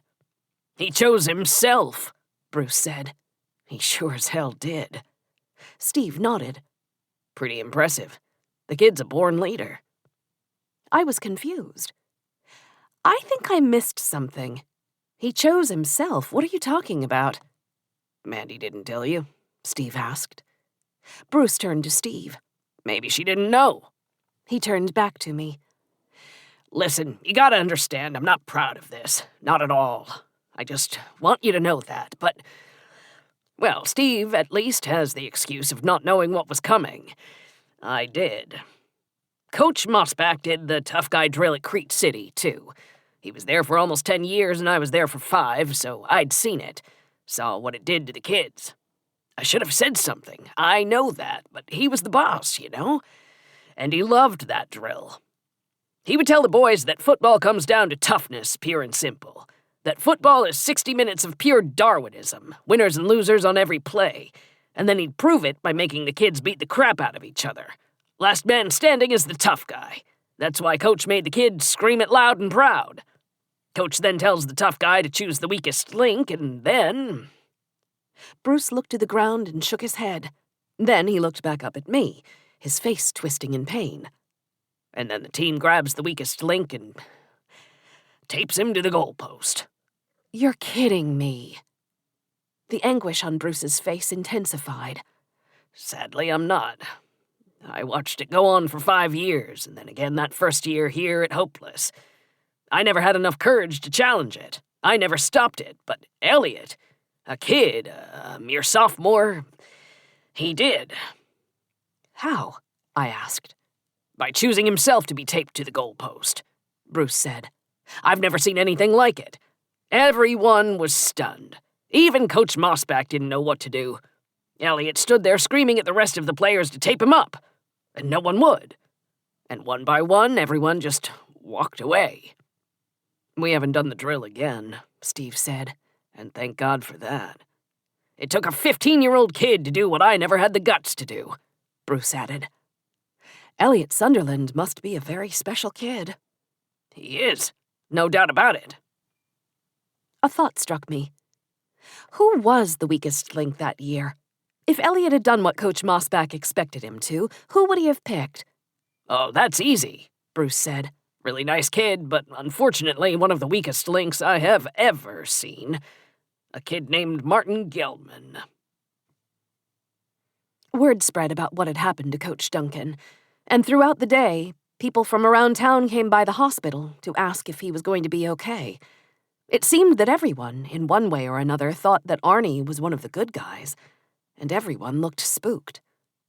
One high school football coach had been murdered, and now a second one's life hung in the balance. It was pretty horrific, and the people of Hopeless wanted answers. Bev Hamilton, the high school art teacher, was one of those who visited. I'd met Bev earlier in the fall when I was working on the Thorndale case. "Did you know Arnie well?" I asked her. She shrugged. "Most of us teachers are friendly. We laugh in the teacher's lounge, eat the occasional lunch together, that kind of thing. Arnie always had a kind word." Bev had helped me before, and I wondered if she could help me again.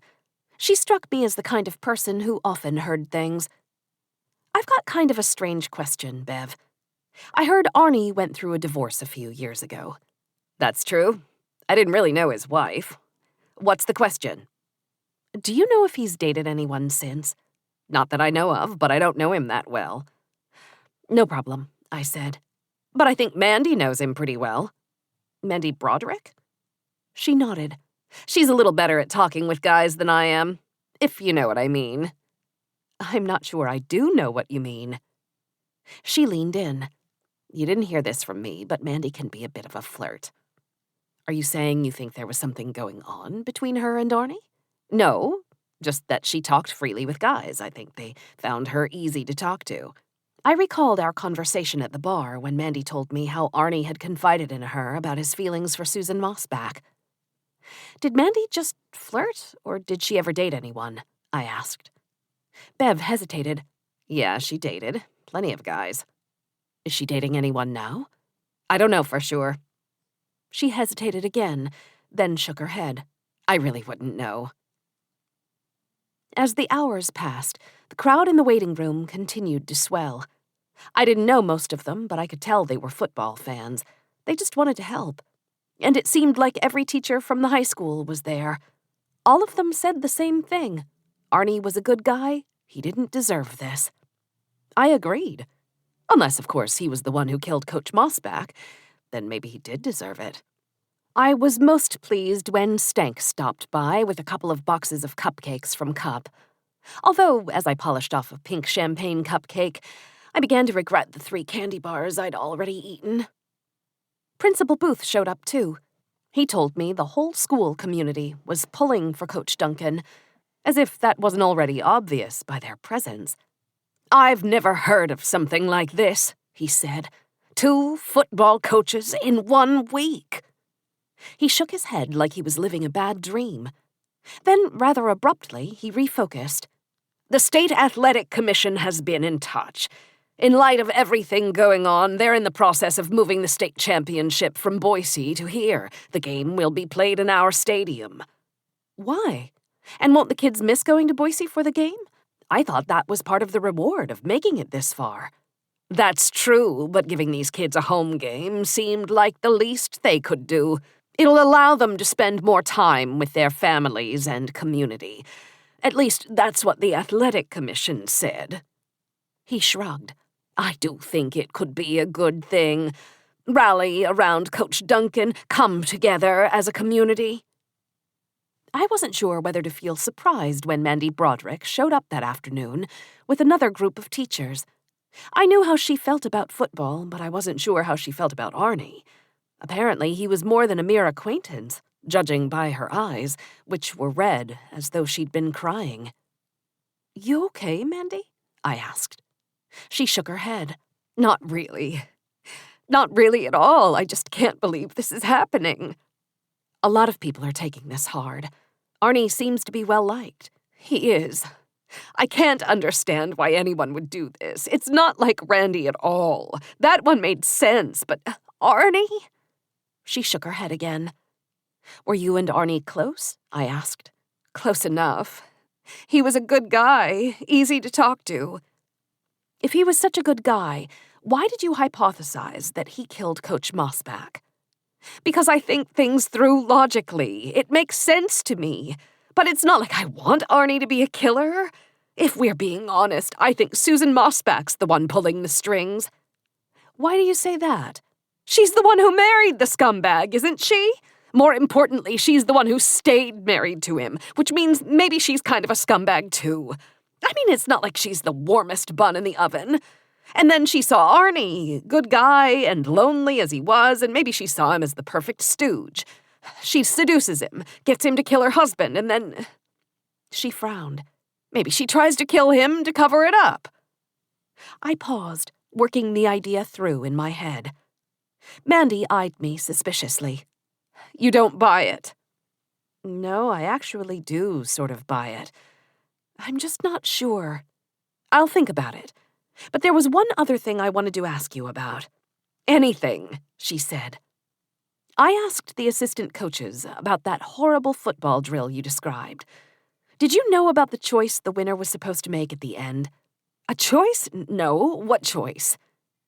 The winner was supposed to choose the weakest kid on the team, and then everyone would tape that weak kid to the goalpost. Mandy's eyes filled with rage. Only that never happened, I said. After Elliot Sunderland won the drill, he chose himself. And I guess that kind of took the wind out of everyone's sails. They haven't done that drill again since. Mandy covered her mouth. Wow, Elliot is some kind of kid. That's what I've heard. I've also heard that Martin Gelman is easily the kid who would have been chosen as the weakest link by any other player on the team. If not for Elliot, he would have been taped to the goalpost. Mandy's eyes darkened. Thank God that never happened. Yes, but it made me wonder about what you said about Martin the other day, about how he might hold a grudge against Coach Mossback. Mandy shook her head. You're barking up the wrong tree, Hope. If Martin was the weakest link on the team, it's because he's the sweetest and gentlest kid you'll ever meet. If you think he killed Randy and then tried to kill Arnie, forget it. No chance whatsoever. Then how about his dad? If that were my son, I'd be awfully angry. An angry parent could do something like this. Mandy nodded. A parent could, but Martin's dad died when he was little, and his mom is too busy to even breathe, let alone pull off something like this. Plus, like you said, Martin never got taped to the goalpost, so his mom never had reason to be angry. All because of Elliot Sunderland, I said. Mandy nodded again. All because of Elliot. He really is some kind of kid. Chapter 23. At 10 minutes after 3, a parade of football players arrived, all wearing their jerseys. Leading the pack was a tall, broad-shouldered boy wearing the number 44. He was a good-looking kid with short brown hair and a confident air. Elliot Sunderland. He walked right up to one of the teachers and asked how Coach was doing. The teacher shrugged. Still no word, Elliot.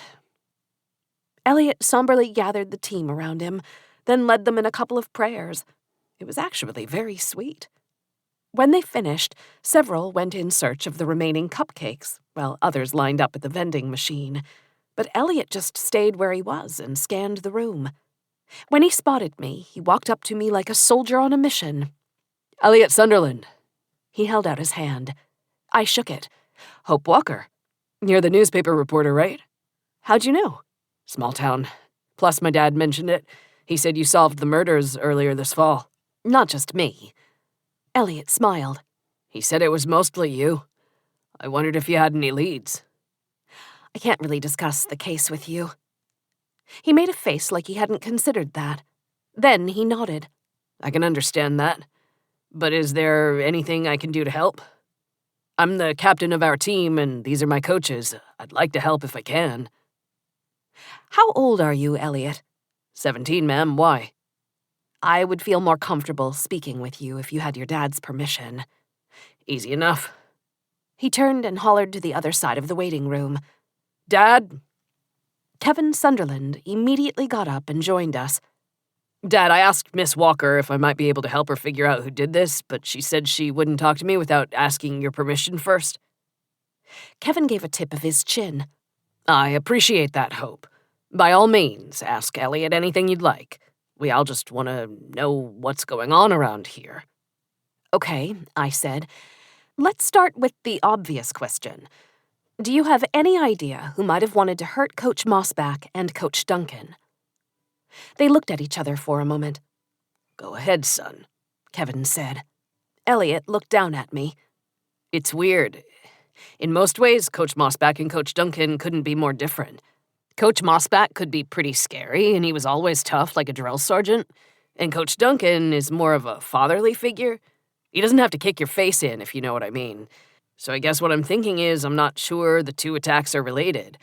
I mean, if I was someone who hated Coach Mossback, I would probably love Coach Duncan. And the same goes for the other way around. I just can't figure who would want to hurt them both. Maybe someone who hated your team and wanted to see you lose. Elliot looked doubtful. You really think someone would kill a coach over a stupid game? I've been told you're going to play big-time college football. I would think you'd be the last person to call a state championship a stupid game. Compared to someone's life, it is. I enjoy football, don't get me wrong, but mostly it's a way of getting my schooling paid for. I want to be an architectural engineer. I want to design buildings, own my own company someday. Football is fun, but it isn't life. Sounds like you have your head screwed on pretty good, I observed. He smiled. You must be really proud, I said to Kevin. Couldn't be prouder, he replied. Elliot works hard, does everything right. He must have a good father. Elliot slapped his dad on the back. I do. Kevin shook his head. No, not me. What Elliot's done, he's done on his own. He deserves everything he gets. I smiled. I'm sure it's a little of both. I turned back to Elliot.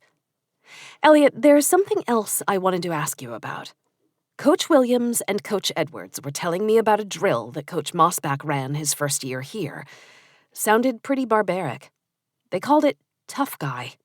Do you remember it? Elliot and his dad exchanged another look. I remember it, Elliot said with some hesitation. Why? They said you won the drill, even as a sophomore, but when Coach told you to choose the weakest kid, who would be taped to the goalpost, you chose yourself, and that your team hasn't done the drill since. Did you have a question? Elliot asked. I'm just amazed that a 15-year-old kid would have the maturity and courage to do something like that. Elliot shrugged as he looked over at his father. Dad always taught me to treat other people the way I'd like to be treated. They exchanged another look. Good father. Good son. Close relationship. I guess I was right, I said. A little of both. There are enough bullies in the world, Kevin Sunderland said. I could tell early on that Elliot was bigger and stronger and faster than everyone else, so I told him to use that for something good. Elliot smiled proudly. Ever since I was little, Dad was always telling me to protect the weak, look out for the kids on the edge, and never ever be a bully. That's when the double doors swung open and the doctor walked in. He motioned me over. He's stable, finally. I breathed a sigh of relief. Did he wake up? The doctor shook his head. He might wake up tomorrow, maybe next week, maybe never. Seriously? I'm afraid so. With as much as we've learned about the brain, it's still quite a mystery. Trauma is a funny thing, but he's well enough to tolerate a visit. If you want to take some people in who know him well, it couldn't hurt. He looked around the packed waiting room, but just a few people. We don't want to smother the man. 5 minutes later, I was in Coach Duncan's room with Kevin and Elliot Sunderland and a few players Elliot had picked out to join us. And the remarkable Elliot gave the comatose Arnie Duncan a speech fit for an inspirational sports movie.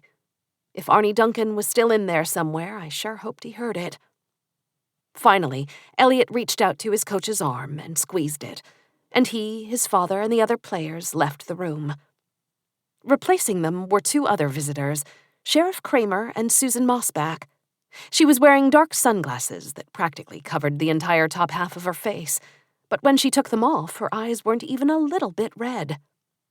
She moved to the bed, paused a beat, then turned to me. Is he going to live?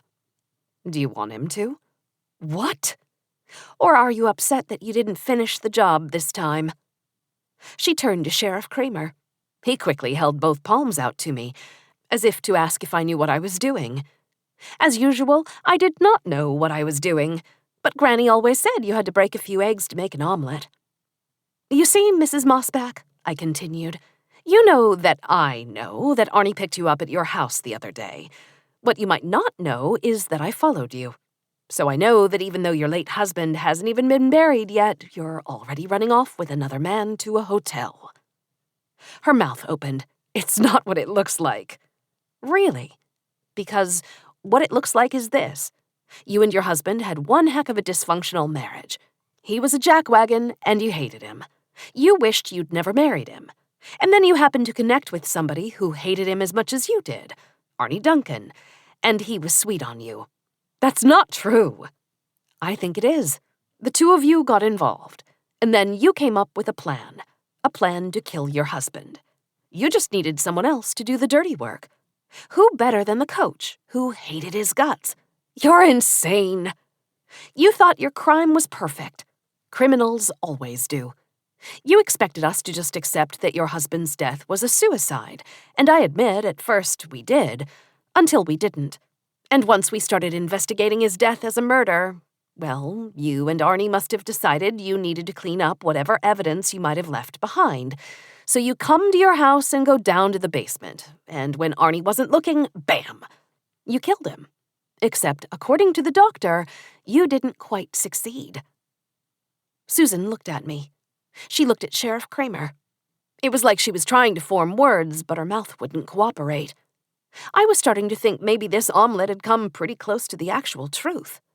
"But that's impossible," said a voice. A soft whisper, the words barely audible. But I had been watching Susan Mossback, and I knew she hadn't spoken, nor had the handsome sheriff, which left only one possibility. Arnie Duncan, assistant football coach for the Hopeless Tigers, was awake. Chapter 24. Susan, Alex, and I could only look on in silence as the doctors and nurses rushed in and worked on Arnie. They checked all his vitals and ran a few tests. Then the doctor turned toward us. "Take it easy on Coach Duncan," he said. "He and his brain have been through a lot." Susan went to one side of the bed and grabbed his hand, while Sheriff Kramer went to the other side. "Arnie," Sheriff Kramer said, "I'll try to make this quick so you can rest. What did you mean before when you said it was impossible?" Coach Duncan's chest heaved as he prepared to talk. Then, as Susan nodded to him, he began. "Susan didn't go to the house with me. I went all alone. She wasn't the one who attacked me." "Then why wasn't your pickup truck there?" I asked. "I left it in my driveway and walked over," Arnie said. "And where was Susan?" "I was at the Clapback Inn," she said, glaring up at me. "If you were at the motel, then—" Alex looked at Arnie. "Why weren't you there too? Hope saw the two of you arrive together." Arnie's head moved back and forth just a little. "I was afraid you might have seen that. It's true, I got the motel room for me and Susan, but—" He stalled and looked at Susan. She gave him an expression that showed only kindness, and possibly even a little love, and nodded.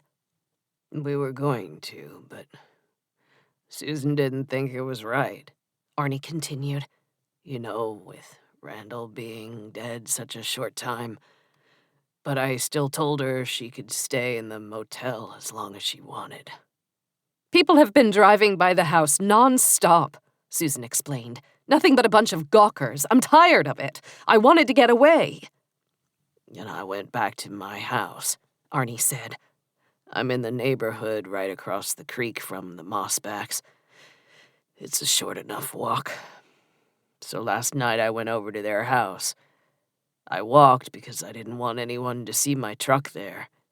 I didn't figure anyone would be home." "Why did you go there if you knew Susan wouldn't even be home?" I asked. "I'm embarrassed to say. In case that giant headache isn't a reminder, we are way past embarrassment," Sheriff Kramer said. Arnie's chest heaved up and down again. He motioned for Susan to give him an ice chip, and he labored to swallow it. "We're gonna lose the championship," he said finally. "As the interim head coach, it's my job to come up with the game plan. And I can't do it. Call it writer's block or coach's block or just plain old nerves, but I simply cannot see clearly how we're going to beat Mound City. I've seen the coaches and the players losing confidence in me, in themselves. So I decided I'd go look through Randall's old game plans. He's kept every game plan he ever came up with. I thought maybe I'd find something in there that would work for us this week. But when I got down to the basement and walked toward the bookshelf, something hit me in the head. I've never been hit so hard in all my life. That's the last thing I remember." A nurse came back in and said that Arnie had probably had enough chit-chat for now. Susan bent down and gave Arnie a kiss on the cheek and told him to get well. And as we walked out into the hall, she tugged on Sheriff Kramer's coat. "I'd like a moment alone with Hope if I could." Alex shrugged, then put on his cowboy hat and walked away. The slap came so fast I couldn't react. My head bounced to the right as the pain shot through the left side of my face. In my peripheral vision, I could see Alex turning around and coming back toward us, but I straightened up and waved him off. "You sure?" he asked from 20 feet away. I nodded in reply as I massaged my cheek. "That really hurt," I said to Susan. "Good," she replied. "In case you're a moron, and I highly suspect you are, that slap was for thinking I was the kind of woman who would cheat on my husband, for thinking I was the kind of woman who would kill my husband, for thinking I was the kind of woman who would try to kill Arnie." She was mad as hell. And if she was telling the truth, she had a right to be. She even had a right to slap me.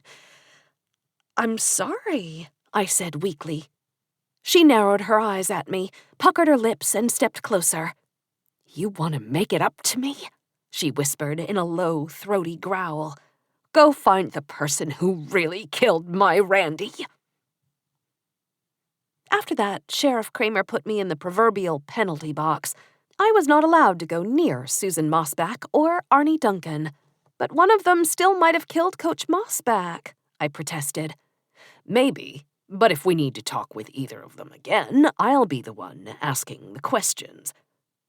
So as Arnie Duncan began his recovery, and the Hopeless Tigers continued to prepare for what seemed like a now very improbable shot at a state championship, I needed to do what I was trained to do.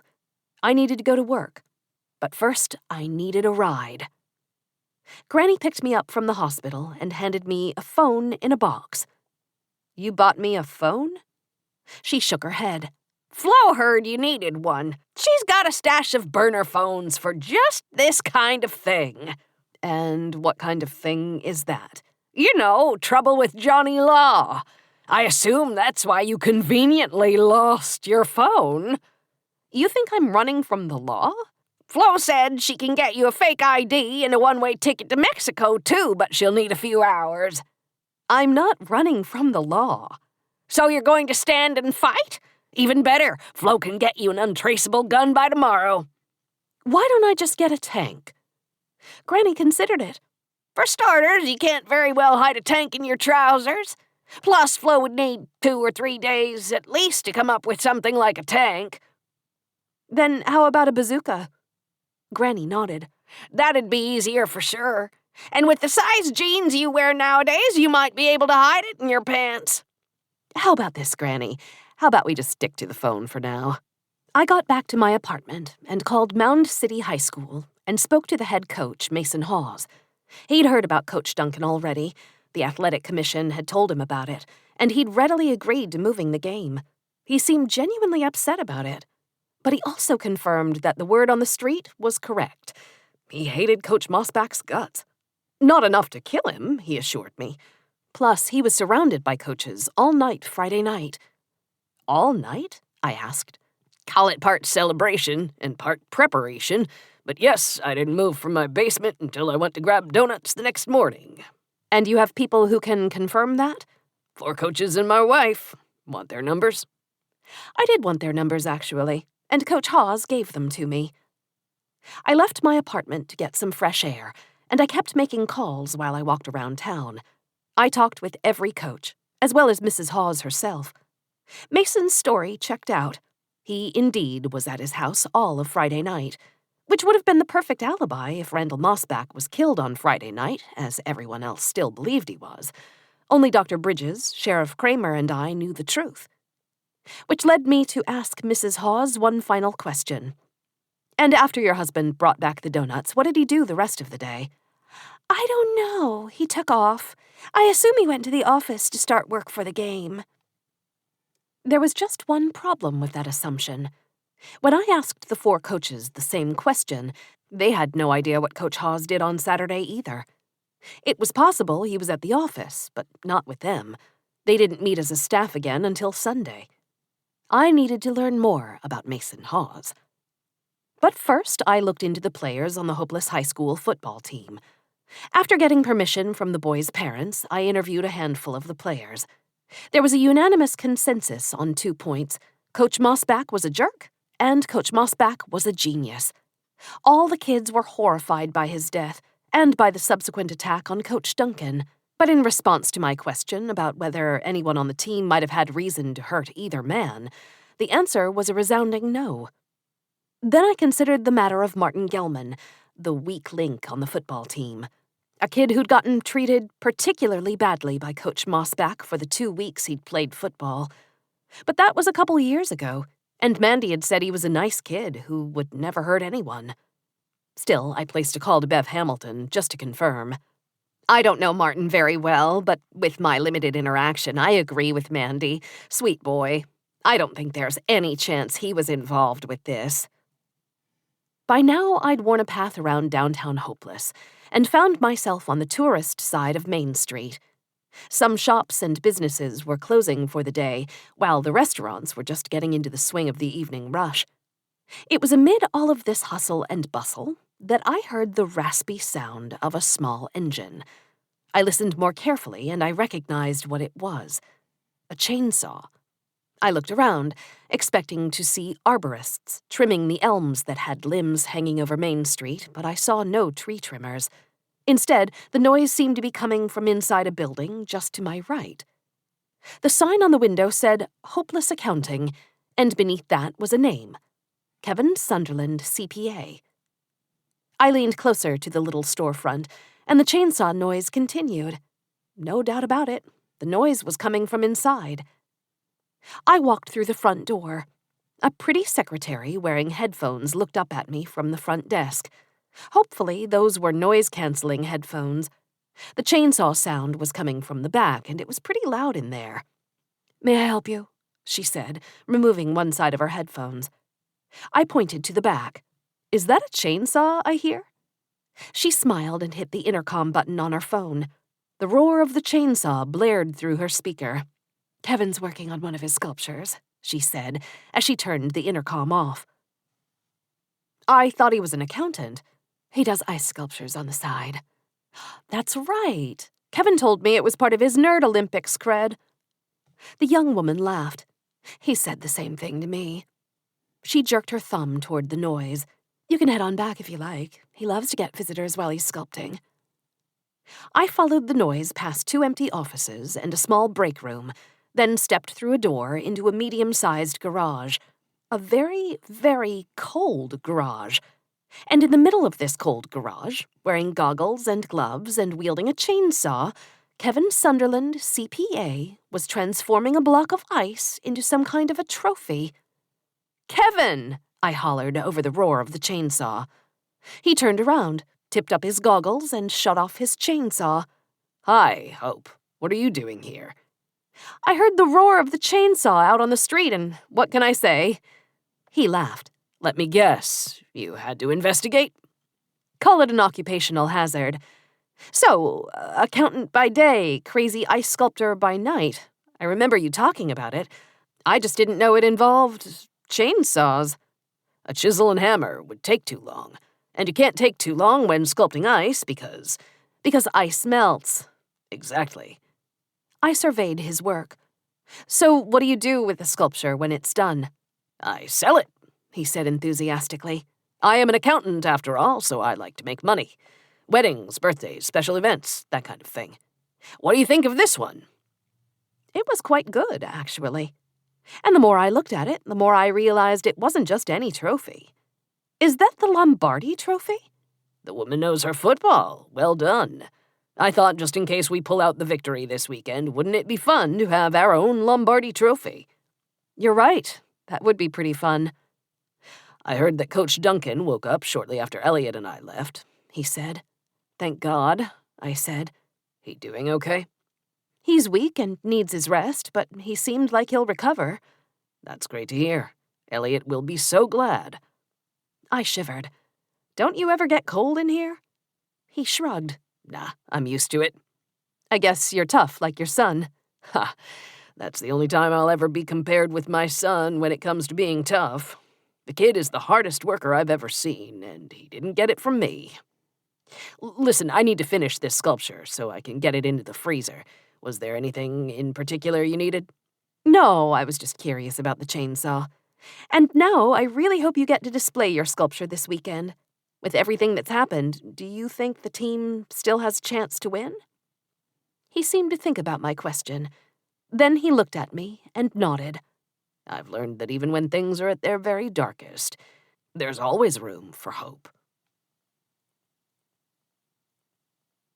Chapter 25.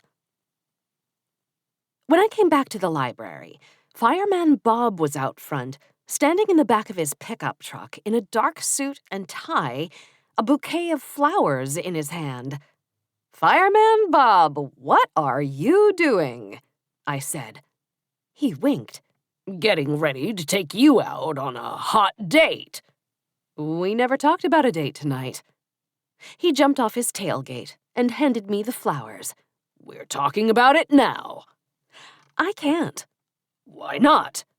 "I've been working all day. I need a shower. And if that's what you're wearing, I don't have a thing to wear." He pointed at me playfully and made a curious face.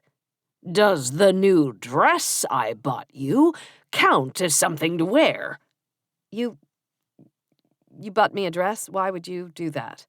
You know, sometimes you're not very quick on the uptake, so we can go on a date." "But I don't even like you that much." "What's that got to do with anything?" Fireman Bob didn't seem even a little offended. I threw my hands into the air. "It's the only thing that has anything to do with anything." "Yeah, I don't really follow," he said, somehow actually perplexed. "Bob," I said, as kindly as I could. "I prefer Fireman Bob." "Fine, Fireman Bob. In order for two people to go out, they have to like each other, don't you think?" He scratched his head. "I just figured they both needed to be hot. I know I am, and I'm pretty sure you are." "You're pretty sure?" "I've got a sneaky suspicion you're gonna look smokin' in this dress." I buried my head in my hands. Arguing with Fireman Bob made me feel like a stormtrooper questioning Obi-Wan Kenobi, disoriented and not at all sure what was happening. I looked up into the goofy idiot's face. His gigantic smile was like a tractor beam, drawing me in. "Oh, well, I am pretty hungry." His grin widened. "And I don't really care if you shower. I think chick sweat smells pretty good." "You think I could see the dress first?" I asked. My logic was simple. Chances were Fireman Bob had picked out something that looked like a bridesmaid dress from the 80s, in which case this was going to be a simple conversation. But what he pulled out of the cab of his truck was not a hideous periwinkle blue dress with ruffles. It was a simple and sleek black dress, and it even appeared to be in my size. "This is gorgeous," I said. "So, is that a yes?" "You taking me to McDonald's or something a bit classier?" "Are you kidding? They call me Fireman Bob, don't they?" "Which means?" "Classy is my middle name." 10 minutes later, I climbed out of the shower, only to find Katie and her 3 kids in my apartment. Katie had a razor in one hand and a curling iron in the other. Baby Celia was on the floor, gnawing on an old shoe. Lucy had a large plastic bin of makeup in her hands, and Dominic was holding a dart gun pointed at my face. "Katie, all I said was that I needed help with my hair." "I know that's what you said, but the last time you went on a fancy date was not ever before in your life. I figured you could use the help." "For the record, that's not true. Jimmy took me out for homecoming." "The Long John Silver's in Boise does not qualify as a fancy date." "I understand the curling iron and the makeup. I'm less certain why Dominic is pointing a dart gun at my face." "Because Mama says you never listen to directions," Lucy said. "And that I was supposed to shoot you in the face if you don't do what she says," Dominic said. "All I said was that I needed help with my hair, I repeated. Lucy grabbed a stool from the kitchen and put it in front of the bathroom mirror. Then Katie sat me down on the stool and held up my hair as if she was examining me. You know the scene in Pretty Woman where Julia Roberts has the huge makeover done and then comes out looking like a princess? That's what we are going to do for you tonight, Hope. Are you saying I remind you of Julia Roberts, or I remind you of a hooker? I asked. Honey, I have never treated you like a prostitute. I sighed. Well, Katie, you just did. With that, Katie roared with laughter, Lucy giggled, and Dominic shot a dart that whizzed by my ear and stuck to the mirror. 30 minutes of prodding, poking, and styling later, Katie, Lucy, and Dominic were all looking at me with silly smiles on their faces. What? I said. Our little Hope is finally growing up, isn't she, kids? Scale of 1 to 10, how do I look? We talking normal scale or the famous Fireman Bob burrito scale? Either, both, I don't care. Katie stepped forward, grabbed my hands, and squeezed. You look incredible. Really? Yes, Hope, really. Katie, I'm nervous. I don't even like the guy and I'm nervous. You're going to be just fine. Remember how nervous I was our first night of summer camp? Yeah, you threw up, had explosive diarrhea, and spent the whole night looking out the window moaning for your mom. It was the worst night of your life. Exactly. And your night can't possibly be as bad as that. Now go. Feel like the beautiful woman you are. Let that big goofball spend a bunch of money on you and have a great time. Thank you, Katie. Thank you, kids. Aunt Hope. Yes, Dominic. Can I shoot Granny in the face when we leave the bar? I leaned over in front of him. Only on one condition. What's that? That you promise to hit her right between the eyes. Dominic broke out into a huge smile. You're the coolest princess in the world. Katie winked at me. Dominic's right. You pretty much are. Now get out of here, princess. Go. And have a great time. Chapter 26. Fireman Bob seemed to approve of the work Katie and the kids had done in getting me ready, because when I walked toward his pickup, his eyes about popped out of his head, and he made a noise somewhere between a yee-haw and a whoopee. He'd made reservations for 2 at a fancy steakhouse in tourist town where the lights were low, the woodwork was dark, and the menu didn't feel the need to use dollar signs. It wasn't until I was taking a long sip of my Cabernet that the weight of the situation really struck me. I was on a date. A real date. Not a football game, not a date to get information for a story. Tonight, I was just a girl wearing a cute dress and eating fancy food. And my date was even good-looking. He was possibly one of the dumbest people I'd ever met in my life, but he was also lovable, endearing, and kind. He'd even saved my life once. Sort of.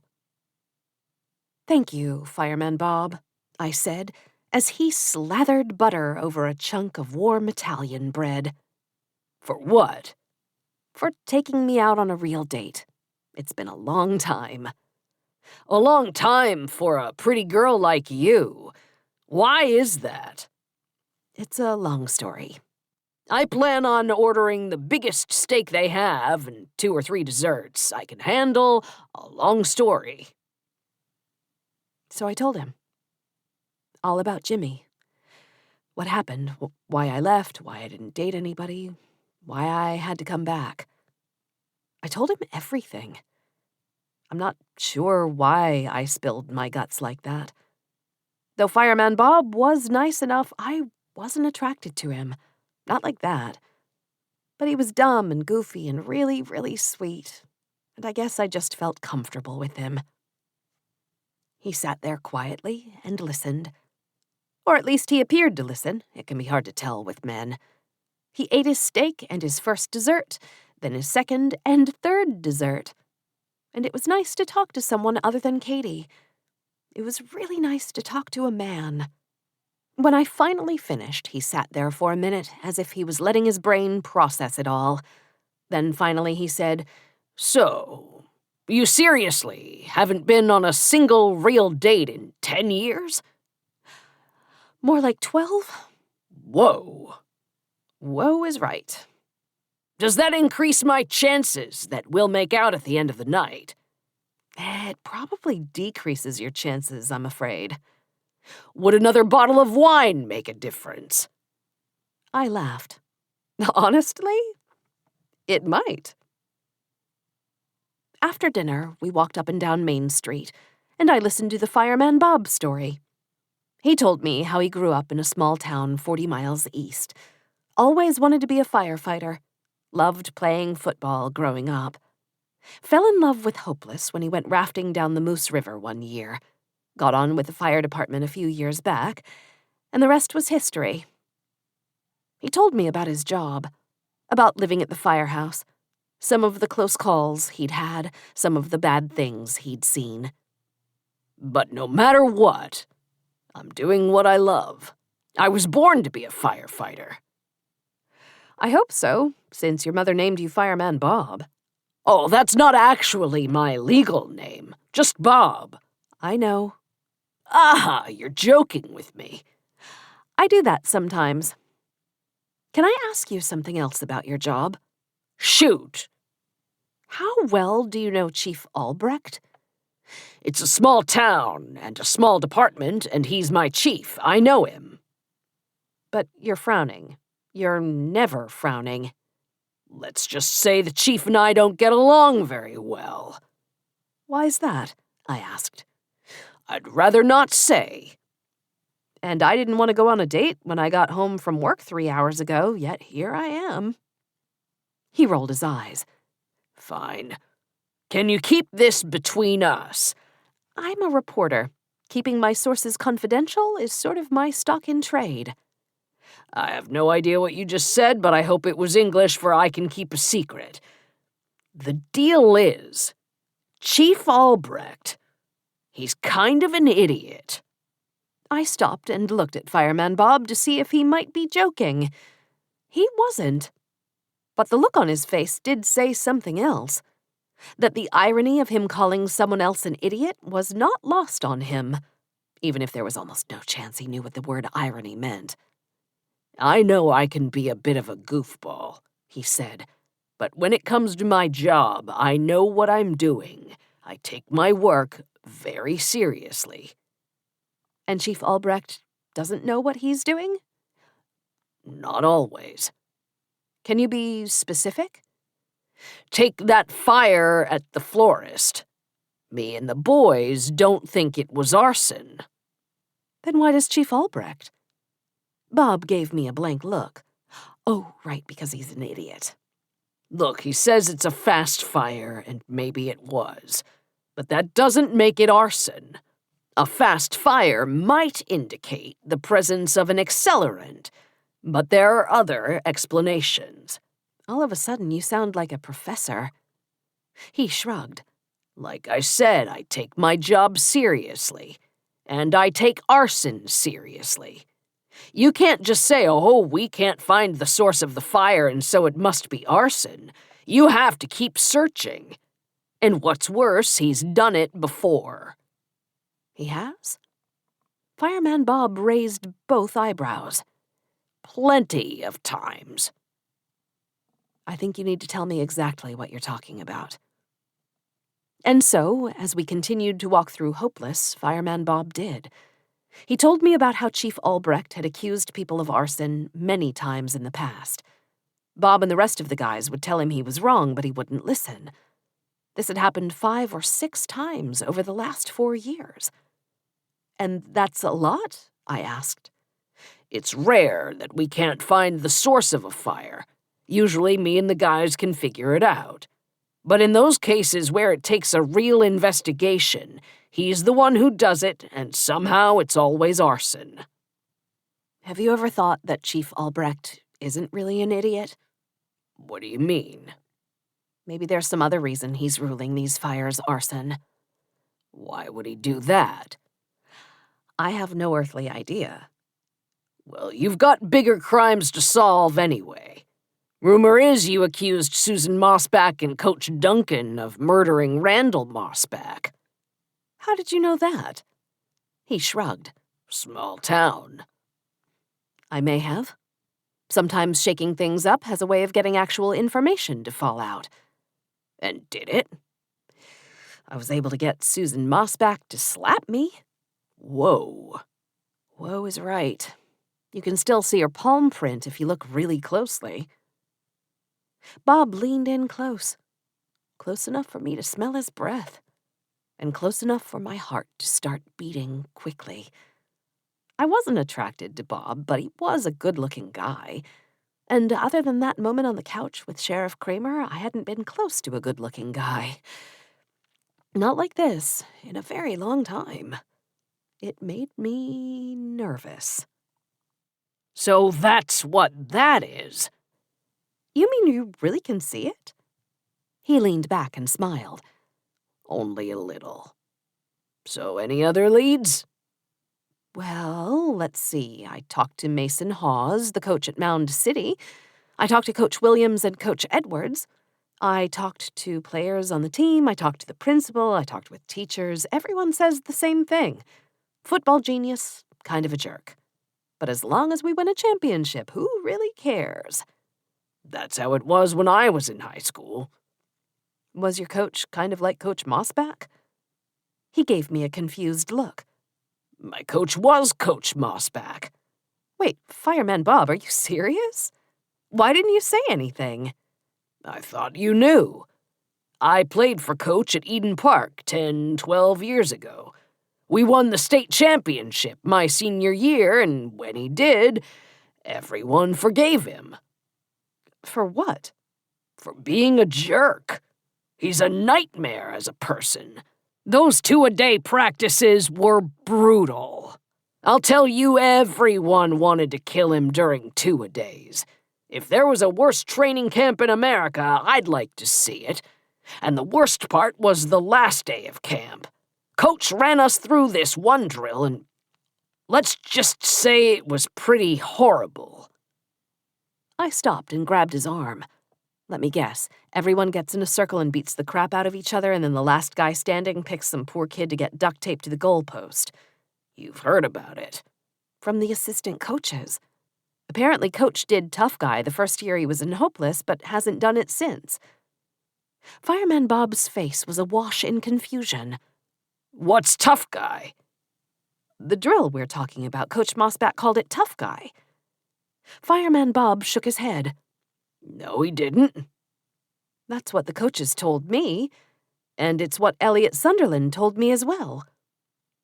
Well, then Coach must have changed the name, because that's not what he called it back when I played.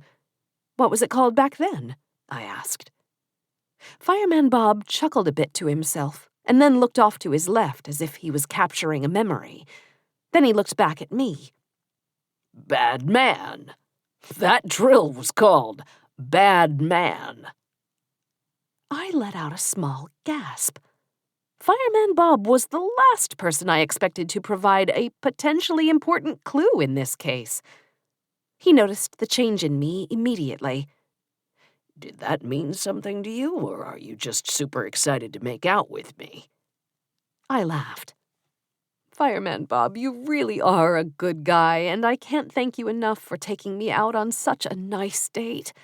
I had a great time. But you do know that we are never going to make out, right? He shrugged. I had a feeling. But what can I say? A guy can hope. I was thinking that mutual hotness thing might seal the deal. Oh, it almost did, for sure, and I'm certain there are plenty of girls out there, many far hotter than I am, who would absolutely love to make out with you. You think so? I leaned in and gave Fireman Bob a hug. I know so. Chapter 27. I was parked in front of the coach's office Friday morning when Bruce Edwards showed up for work. He was wearing school colors and a baseball cap. His eyes were bloodshot. He barely acknowledged me. "You don't look so good," I said. "Don't feel so good.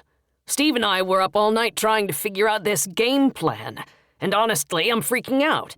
We do our final walkthrough this afternoon. We're out of time." Maybe under the circumstances, the athletic commission would postpone the game? They're already doing us a favor by moving the game to our home field. People in Mound City were none too happy about that, by the way, understandably. Anyway, no chance we get extra time. What are you doing here this morning? I wanted to ask you a follow-up question about that drill you were talking about. You're not gonna get me in trouble, are you? As stupid as that drill was, no, I'm not trying to get you in trouble. But I am curious. You said it was called Tough Guy. Yeah? Did it ever have another name? Tough Guy is what we always called it. Well, I guess except for that very first year I was in Crete City. He thought about it, as if he was accessing some long-term memory. Then we called it Bad Man. Any idea why it was changed to Tough Guy? Yeah, now it's coming back to me. There were grumblings about the drill, and the principal made Coach promise not to run Bad Man anymore. So Coach Mossback just changed the name and kept right on doing it. And when the drill was called Bad Man, the winner, the last man standing, would scream what? Bruce shrugged. I am a bad man. Loud and proud, like I said before. He put his key into the door and opened it. Can I ask why you're so interested in that stupid drill? I thought about the suicide note. The note I strongly suspected was not written by Coach Mossback. The one that said, "I am a bad man." Somewhere deep in my bones, I knew there had to be a connection. What can I say? I'm curious. I think it's more than that. You're probably right. Good luck tomorrow night, Coach. I know the whole town is pulling for you, and those boys will give the effort of their lives. We'll need more than the effort of their lives. At this point, we'll need a miracle. My new phone buzzed while I was filling up my car at Frank's convenience store. Done making out yet? How'd you get my new number already? Granny, she said you're a fugitive from justice. I'm not. You're not done making out yet? I'm not a fugitive from justice. I know you're not a fugitive from justice. I want to know if you're done making out with Captain Ron. His name is Fireman Bob. Whatever. And no, I'm not done making out yet. Seriously?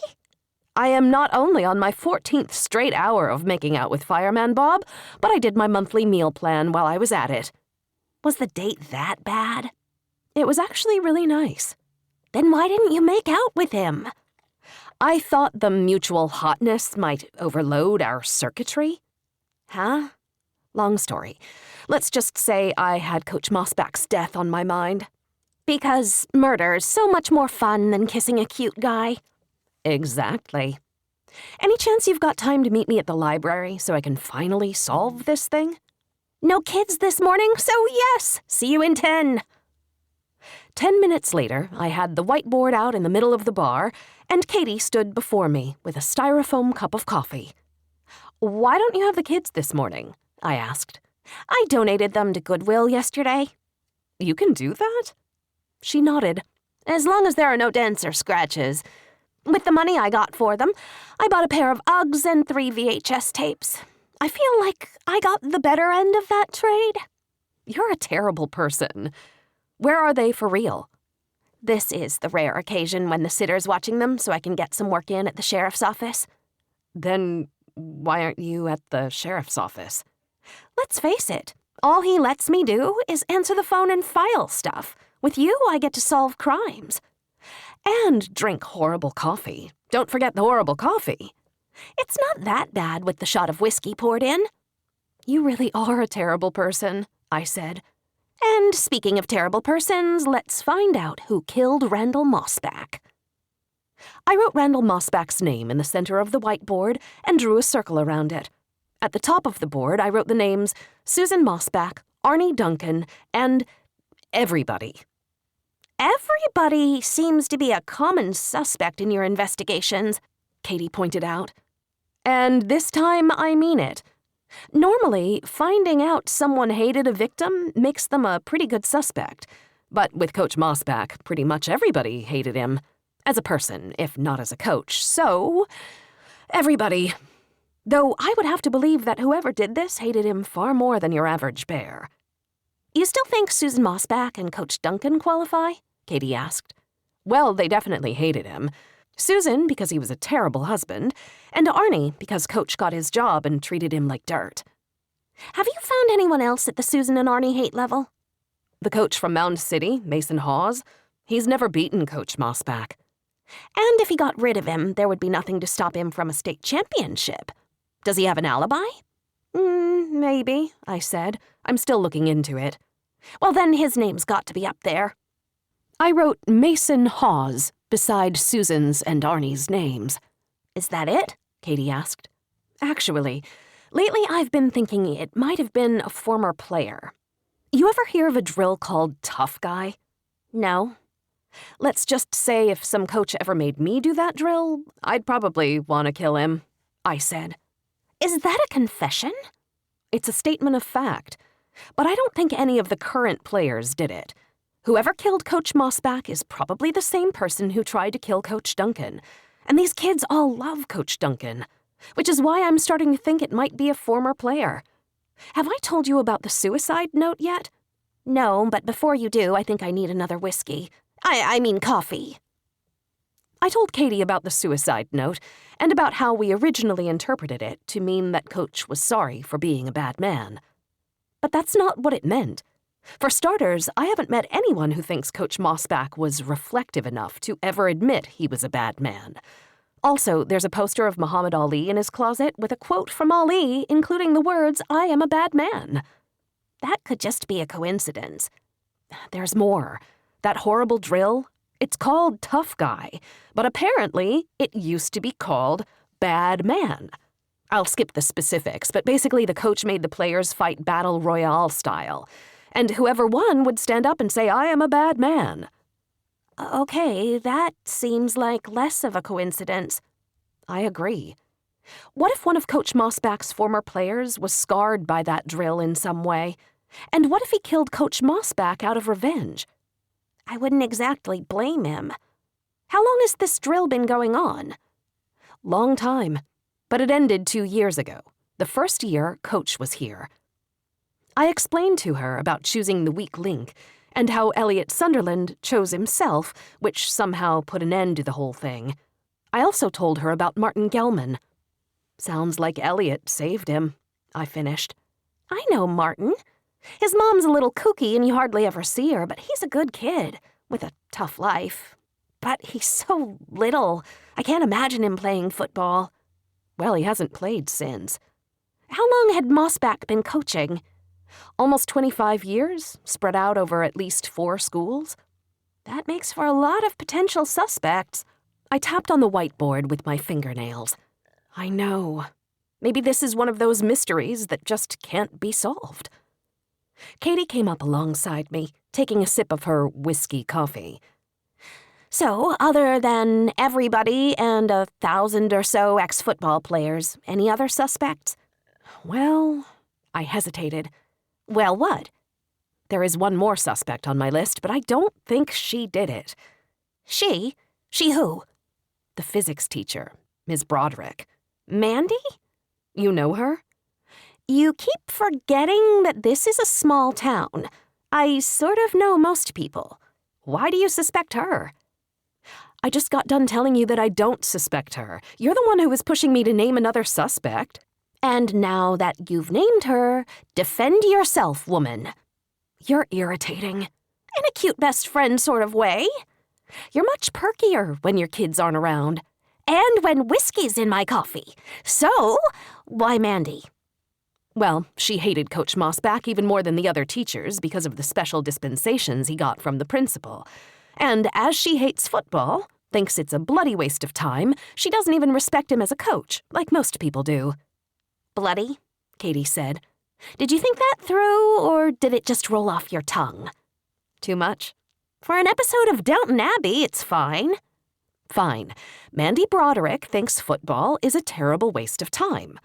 No, bloody fits better, Katie said. It does, doesn't it? So, Mandy Broderick hates Coach Mossback, and she bloody hates football. Thus, she killed Coach Mossback. I never said she killed him, I said. Katie smiled.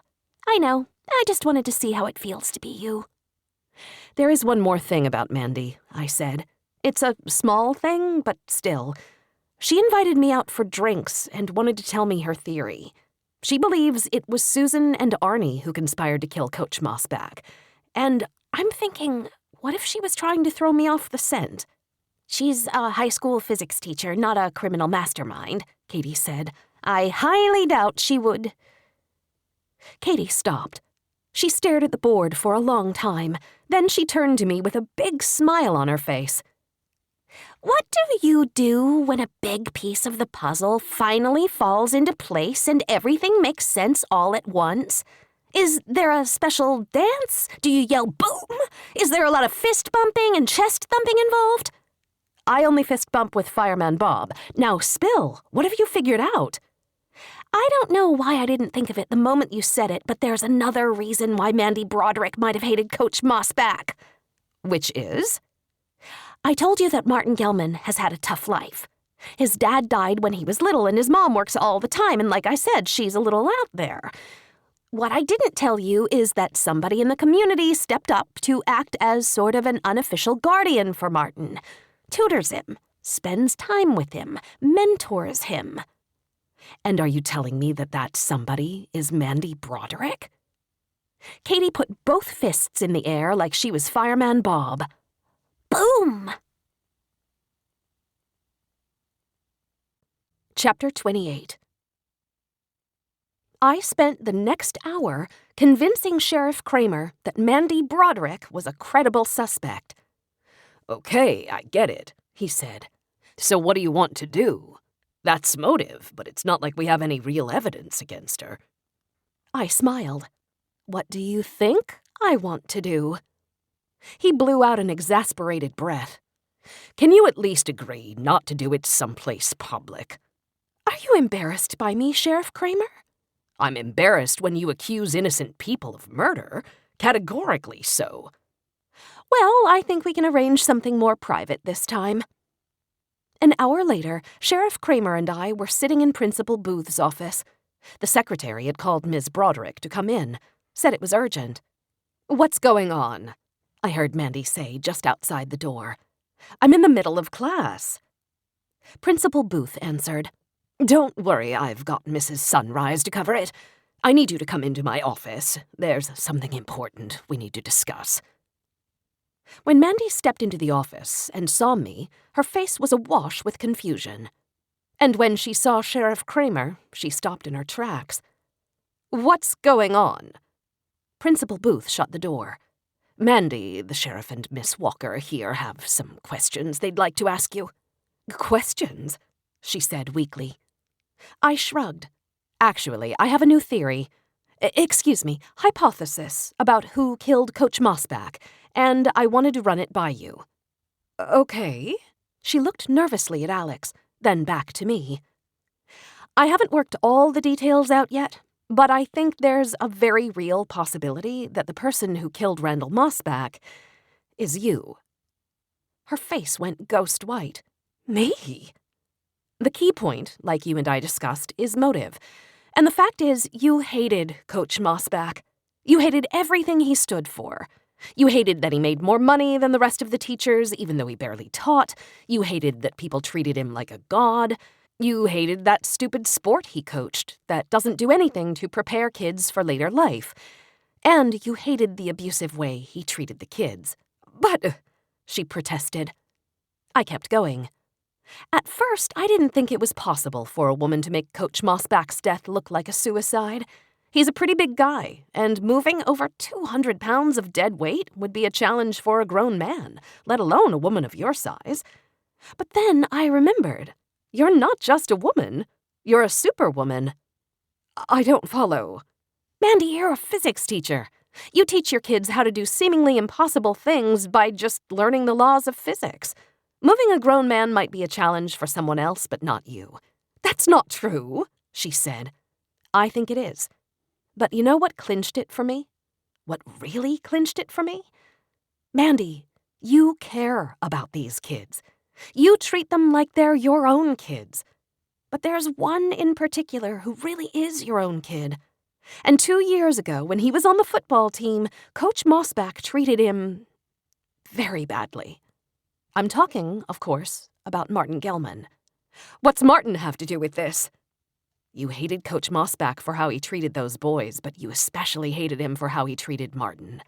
I'm guessing you promised yourself that one day you would get your revenge on Coach Mossback. And what better way than to wait for the week of his crowning achievement and then make it look to all the world like Coach Randall Mossback, high school football coach extraordinaire, was actually a big, fat loser. Mandy was speechless. She looked like she was in a complete daze. Finally, she looked at Principal Booth. This isn't true. She looked at Sheriff Kramer. Then she looked back at me. And once again she said the words, "This isn't true." "Ms. Broderick," Sheriff Kramer said, "can you account for your whereabouts this past Saturday?" "Saturday?" "It's when Coach Mossback died," I said. "Mandy, we need your alibi." She ran her hand across her face. I didn't do this. I couldn't have. I was in Boise all day." Sheriff Kramer gave me a look, and I knew we were both thinking the same thing. Mandy Broderick was lying. "Can anyone corroborate this?" I asked. She sat quietly for one long, awkward moment. Then she shook her head. "No." Principal Booth frowned. "Mandy, I'm so sorry about this, but until this matter is sorted out, I'm afraid I'll have to put you on leave. With pay, of course. Hopefully this is only temporary." That finally shook her out of her daze. She stood up, hands balled into fists at her sides. "I didn't do this!" she screamed. She shook her finger at me. I thought you were better at your job than this. You have no evidence, none. Yet you come in here spreading these lies about me to my boss? You've got a hypothesis, a very stupid hypothesis, and that's all. So fine, I'll take my paid leave, but don't think I'll take it quietly. And when you try to find your evidence, I'll tell you this. You won't find any, because I did not kill anyone." And with that, she turned and stormed out, slamming the door behind her. Principal Booth sighed. "That did not go well." He looked at me and the sheriff. "I'll give you two a moment, and then I'd like my office back." He left and closed the door gently behind him. Alex gave me a withering look.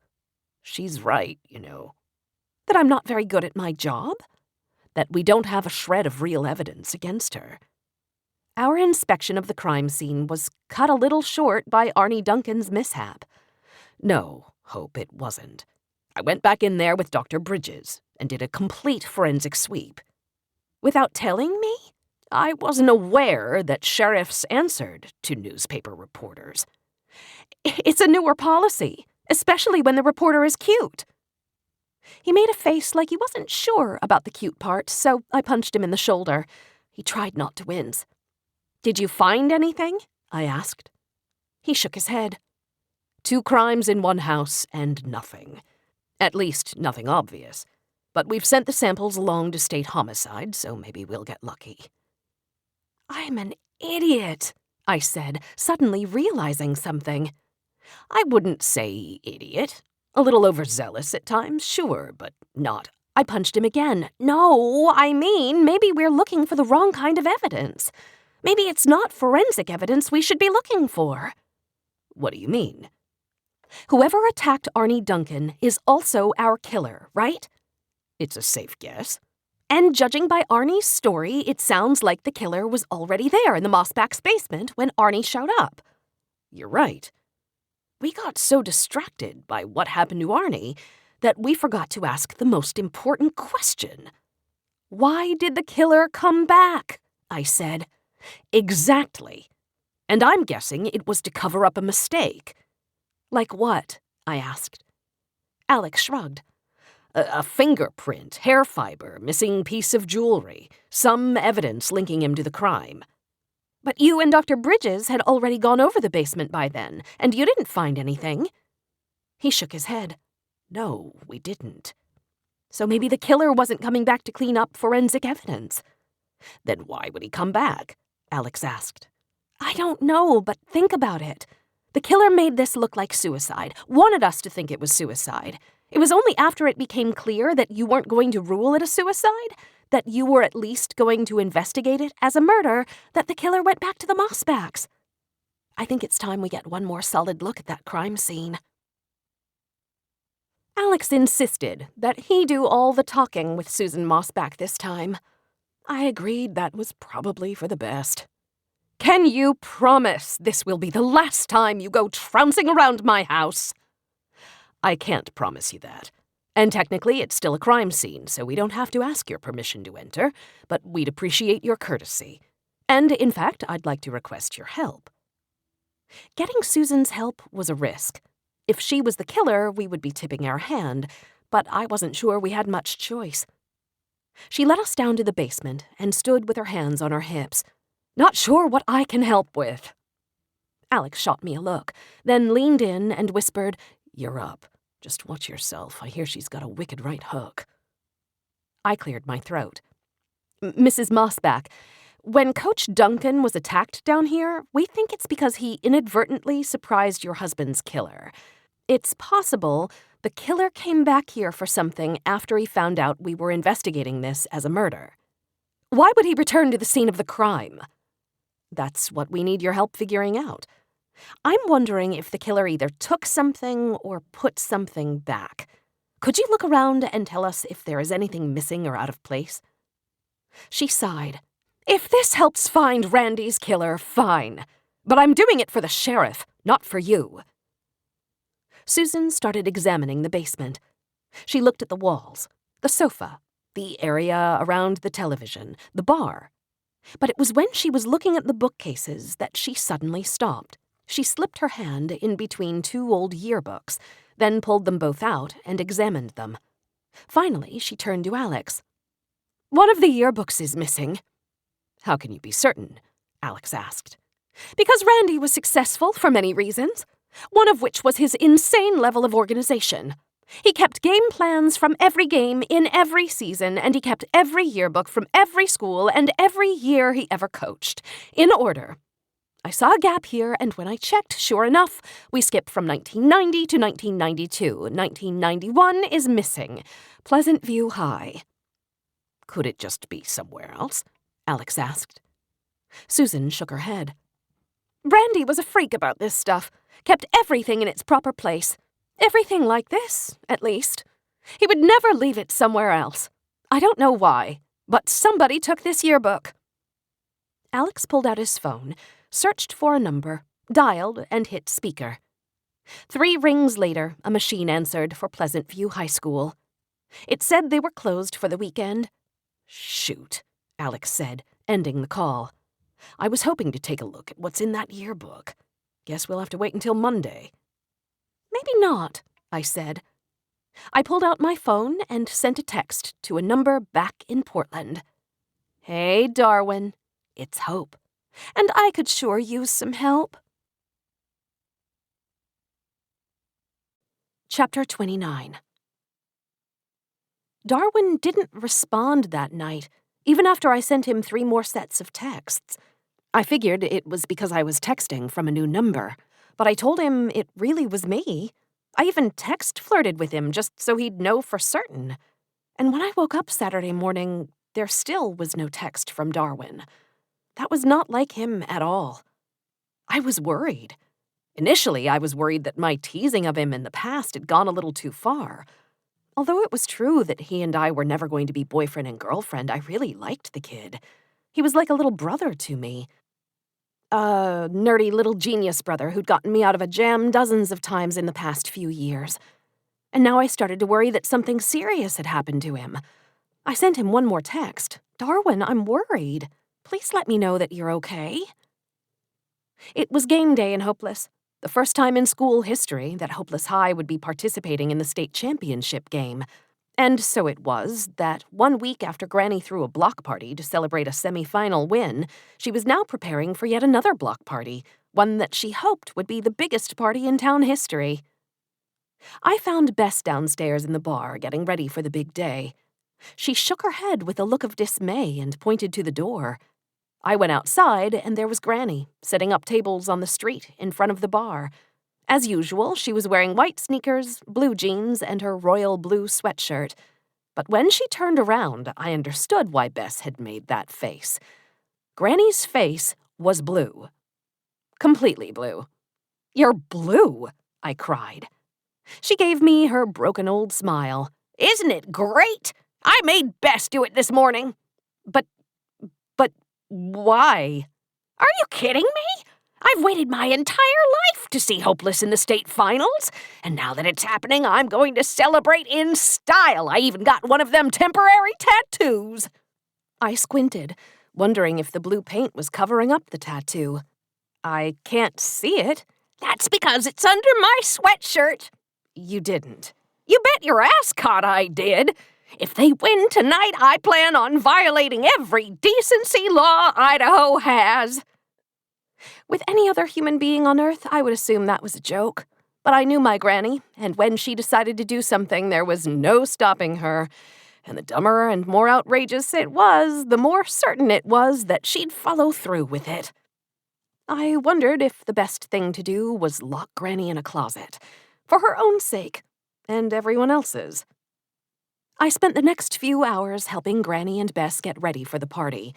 And as much as I didn't want Granny to go all Granny's gone wild after the game, I did hope the home team could somehow pull out a victory. The team and the town had been through so much, and everyone deserved some good news. A victory would be just the thing to help them move on, especially if I could figure out who killed Randall Mossback. Trucks delivered food and supplies.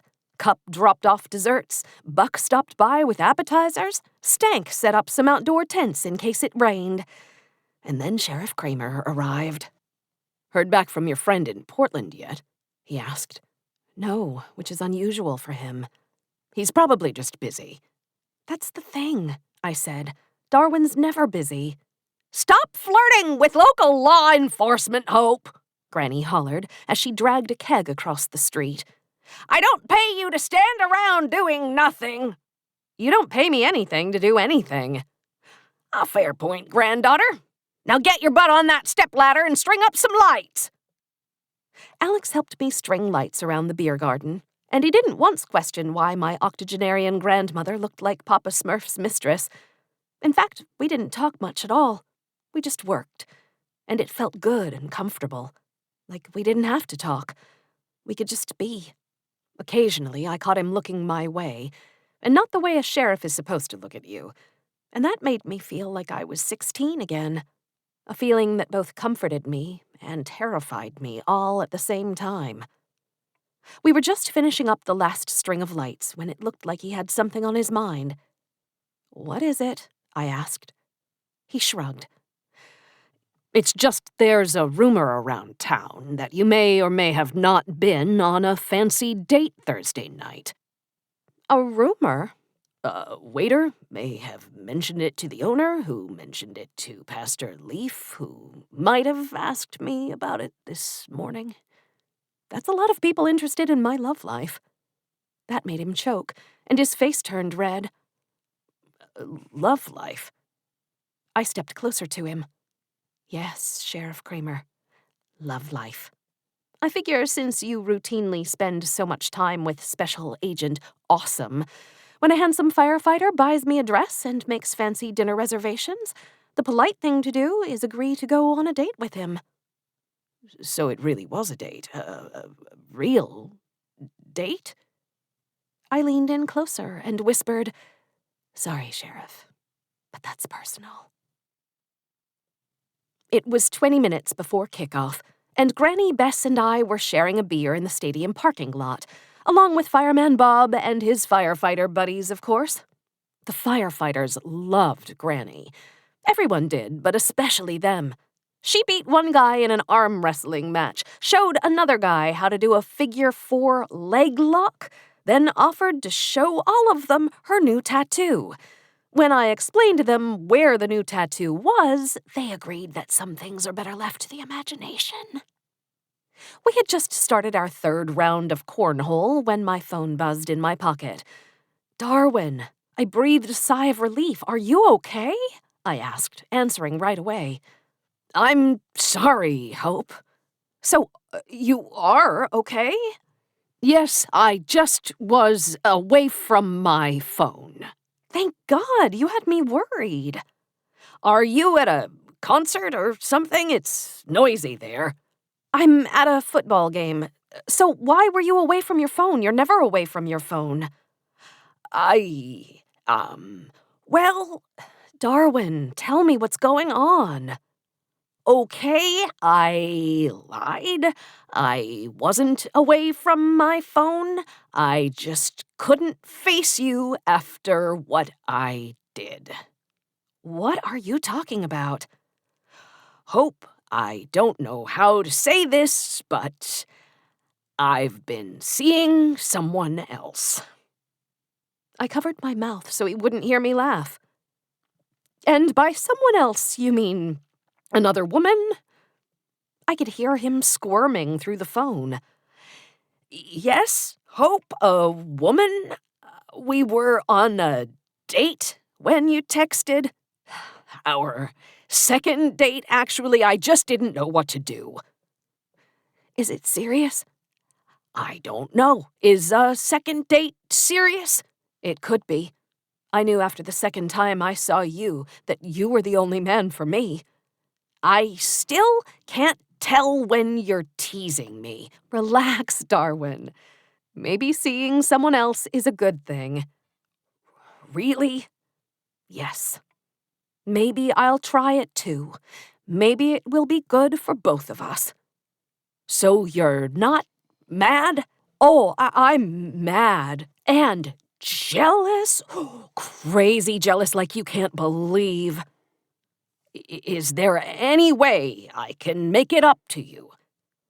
I covered my mouth so he couldn't hear me laugh again. I was probably going to hell for this. Oh well. "Actually, there might be." "Name it," Darwin said. "You think high schools keep digital copies of yearbooks online?" "Probably depends which high school, but these days I would think so." "Good. Here's what I need you to do." I told Darwin about the missing 1991 Pleasant View yearbook, and I explained exactly what I needed him to look for. "Any idea how long something like that might take?" I asked. "I would think old yearbooks would be saved as PDFs, and those are much harder to search through than a text document, so I'd say an hour at least." "There's one more thing." "Anything?" I explained the other favor I needed. Then before I let him go, I said, "Darwin, about this other woman. Is she nice?" "I mean, I don't really know, but I know she went out with me twice, so that was nice." "Then, Darwin, I'm very happy for you." A few minutes later, I followed Granny and Bess into the stadium. They both looked around in amazement. "I've never seen so many people here in all of my life," Granny said. "Have you, Bess?" Bess just shook her head. And they weren't the only people gawking. It's not every day you see an 80-year-old woman who looks like a blue popsicle. She got lots of high fives and fist bumps, and even a couple of chest bumps. And I had two great hopes for the night: that Hopeless High represented themselves well, and that my Granny kept her clothes on. We sat in the stands surrounded by friends. Fireman Bob and his pals from the firehouse, Stank and Cup, Buck, Flo, and Zeke. Katie even showed up with Chris and the kids just before the national anthem. "I can't believe you made it on time," I said, as she and Celia squished into our row. "It had to happen eventually," she said. Dominic and Lucy were dressed up in costumes, naturally. Is Dominic supposed to be Vin Diesel? I asked. Not Vin Diesel, Dominic Toretto. Fearless street racer, auto mechanic, and ex-convict. I bet he thinks it's cool that they share the same first name. I don't think he even recognizes that. He just likes the fact that Toretto drives fast cars, steals stuff, and beats people up with a baseball bat. You know, I'm no parenting expert, and I'm just spitballing here, but maybe try showing him something other than violent action movies that celebrate the thug life? So, getting him a set of lockpicking tools might be a bad idea? It's possible. Dang, I thought I had my Christmas shopping done. 4 old men in blue blazers went out to midfield for the ceremonial tossing of the coin, and then the game began. On the opening kickoff, Elliot Sunderland hit the returner so hard the poor guy's helmet flew in one direction and the ball went in the other. Hopeless recovered, and I swear the stands exploded. I really feared Granny might show her tattoo right then and there. I had told Bess that if at any point it looked like Granny might try to disrobe, Bess was to hit her low and I would hit her high.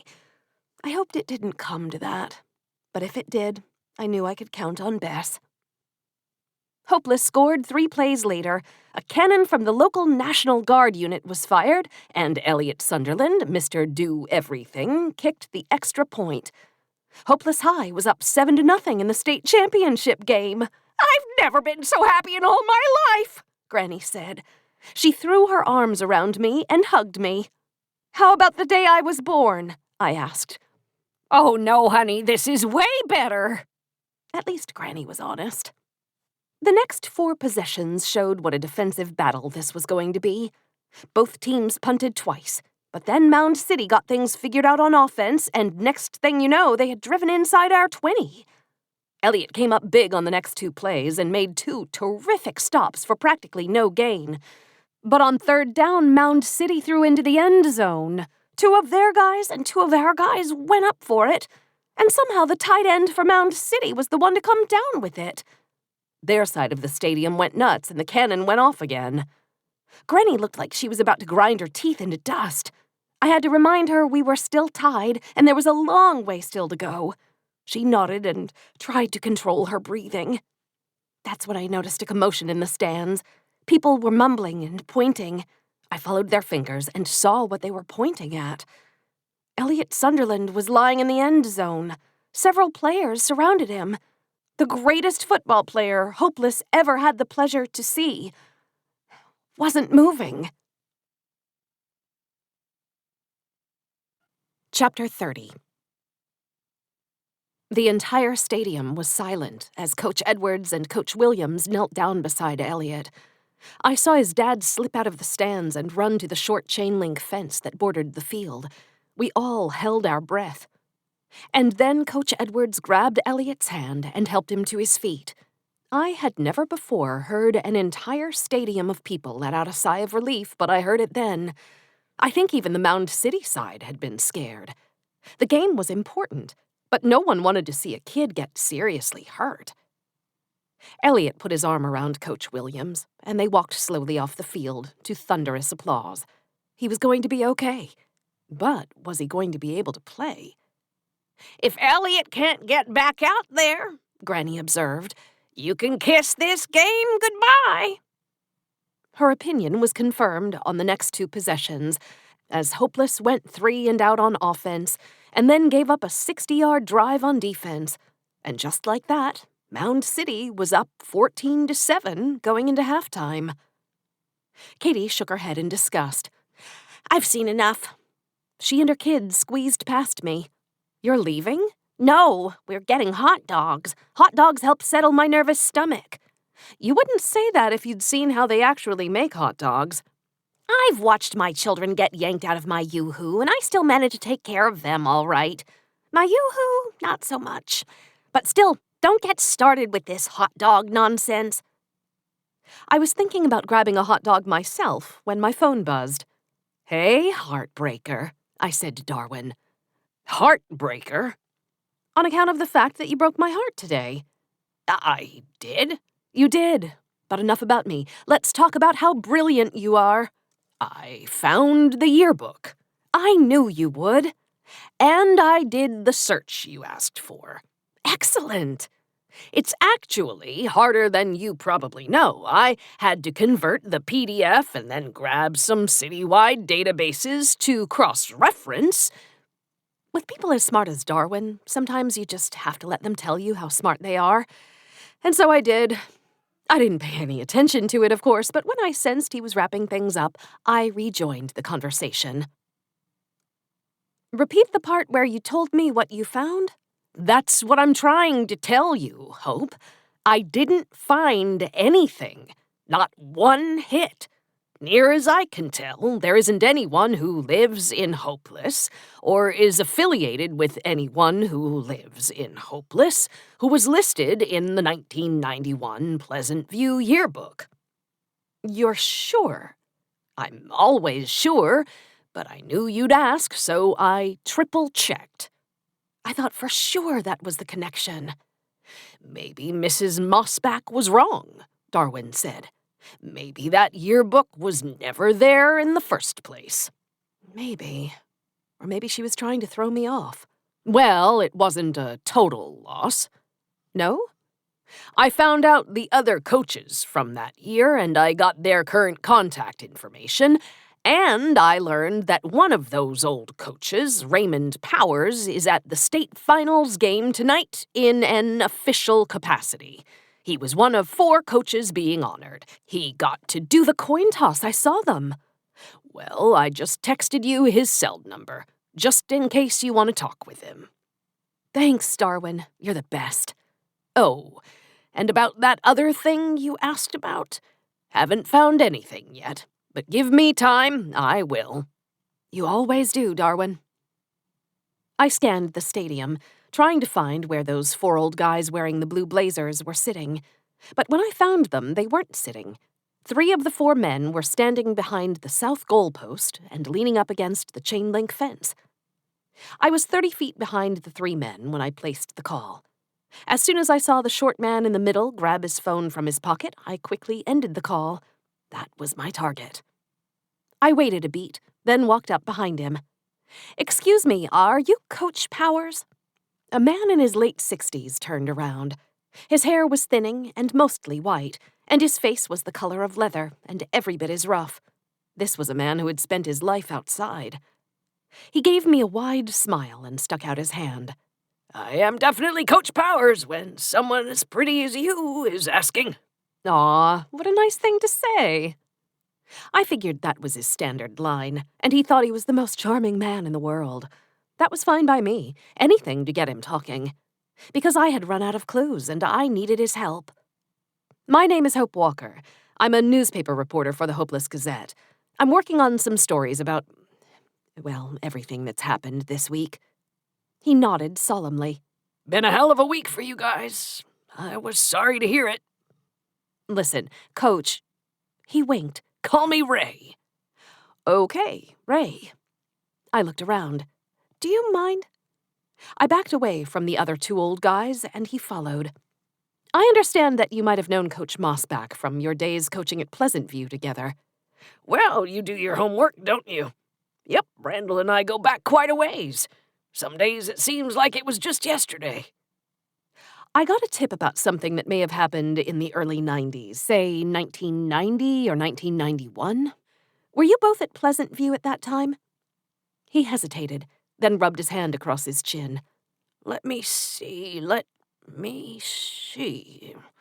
My second kid, my boy Jake, was born in 1989, so, yep, Pleasant View is where I was.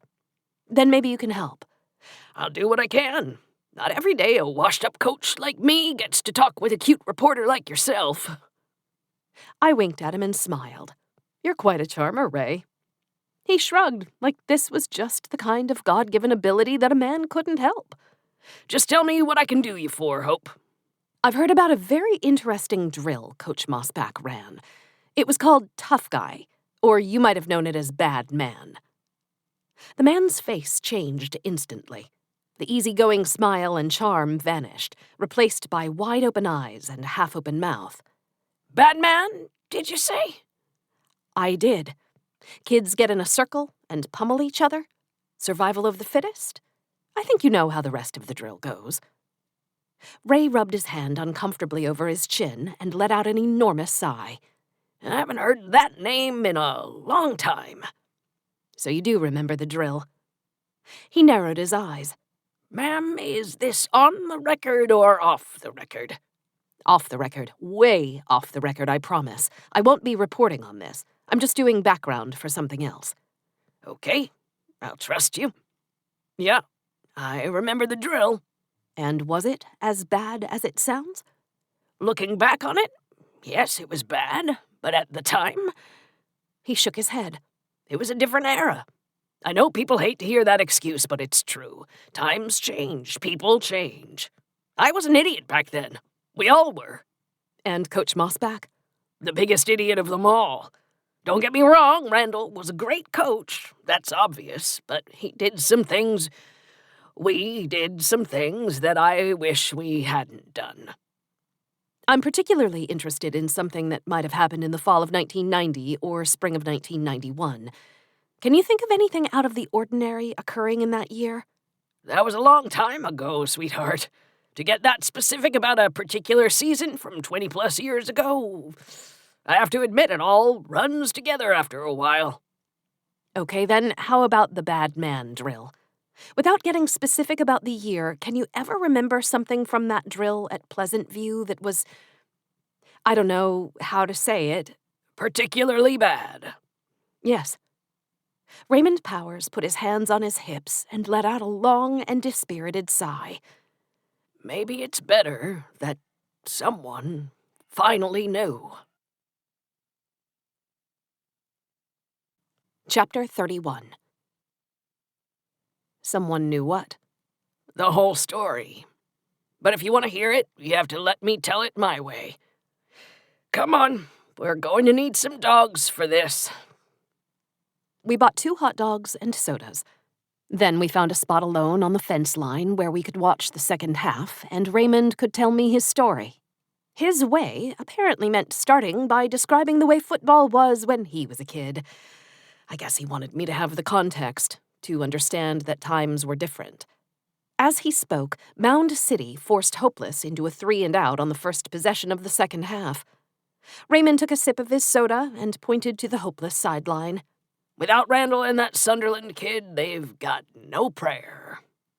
So I've been told.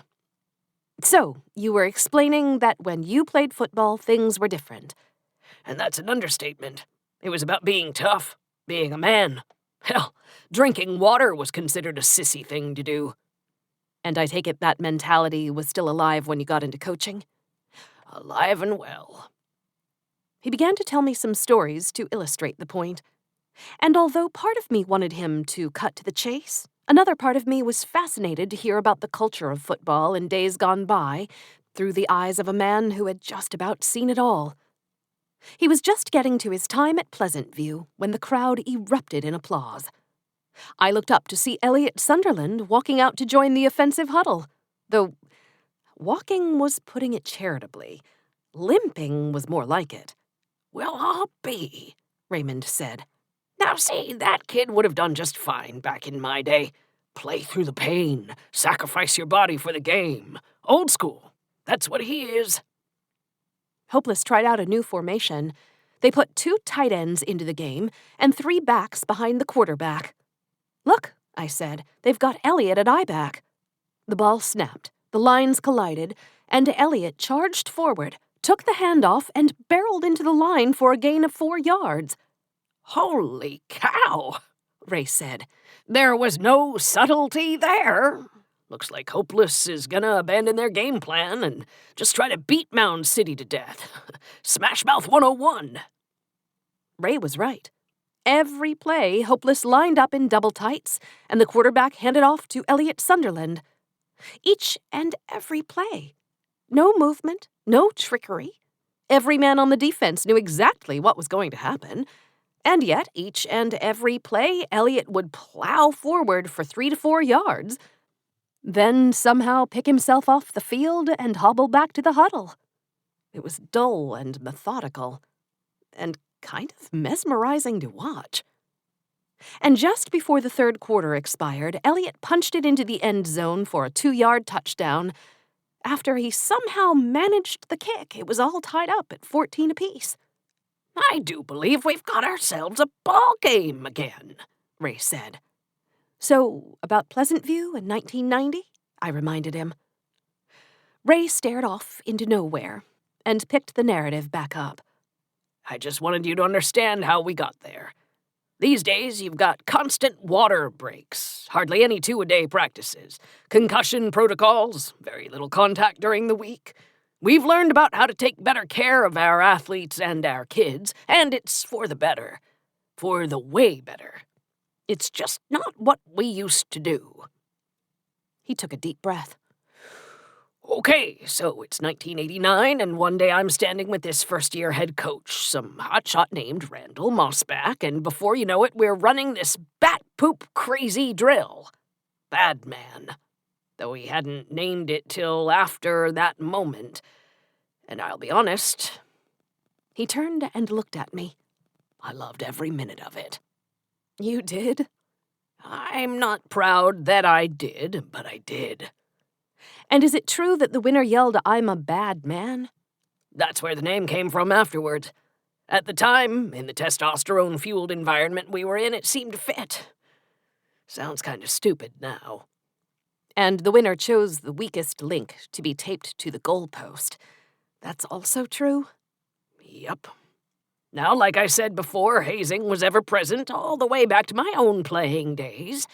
It was done and it was accepted, and I just thought of this as hazing. I didn't think of it as wrong.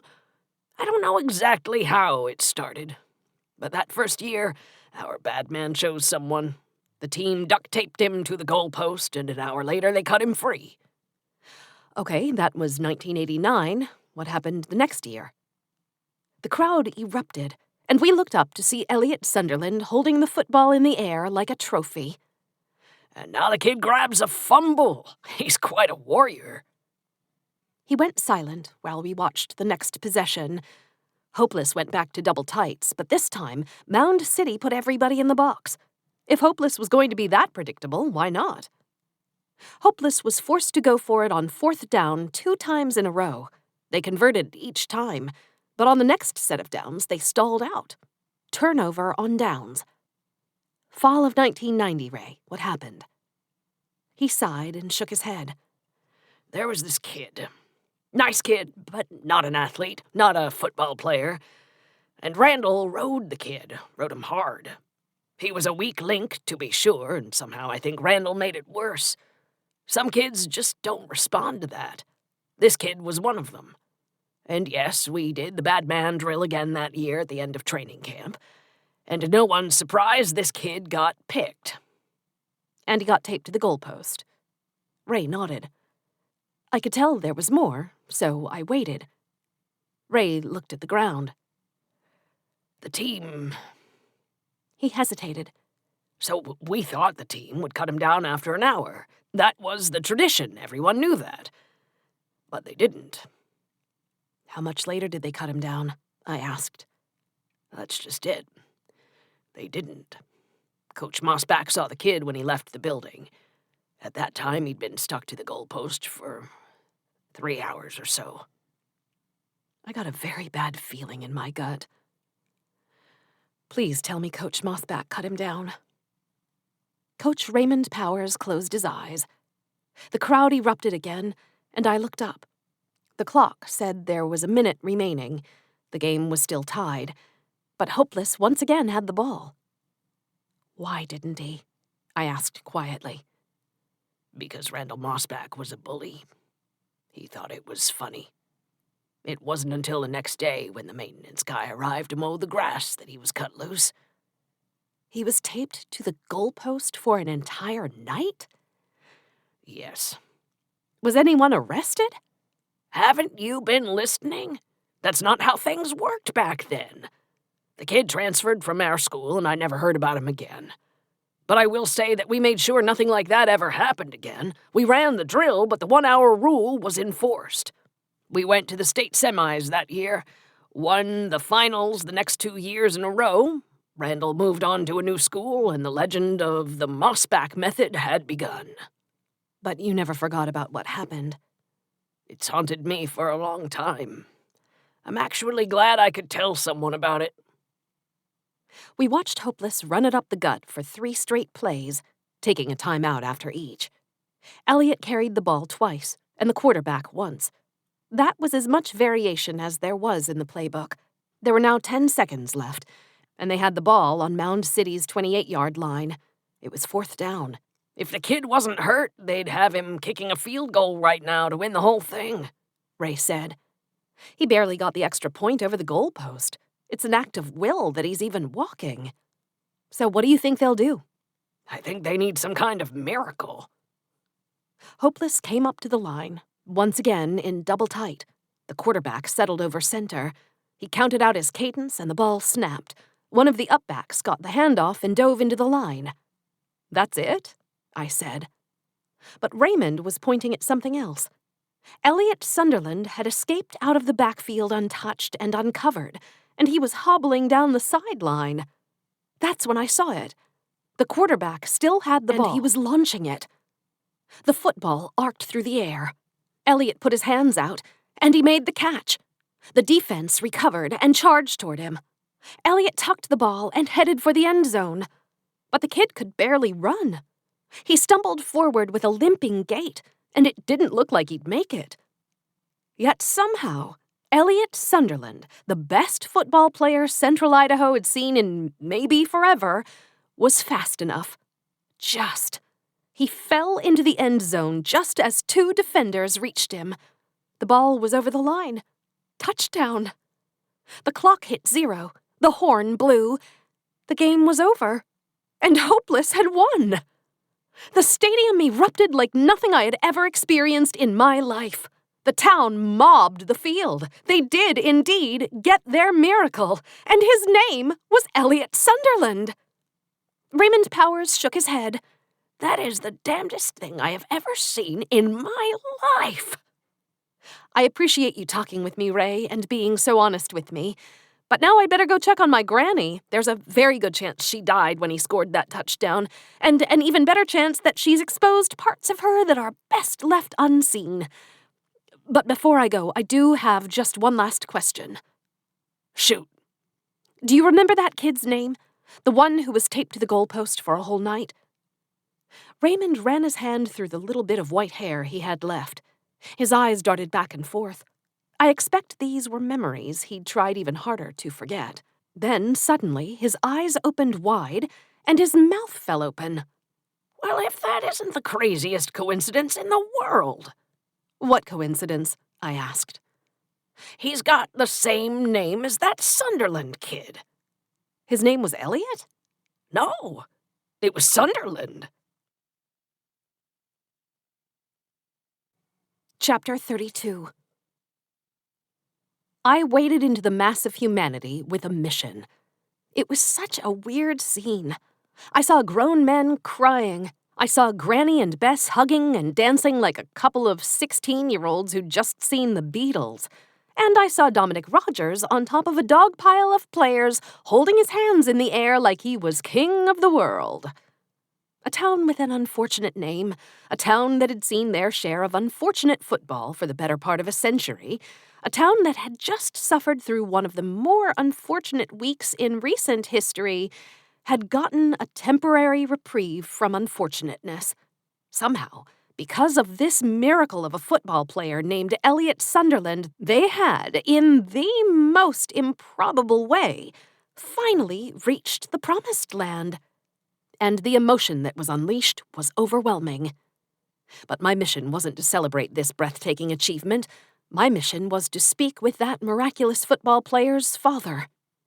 I made it to the middle of the field and found myself next to Sheriff Alex Kramer, who was looking at the celebration with a smile and more than a little bit of pride. The medal ceremony was just beginning. I haven't been here long, but man, that was something, he said, without even looking at me. I figured it out, Alex. Figured what? Wait, seriously? His eyes were suddenly wide with understanding. Yep. And not figured it out, as in you're just going to randomly accuse somebody and hope to get lucky. It's never random, I said. He stared at me blankly. Okay, it's never entirely random. So who did it? A man with a microphone announced that Elliot Sunderland had been named the most valuable player of the game, and the crowd erupted all over again. Coach Edwards and Coach Williams gave Elliot enormous bear hugs. Then Elliot found his dad and gave him an even bigger hug. Father and son. It was enough to break my heart. Elliot finally released his dad and hobbled back to celebrate with his teammates. I tapped Alex on the shoulder and pointed directly at Kevin Sunderland. It was him. Congratulations, Mr. Sunderland, Sheriff Kramer said. Kevin's cheeks were wet, and a smile was plastered on his face. It's all so unbelievable. I don't think it's really sunk in yet. Your son is a really impressive football player, Alex said. Mr. Sunderland beamed. Yes, he really is. Does it make up for your own career? I asked. Excuse me? You know, when you played for Pleasant View in the fall of 1990? The light went out of Kevin Sunderland's face, except for his eyes. They were open wide. He was scared. I don't know what you're talking about. I didn't go to Pleasant View. Well, you're not in the yearbook, I'll grant you that. Of course, you didn't know that when you stole it from the Mossback's house, on the night you almost killed Arnie Duncan. You're crazy. But I understand, I really do. The way Coach Mossback treated you. And then that day. Bad man. What a horrible drill, a horrible thing to do to young people. Horrible for everyone, and even more horrible if you got chosen. Which you did. You were the weakest link. In the world of Randall Mossback's Darwinian football, where the strongest survive and advance, you were the weakest link. I don't need to listen to this. Alex answered, calm and sure. Yes, Mr. Sunderland, I'm afraid you do. So they taped you up to the goalpost, I continued. I'm guessing they taunted you while they did it. It had to have been unbearably humiliating, especially for a teenager. Being called out by boys you thought were your teammates, your friends. But you probably figured, hey, I can last an hour, right? Except that's not what happened. An hour passed and no one came. 2 hours, 3. And then Coach Mossback saw you. I'm sure you asked him to cut you down, to let you go. But Coach Mossback was an animal. What did he do, Kevin? Kevin Sunderland's jaw worked back and forth. His eyes were no longer filled with fear. Now they contained only rage. Pure rage. I'm guessing he laughed at you, for starters, I said. That's the type of thing a bully would do. Revel in your weakness, in his power over you. And then he left you. And you weren't found until the next day. I can't even imagine what that was like for you. I can't either, Alex said. But what I do know is if someone did that to me, I'd want to kill them, no matter how long I had to wait. Mandy Broderick appeared on my left. What's going on here? We were just talking to Mr. Sunderland about a few things, Sheriff Kramer said. Kevin, are you okay? She stepped up close beside him. He ignored her and kept his focus on me. I didn't kill him. I wouldn't hurt anybody. That's not who I am. Mr. Sunderland, Alex said, if this really happened to you, it's a very compelling motive for murder. In fact, it's probably good enough to get a search warrant for your house and your business.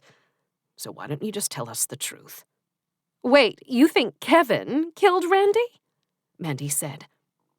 No one responded to her.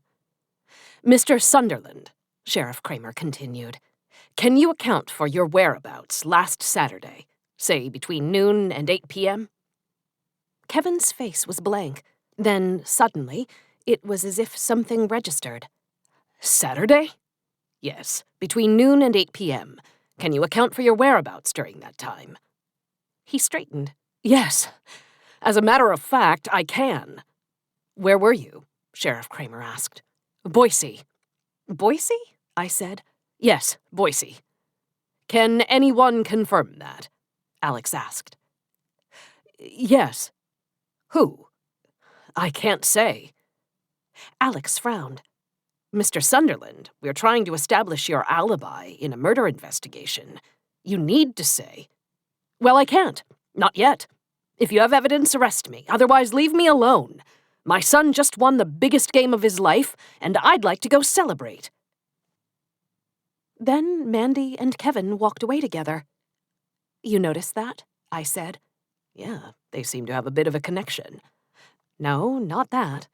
It didn't hit me until just now. She calls Coach Mossback Randy. She always calls him Randy. The block party on Main Street was one for the ages. I'd never seen anything in Hopeless like the game I'd just watched, yet somehow this party had taken it to another level. But I wasn't in the mood to celebrate. I was working. I talked to everyone I could, and as casually as I could, trying to find out two things. What kind of a guy was Kevin Sunderland, and what did people call Coach Mossback? And the answers I got back every time were the same. Kevin Sunderland was a stand-up guy, pillar of the community, and Coach Mossback went by Coach or Randall. And that was it. With the exception of two people who always called him Randy. His wife and Mandy Broderick. I just hadn't noticed it until now. Maybe Sheriff Kramer was right. Maybe I had just blindly accused Kevin Sunderland of something horrible that he would never do in a million years. Maybe the puzzle pieces fit together so well because I wanted them to fit. And maybe Mandy Broderick hated Coach Mossback for a reason that I had never even considered. I saw Bev Hamilton near the main food table near the ice sculpture of the Lombardi Trophy. She was filling her plate with pulled pork sandwiches. "Hey, Hope," she said with half a mouthful. "Amazing night, isn't it?" "It is, but I need your help with something." "What kind of help?" "Official help. I'm working on a story, and I get the feeling that you have a pretty good sense of what's really going on around the school." That piqued her interest. "You mean gossip?" "Yes." She smiled. "I suppose I'm plugged into the grapevine. What do you want to know?"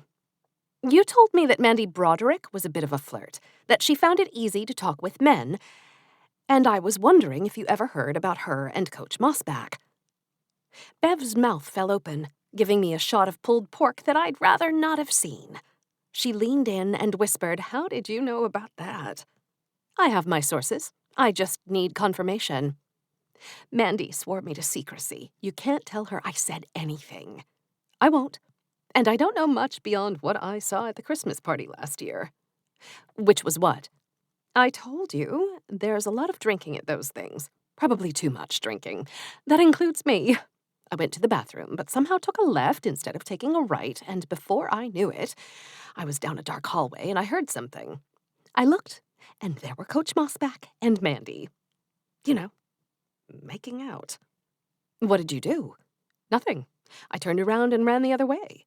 But later that night, Mandy found me and made me promise I would never tell another living soul. And if you write an article about this, I will deny everything." "I'm not writing an article. I'm just trying to solve a puzzle. And you may have just given me the piece I needed." I found Kevin Sunderland and Mandy Broderick seated at a table, drinking a couple of beers. "Now I know why you hated Coach Mossback so much," I said to Mandy. "Excuse me?" "Because you liked him." "And you call yourself a journalist." She shook her head. "To think I ever thought there was something special about you. How do you do it? Do you just spin a wheel and see what random things come up?" "No, I'm just persistent, and I don't give up. And I noticed that there are only two people in the world who call Coach Mossback Randy. One is his wife, the other is you. Don't you think that's odd?" I turned to Kevin. "What about you, Kevin? Do you think that's odd?" "It's a name," he said. "Who cares?" "Fair enough. It's just a name. But it made me dig deeper. And I found out that you and Randy were spotted making out at the Christmas party." "How do you know about that?" "Like I said, I'm persistent. And here's the thing. You gave me all these reasons why you couldn't stand Coach Mossback, and you left out the main one. For some reason, you were drawn to him.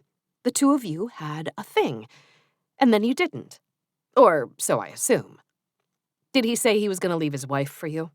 That's how it usually works, but they never do they? You were jealous. You hated him for how he was making you feel. You hated yourself for feeling it. So last Saturday, you killed him. And then you gave me your theory that it was actually Susan and Arnie to throw me off the scent. You might be clinically insane, Mandy said. Sheriff Kramer came up beside me. Actually, she's pretty brilliant, and she has a way of figuring this stuff out. So, did you kill Coach Mossback, Ms. Broderick? She shook her head. Of course not. But you had a thing with him, I said. She hesitated, looked around, then looked at Kevin. He nodded as if to tell her something. She turned back to me. Yes, I did. Who cares? Then I need to ask you again, Sheriff Kramer said. Can you account for your whereabouts last Saturday between noon and 8 p.m.? And Mandy Broderick did a most unexpected thing. She smiled. Yes, I can. Kevin Sunderland smiled as well. And I can too. Then he reached over and grabbed Mandy by the hand. We didn't want to say anything until we told Elliot, and we didn't want to tell Elliot until after the game. Didn't want to distract him. He lost his mother a few years ago, and I wasn't sure how he'd react, but we just told him a few minutes ago, and he couldn't have been happier. Anyway, I took Mandy to Boise last Saturday for an overnight, and we had a great time. Sheriff Kramer and I looked at each other. Wait, I said, you're serious? Mandy smiled. Completely. We had a wonderful time. And can anyone confirm this? Sheriff Kramer asked. Lots of people, Kevin said. I'm an accountant, so I keep every single receipt. He pulled out his wallet, grabbed a handful of receipts, and handed them to Alex. Go ahead and check for yourself. There's everything from breakfast that morning to a fancy dinner that night. I'm sure you can find several people who remember us. In fact, take our picture with you, just to be sure. You see, Sheriff, we have absolutely nothing to hide. Chapter 33. Pastor Leaf's 10 o'clock service the next morning was like a scene from Night of the Living Dead. It seemed the entire town had celebrated the state championship on Main Street into the wee hours of the morning, and the day after hangover was palpable. At one point, Granny fell asleep on Bess's shoulder, and Dominic not only didn't shoot any spitwads, but he didn't make a sound the entire service. I'm not certain, but I think even Pastor Leaf dozed off during his own sermon. And I'll be honest that although I wasn't as exhausted or hungover as everyone else, I wasn't paying much attention to Pastor Leaf's sermon either. I was stuck in my own head, replaying what had gone wrong. One moment I was certain Kevin Sunderland had done it. The next moment I was certain it was Mandy Broderick. But if their alibis held up, which it looked like they would, it couldn't have been either one of them. Because Dr. Bridges was certain that Coach Mossback had been killed on Saturday afternoon, whereas they were an hour away on a romantic getaway in Boise. I had to consider one other possibility. Maybe it really was a suicide after all. If Coach Mossback had let a kid be taped to a goalpost overnight, then he really was a bad man. Is it possible that finally, after all these years, he realized it? Probably not. More likely, somebody clever had somehow been playing me the entire time. The spouse is always the first person to suspect. She was a smart woman. Maybe she'd outmaneuvered me from the start. And then there was Mason Hawes. He had an alibi for Friday night, but not for Saturday. At least, not one that I knew of yet. I would have to follow up on that. I was still stuck in my head, going over all these maybes, when I ran into Sheriff Kramer right outside of church. He smiled that easy smile, the one that made me a little weak and wobbly, and made me feel things I wasn't quite ready to feel. Just not yet. Sorry, I said, and I didn't mean running into him. He grabbed my arm in a firm but gentle way that made me not want him to let go. For what it's worth, I thought you were right. You did? He nodded. So I'm not a lunatic investigator throwing out theories like they're candy? He smiled again. Not this time. Listen, the alibis check out. That's what I was doing before church. Mandy and Kevin were definitely in Boise all day on Saturday. Which means they didn't do it. Alex sighed. I'm afraid not. In fact, I talked to Kevin Sunderland this morning. He wanted to make sure he was in the clear. Apparently, he and Mandy Broderick are going on another trip today, and he just wanted to be sure they were free to go. What did you say? The same thing I'm telling you. That given their alibis, we have no reason to hold them. Either of them. The smell of Dial soap, secret deodorant, and bourbon hit me from behind, and I spun around to see Granny and Bess with Flo and Zeke behind them. They didn't look happy. We've got business with you, granddaughter. I got the distinct feeling that I had walked onto the set of Deliverance. What kind of business? She shook her head. Not around the sheriff. Just you and us. And we do it down at Buck's. Granny sat at one end of the large table in the middle of Buck's diner, and Stank and Cup sat at the other end. Bess was next to me, and Flo and Zeke were opposite us. Buck was standing nearby with his dish towel slung over his shoulder, chewing on a toothpick, a silent sentinel for this strange meeting. The bell clanged over the front door, and Dr. Bridges walked in. Am I late? Granny pointed to the seat next to Zeke. Just about to start, Doc.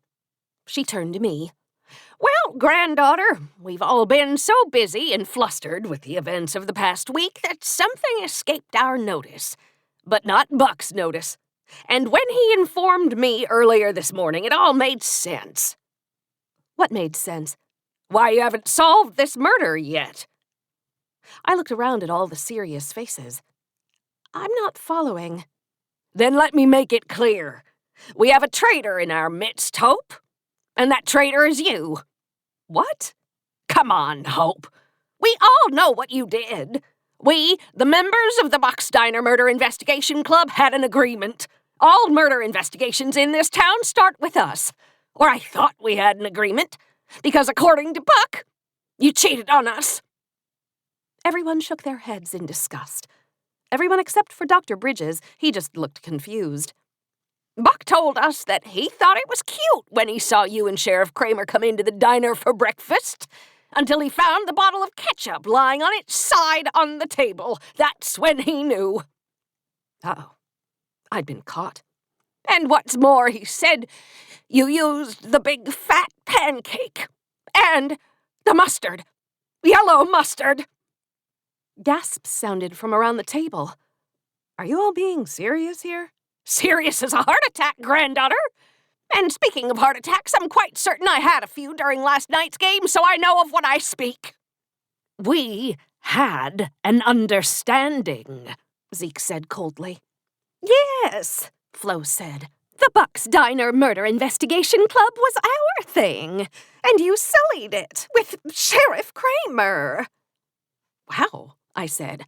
I had no idea how much this meant to all of you. I really didn't. So let me say this for the record, officially and unequivocally, I, Hope Walker, am sincerely sorry. I feel like there was a little sass in that apology, Granny said. Stank nodded. I detected a bit of sass myself. Oh, come on, I said. Listen, I'm sorry. I'm sincerely, actually sorry. If you detect sass, it's because I come by it honestly. Granny practically invented sass. Now, can we please eat? From the looks of it, you all could use the hangover special today. Granny twisted her mouth up at me. Then she slapped her hand on the table. Hope's right, Buck. Hangover specials for everyone. Buck hustled to the kitchen and started barking orders at his short-order cook. And now for the business at hand and the reason we invited Doc to join us, Granny said.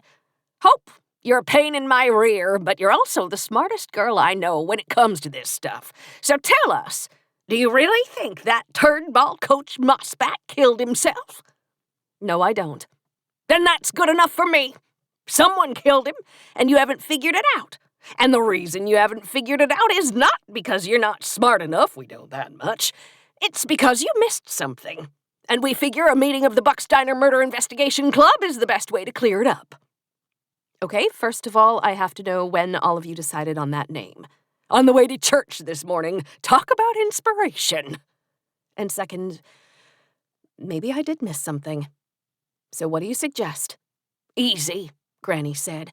We start at the beginning. I went through everything.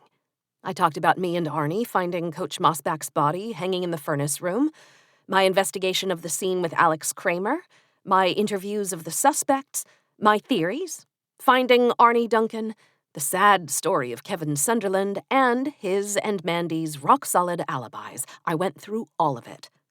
And then Granny made me go through all of it again. It was on the second go-around that Dr. Bridges chipped in by describing in detail his examination of the body. And that's when something struck me that hadn't before.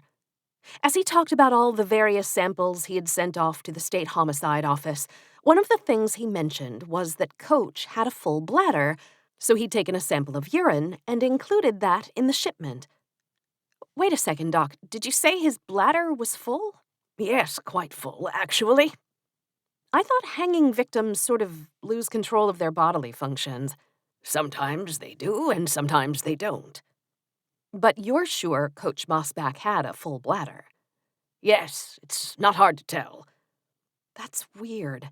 Because when Alex and I examined the scene for the first time, the floor under Coach Mossback was wet.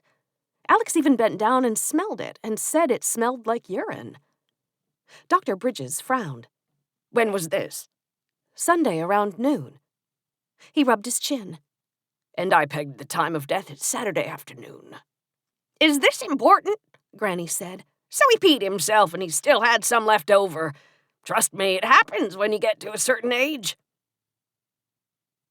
I suppose he might have urinated a little and still had a nearly full bladder, Dr. Bridges said. But if that's the case, it's hard to imagine the floor would be still wet half a day later. Although it was a curious point, it didn't seem to be getting us anywhere, so Dr. Bridges continued with the recap of his examination. But I was still thinking, the gears turning, and suddenly I shot out of my seat. I've been focused on the wrong thing this entire time. I've been thinking so much about who did this that I forgot a more important question. How they did this. Granny frowned. You got a poop, or did you actually figure something out?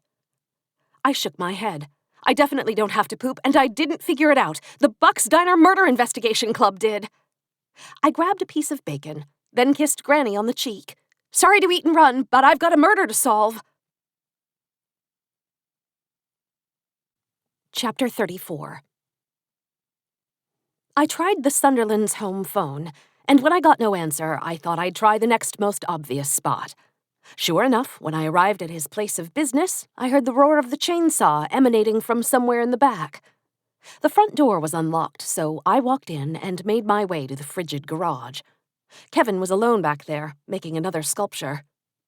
As I entered, he looked at me through his goggles a second, as if considering whether to even give me the time of day. But then he turned off his chainsaw and set it on his workbench. "What are you doing here, Hope?" His voice contained no more warmth than the room. "I've got to finish up this sculpture, so Mandy and I can get out of town for a much-needed vacation." "I'm here to apologize, if you can believe it." "Why would you apologize?" he said. "Because Sheriff Kramer looked into your alibi, yours and Mandy's. They checked out.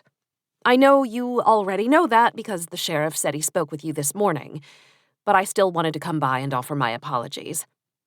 He scratched his chin. "Apology accepted. Now, if you don't mind..." I walked closer, circling around to his left. "It's just that I want to explain something. Sometimes I get focused so much on who might have committed a crime that I forget what can be an equally important piece of the puzzle, how they committed the crime. Hope, I really need to get back to it. Ice melts, remember?" I ignored the remark. You see, when we first found Coach Mossback's body, the floor beneath it was wet. The sheriff explained that sometimes people lose control of their bodily functions when they're hanged, which made sense, so I didn't think too much of it after that. Until today, that is. Again, I'm sure this is all fascinating, but then this morning Dr. Bridges told me that during his autopsy, he found that Coach Mossback's bladder was full. Not just a little tinkle in there, he said full, so I'm thinking if his bladder was full, why was the area under him completely soaked? I raised my finger. And as the internet says, the answer may surprise you.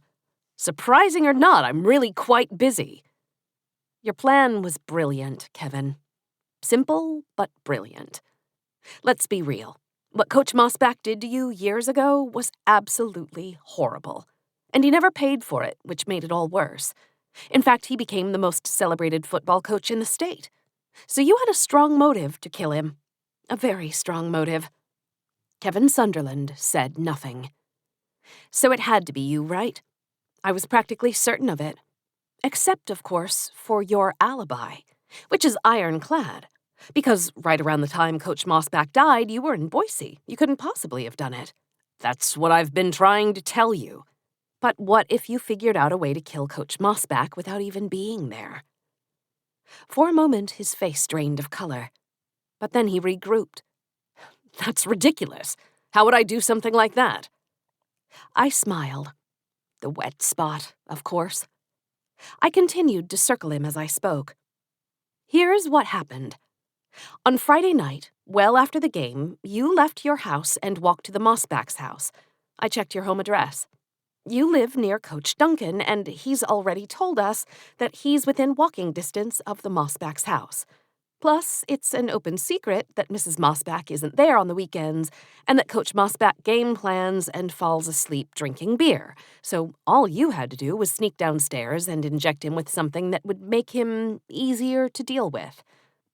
The right dosage of flunitrazepam would do that trick. Roofies. To make sure he didn't cause you any problems. Kevin started looking around nervously, but I wasn't going anywhere. And then you went to work. You dragged him to the furnace room. Somehow you hoisted him up to the rafters without breaking his neck. I'm guessing you used a harness of some sort, maybe the kind football players use to carry sleds around. You cuffed his hands behind his back so he couldn't possibly get out. But then, before you took off the harness and let him swing from the noose, you put something under Coach Mossback. And this was your little stroke of brilliance. I pointed to his sculpture. You made Coach Mossback stand on a block of ice. The expression on Kevin's face changed. He knew I'd figured it out. He knew I had him. And that made him dangerous. I had to be careful. I'm guessing you waited for Coach Mossback to wake up before you left. You didn't want him to fall off the ice by accident and ruin your plan. Besides, you wanted him to know who'd done this to him. And once he was awake, well, Randall Mossback didn't want to die, so he did the only thing he could. He stood on that block of ice as long as he could, and slowly, steadily, it melted. You work with ice. You knew exactly how long it would take to melt. You knew exactly what size of ice block you would need. So you knew that it would be Saturday afternoon when Coach Mossback finally couldn't be supported by the ice block any longer and would slowly hang to death. Can you imagine that? How scared he must have been? Being left alone for an entire day? Being left alone to die? I wanted him to know how it felt, Kevin growled. You got your revenge. All he did was nod. I do have one question, though. Why did the wet spot smell like urine? It was no special trick to pour a little urine on the floor before I left, he said coldly. I couldn't take any chances. No, you couldn't. Everything had to go off without a hitch. I paused. Did Coach Mossback even remember you after all these years? Kevin shook his head. He remembered the incident, but he didn't recognize me, didn't recognize my name. Never once realized that the greatest football player he ever coached had a dad who might just have been the worst football player he ever coached. I was the weak link. The weakest. Until that night. Because just before I left him, I looked him in the eye. He was crying and blubbering for his life the same way I did all those years ago. That night, he was the weak link. And you know what I did? No, Kevin, what did you do? I laughed at him, just like he did to me. And I said to him, "Who's the bad man now, Coach?" You are. That's right. I am the bad man. He picked up his chainsaw and started it up. "You shouldn't have come here alone, Hope. You really shouldn't." I smiled and yelled over the roar of the saw. "Believe it or not, I thought you wouldn't talk so freely if I brought the sheriff along." "You were right about that." He stepped toward me, but I brought him along anyway and let him listen to us through your secretary's intercom. Kevin spun around to see Sheriff Kramer pointing a gun at his head. "Mr. Sunderland, put the saw down. You're under arrest for murder." Chapter 35. When Sheriff Kramer explained that he'd been listening the whole time, Kevin Sunderland broke down and confessed to everything, this time officially. He explained that he and his parents had moved away from Pleasant View after the goalpost incident, and he thought he'd never see Coach Moss back again. With a lot of therapy, he tried to move on, and did. He got a good education, became a successful accountant, married a wonderful woman, and had an exceptional son. And it was clear that athletically, this son was nothing like his father. Elliot was gifted. But Kevin never pushed him. He wanted Elliot to do his own thing. It was a mere quirk of fate that decided Elliot's own thing would make him the best football prospect Central Idaho had ever seen. But just before Elliot was set to enter high school, tragedy entered their life. Mrs. Sunderland got sick and died. The only silver lining was that her death drew father and son even closer together, which was why it was so devastating when Kevin learned that Hopeless High had hired a new football coach, Randall Mossback. Kevin had moved on, but not entirely. He'd always carried a deep-seated hatred for Mossback, and now that hatred resurfaced. The thought of that man coaching his own son, it was almost too much to bear. When Coach Mossback took the job, there was a parent meeting. Kevin went, mostly because he was curious to see if Coach would remember him. He didn't. He didn't even remember his name. The horrific event that had shaped the course of Kevin Sunderland's life was apparently so inconsequential to Randall Mossback that it was utterly forgotten. This only fed Kevin's hatred. Kevin wanted to withdraw Elliot from football immediately, but he knew he couldn't. The boy loved the sport. He was great at it. It was going to take him places, like to college. So Kevin did the next best thing. He told his son what to expect. In particular, he told him he'd heard some rumors about one particular drill, and he told Elliot that if he was ever put in a position of making a choice such as the one at the end of that drill, to never, ever use it to pick on someone weaker than him. And perhaps that would have been that, if not for the fact that this past year, one of Elliot's teachers, Mandy Broderick, caught Kevin's eye. Kevin had avoided women since his wife's death, but Mandy was easy to talk to, and slowly they found they had a lot in common. Eventually, they started dating. And then she shared something about herself. She confessed that she'd had a little fling with Coach Mossback. Somehow, it was that which finally sent Kevin over the edge. It was that which caused him to let his anger take over. He put together his plan, and then he waited for the perfect time to execute it. The rest, he said, was exactly as I'd laid it out. There are times in life that I really wish I wasn't right, and this was one of those times. I found Fireman Bob and the rest of the guys washing their fire truck in the station driveway. When they saw me coming, they started slapping Bob on the back and chanting his name. "Hey, everyone. Hello, Fireman Bob," I said. He flashed his big, goofy grin. "What are you doing here, Lucky Charms?" "I have to see Chief Albrecht. But also," here I raised my voice to be sure everyone would hear, "I just wanted to tell you, for the record, that making out with you was quite possibly the best experience of my life." Fireman Bob scratched his head. "It was?" I winked. "Yes, Fireman Bob, it most certainly was." And as I walked into the firehouse, I heard the guys hooting and hollering and chanting Bob's name again. I found Chief Albrecht in his office, feet up on the desk, halfway through a sub sandwich, mayonnaise squeezing out of the corners of his mouth. "What are you doing here?" he asked.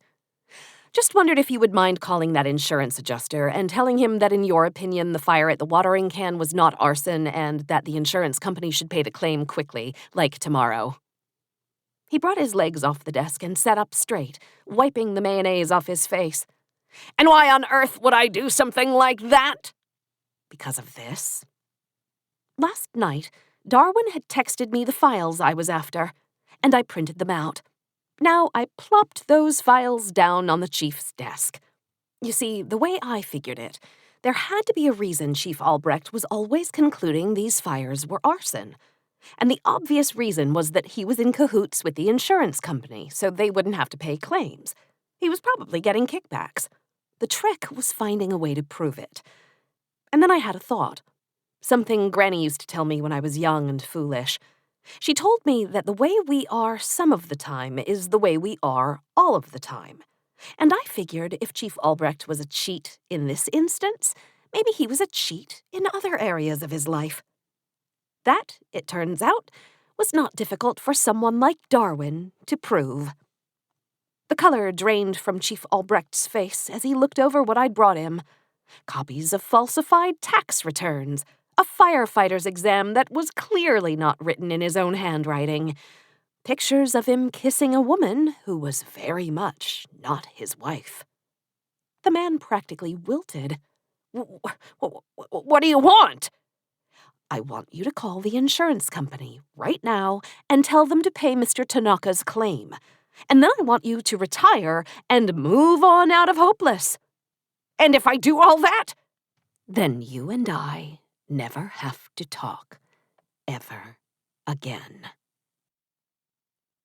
It was the following evening, and I was sitting on my couch, streaming some mindless shows, when a knock sounded on my apartment door. My stomach sank. I hoped this wasn't Fireman Bob trying to parlay our imaginary makeout session into a real makeout session. But I rose to my feet and opened the door. It wasn't Fireman Bob. It was Sheriff Kramer. "What are you doing here, Alex?" Well, Granny told me to come. She wants me to bring you downstairs. "Why?" Hope, when that woman tells me to do something, I try not to question it. "I know the feeling." Alex led me downstairs and into the library. And to my great surprise, the moment I entered, the entire bar broke out into applause. There was Granny and Bess, Katie and Chris, Celia, Lucy, and of course Dominic, Flo and Zeke and Cup and Stank, Dr. Bridges and Pastor Leaf, Juan the gardener and his niece April, Mr. Tanaka, and a few others. Heck, Fireman Bob even showed up, but he was in the back. Up in the front, right next to me, stood all 6'2" of ruggedly handsome Alex Kramer. He was the only one not clapping. He was simply smiling. Smiling at me. I don't understand," I said. Granny stepped forward. "Granddaughter, we threw together this little gathering as a way for us to show you how much you mean to us." I reached out and put my hand on her forehead. "Do you have a fever?" She knocked my hand away. "I'm serious. It occurred to us that you, my girl, have had a pretty profound impact on our community since you've been here, and we wanted to thank you for being here, for being part of our lives, and for letting us be part of yours."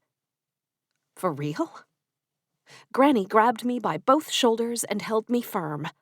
"Yes, Hope, for real." As I looked over the assembled group, I felt my throat tighten up. "Why?" Granny waved her hand at me. "Why? I say all that nice crap and you ask me why?" I told her it's best never to ask you that, Alex said. "Listen to the sheriff. Not everything is a why. Just enjoy yourself, okay? Because I sure plan to." Then she turned around and yelled, "And now for the presentation of the gifts." The group formed a line, and one by one, in a very strange and surreal fashion, each person came up to me, thanked me for coming home to Hopeless, and then handed me something. Stank gave me a brand new hammer and said he hoped I'd be building stuff here in Hopeless for a long time. Cup gave me a box with 4 pink champagne cupcakes. Zeke gave me a business card with numbers for his barber, his accountant, and his mortician, just in case I needed a good referral. Flo gave me a coupon for a free blow-dry and wash at her shop. And she whispered that she'd also give me a few 5-card stud pointers because she wanted me to learn from a real card player instead of from Granny.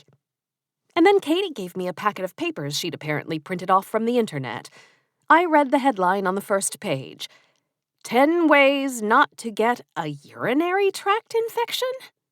Katie shrugged. Granny didn't give me much time to prepare a gift. And I mean, seriously, who wants a UTI? Don't say anything now. You can thank me later. Have you even followed any of these steps? No. Remember, I'm the friend who sets an example of what not to do. Celia gave me one of the best gifts of all, a slobbery kiss on the cheek. Lucy gave me 2 polished rocks that she had named Curly and Mo.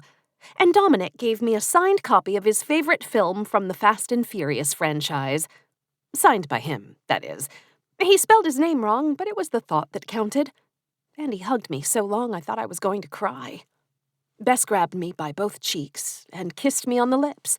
Fireman Bob gave me a t-shirt that said, "Firefighters do everything better," and Alex handed me a small note. He grabbed my hand and said, "But don't open it now."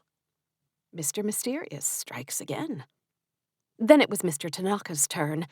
He held in his hands a small pot containing a single, beautiful yellow rose. "Thank you, Hope, for everything." He handed me the pot, then bowed and walked away. Granny's turn came last. In her hand was a brown envelope, and on her face was an expression of worry. "Granny," I said, "why are you looking at me like that?" Because it's possible that I wasn't completely truthful with you. About what? About this party. I mean, we did want to get together to show you how much we appreciate you, but the real reason for the party is this. She handed me the envelope. "I see you've opened it," I said. She shrugged. The government talks about a right to privacy, but I sure don't. Okay, so what is it? It's a letter you received yesterday. Overnighted, so I knew it was important. It's from that fancy TV guy, Pendergast. Pendergast? That's the fella. Anyways, before you read this, just remember, well, all of this. She gestured to the crowd. Once again, the line formed, and everyone in the bar came by and said goodbye to me until at last it was just Granny and me. "Well," Granny said, "you gonna read it, or are we just gonna stand here?" So I opened up the letter, and I read it through. And then I read it through again. "Is this for real?" I said. Granny nodded. "It appears so." Mark Pendergast, television producer, said he wanted me, Hope Walker, to come out to New York to do that screen test. But he said a lot more than that. He said that at this point, the screen test was nothing more than a formality. Because he'd already convinced his bosses at the network that I, Hope Walker, would be the next star of a TV news magazine. A national TV news magazine. And now I knew why all these people had come to see me tonight. "It's your dream," Granny said. "But is it?" I asked, my voice starting to shake. "That's not something I can decide, granddaughter. All I've ever wanted, and I mean ever, is what's best for you." "But how do I know what that is?" Granny put a hand tenderly to my cheek, then patted it with love. "That's something you've got to decide for yourself." And Granny left me alone. I sat down and stared at Mark Pendergast's letter, and I had never felt so torn in all my life. I had dreamed of an opportunity like this ever since I was 19 when I first left Hopeless to make it in the big city. And now that opportunity was here. It was knocking, and I felt confused. Then I remembered the small note Alex had given to me. I had put it in my pocket. I put Mark Pendergast's letter aside, pulled out Alex's note, and unfolded it. It was short, simple, and handwritten, just 3 words. But hopefully, someday. I still had that note in my hand as I walked out into the crisp November night and stared up at Moose Mountain. standing guard over this weird little town and its weird little people I had once again come to love. And at that moment, I did something I hadn't done much of over the last 13 years. Something I wasn't very good at. I looked up into the night sky and I spoke a simple prayer. God, wherever you are, I've got a decision to make. Please, please help me get it right. This has been A Hopeless Game, Book 4 in the Hope Walker Mystery Series. Written by Daniel Carson. Narrated by Tavia Gilbert. Text copyright 2019 by Daniel Carson. Production copyright 2022 by Daniel Carson. For more information about Daniel Carson and his books, go to authordanielcarson.com. Thank you for listening.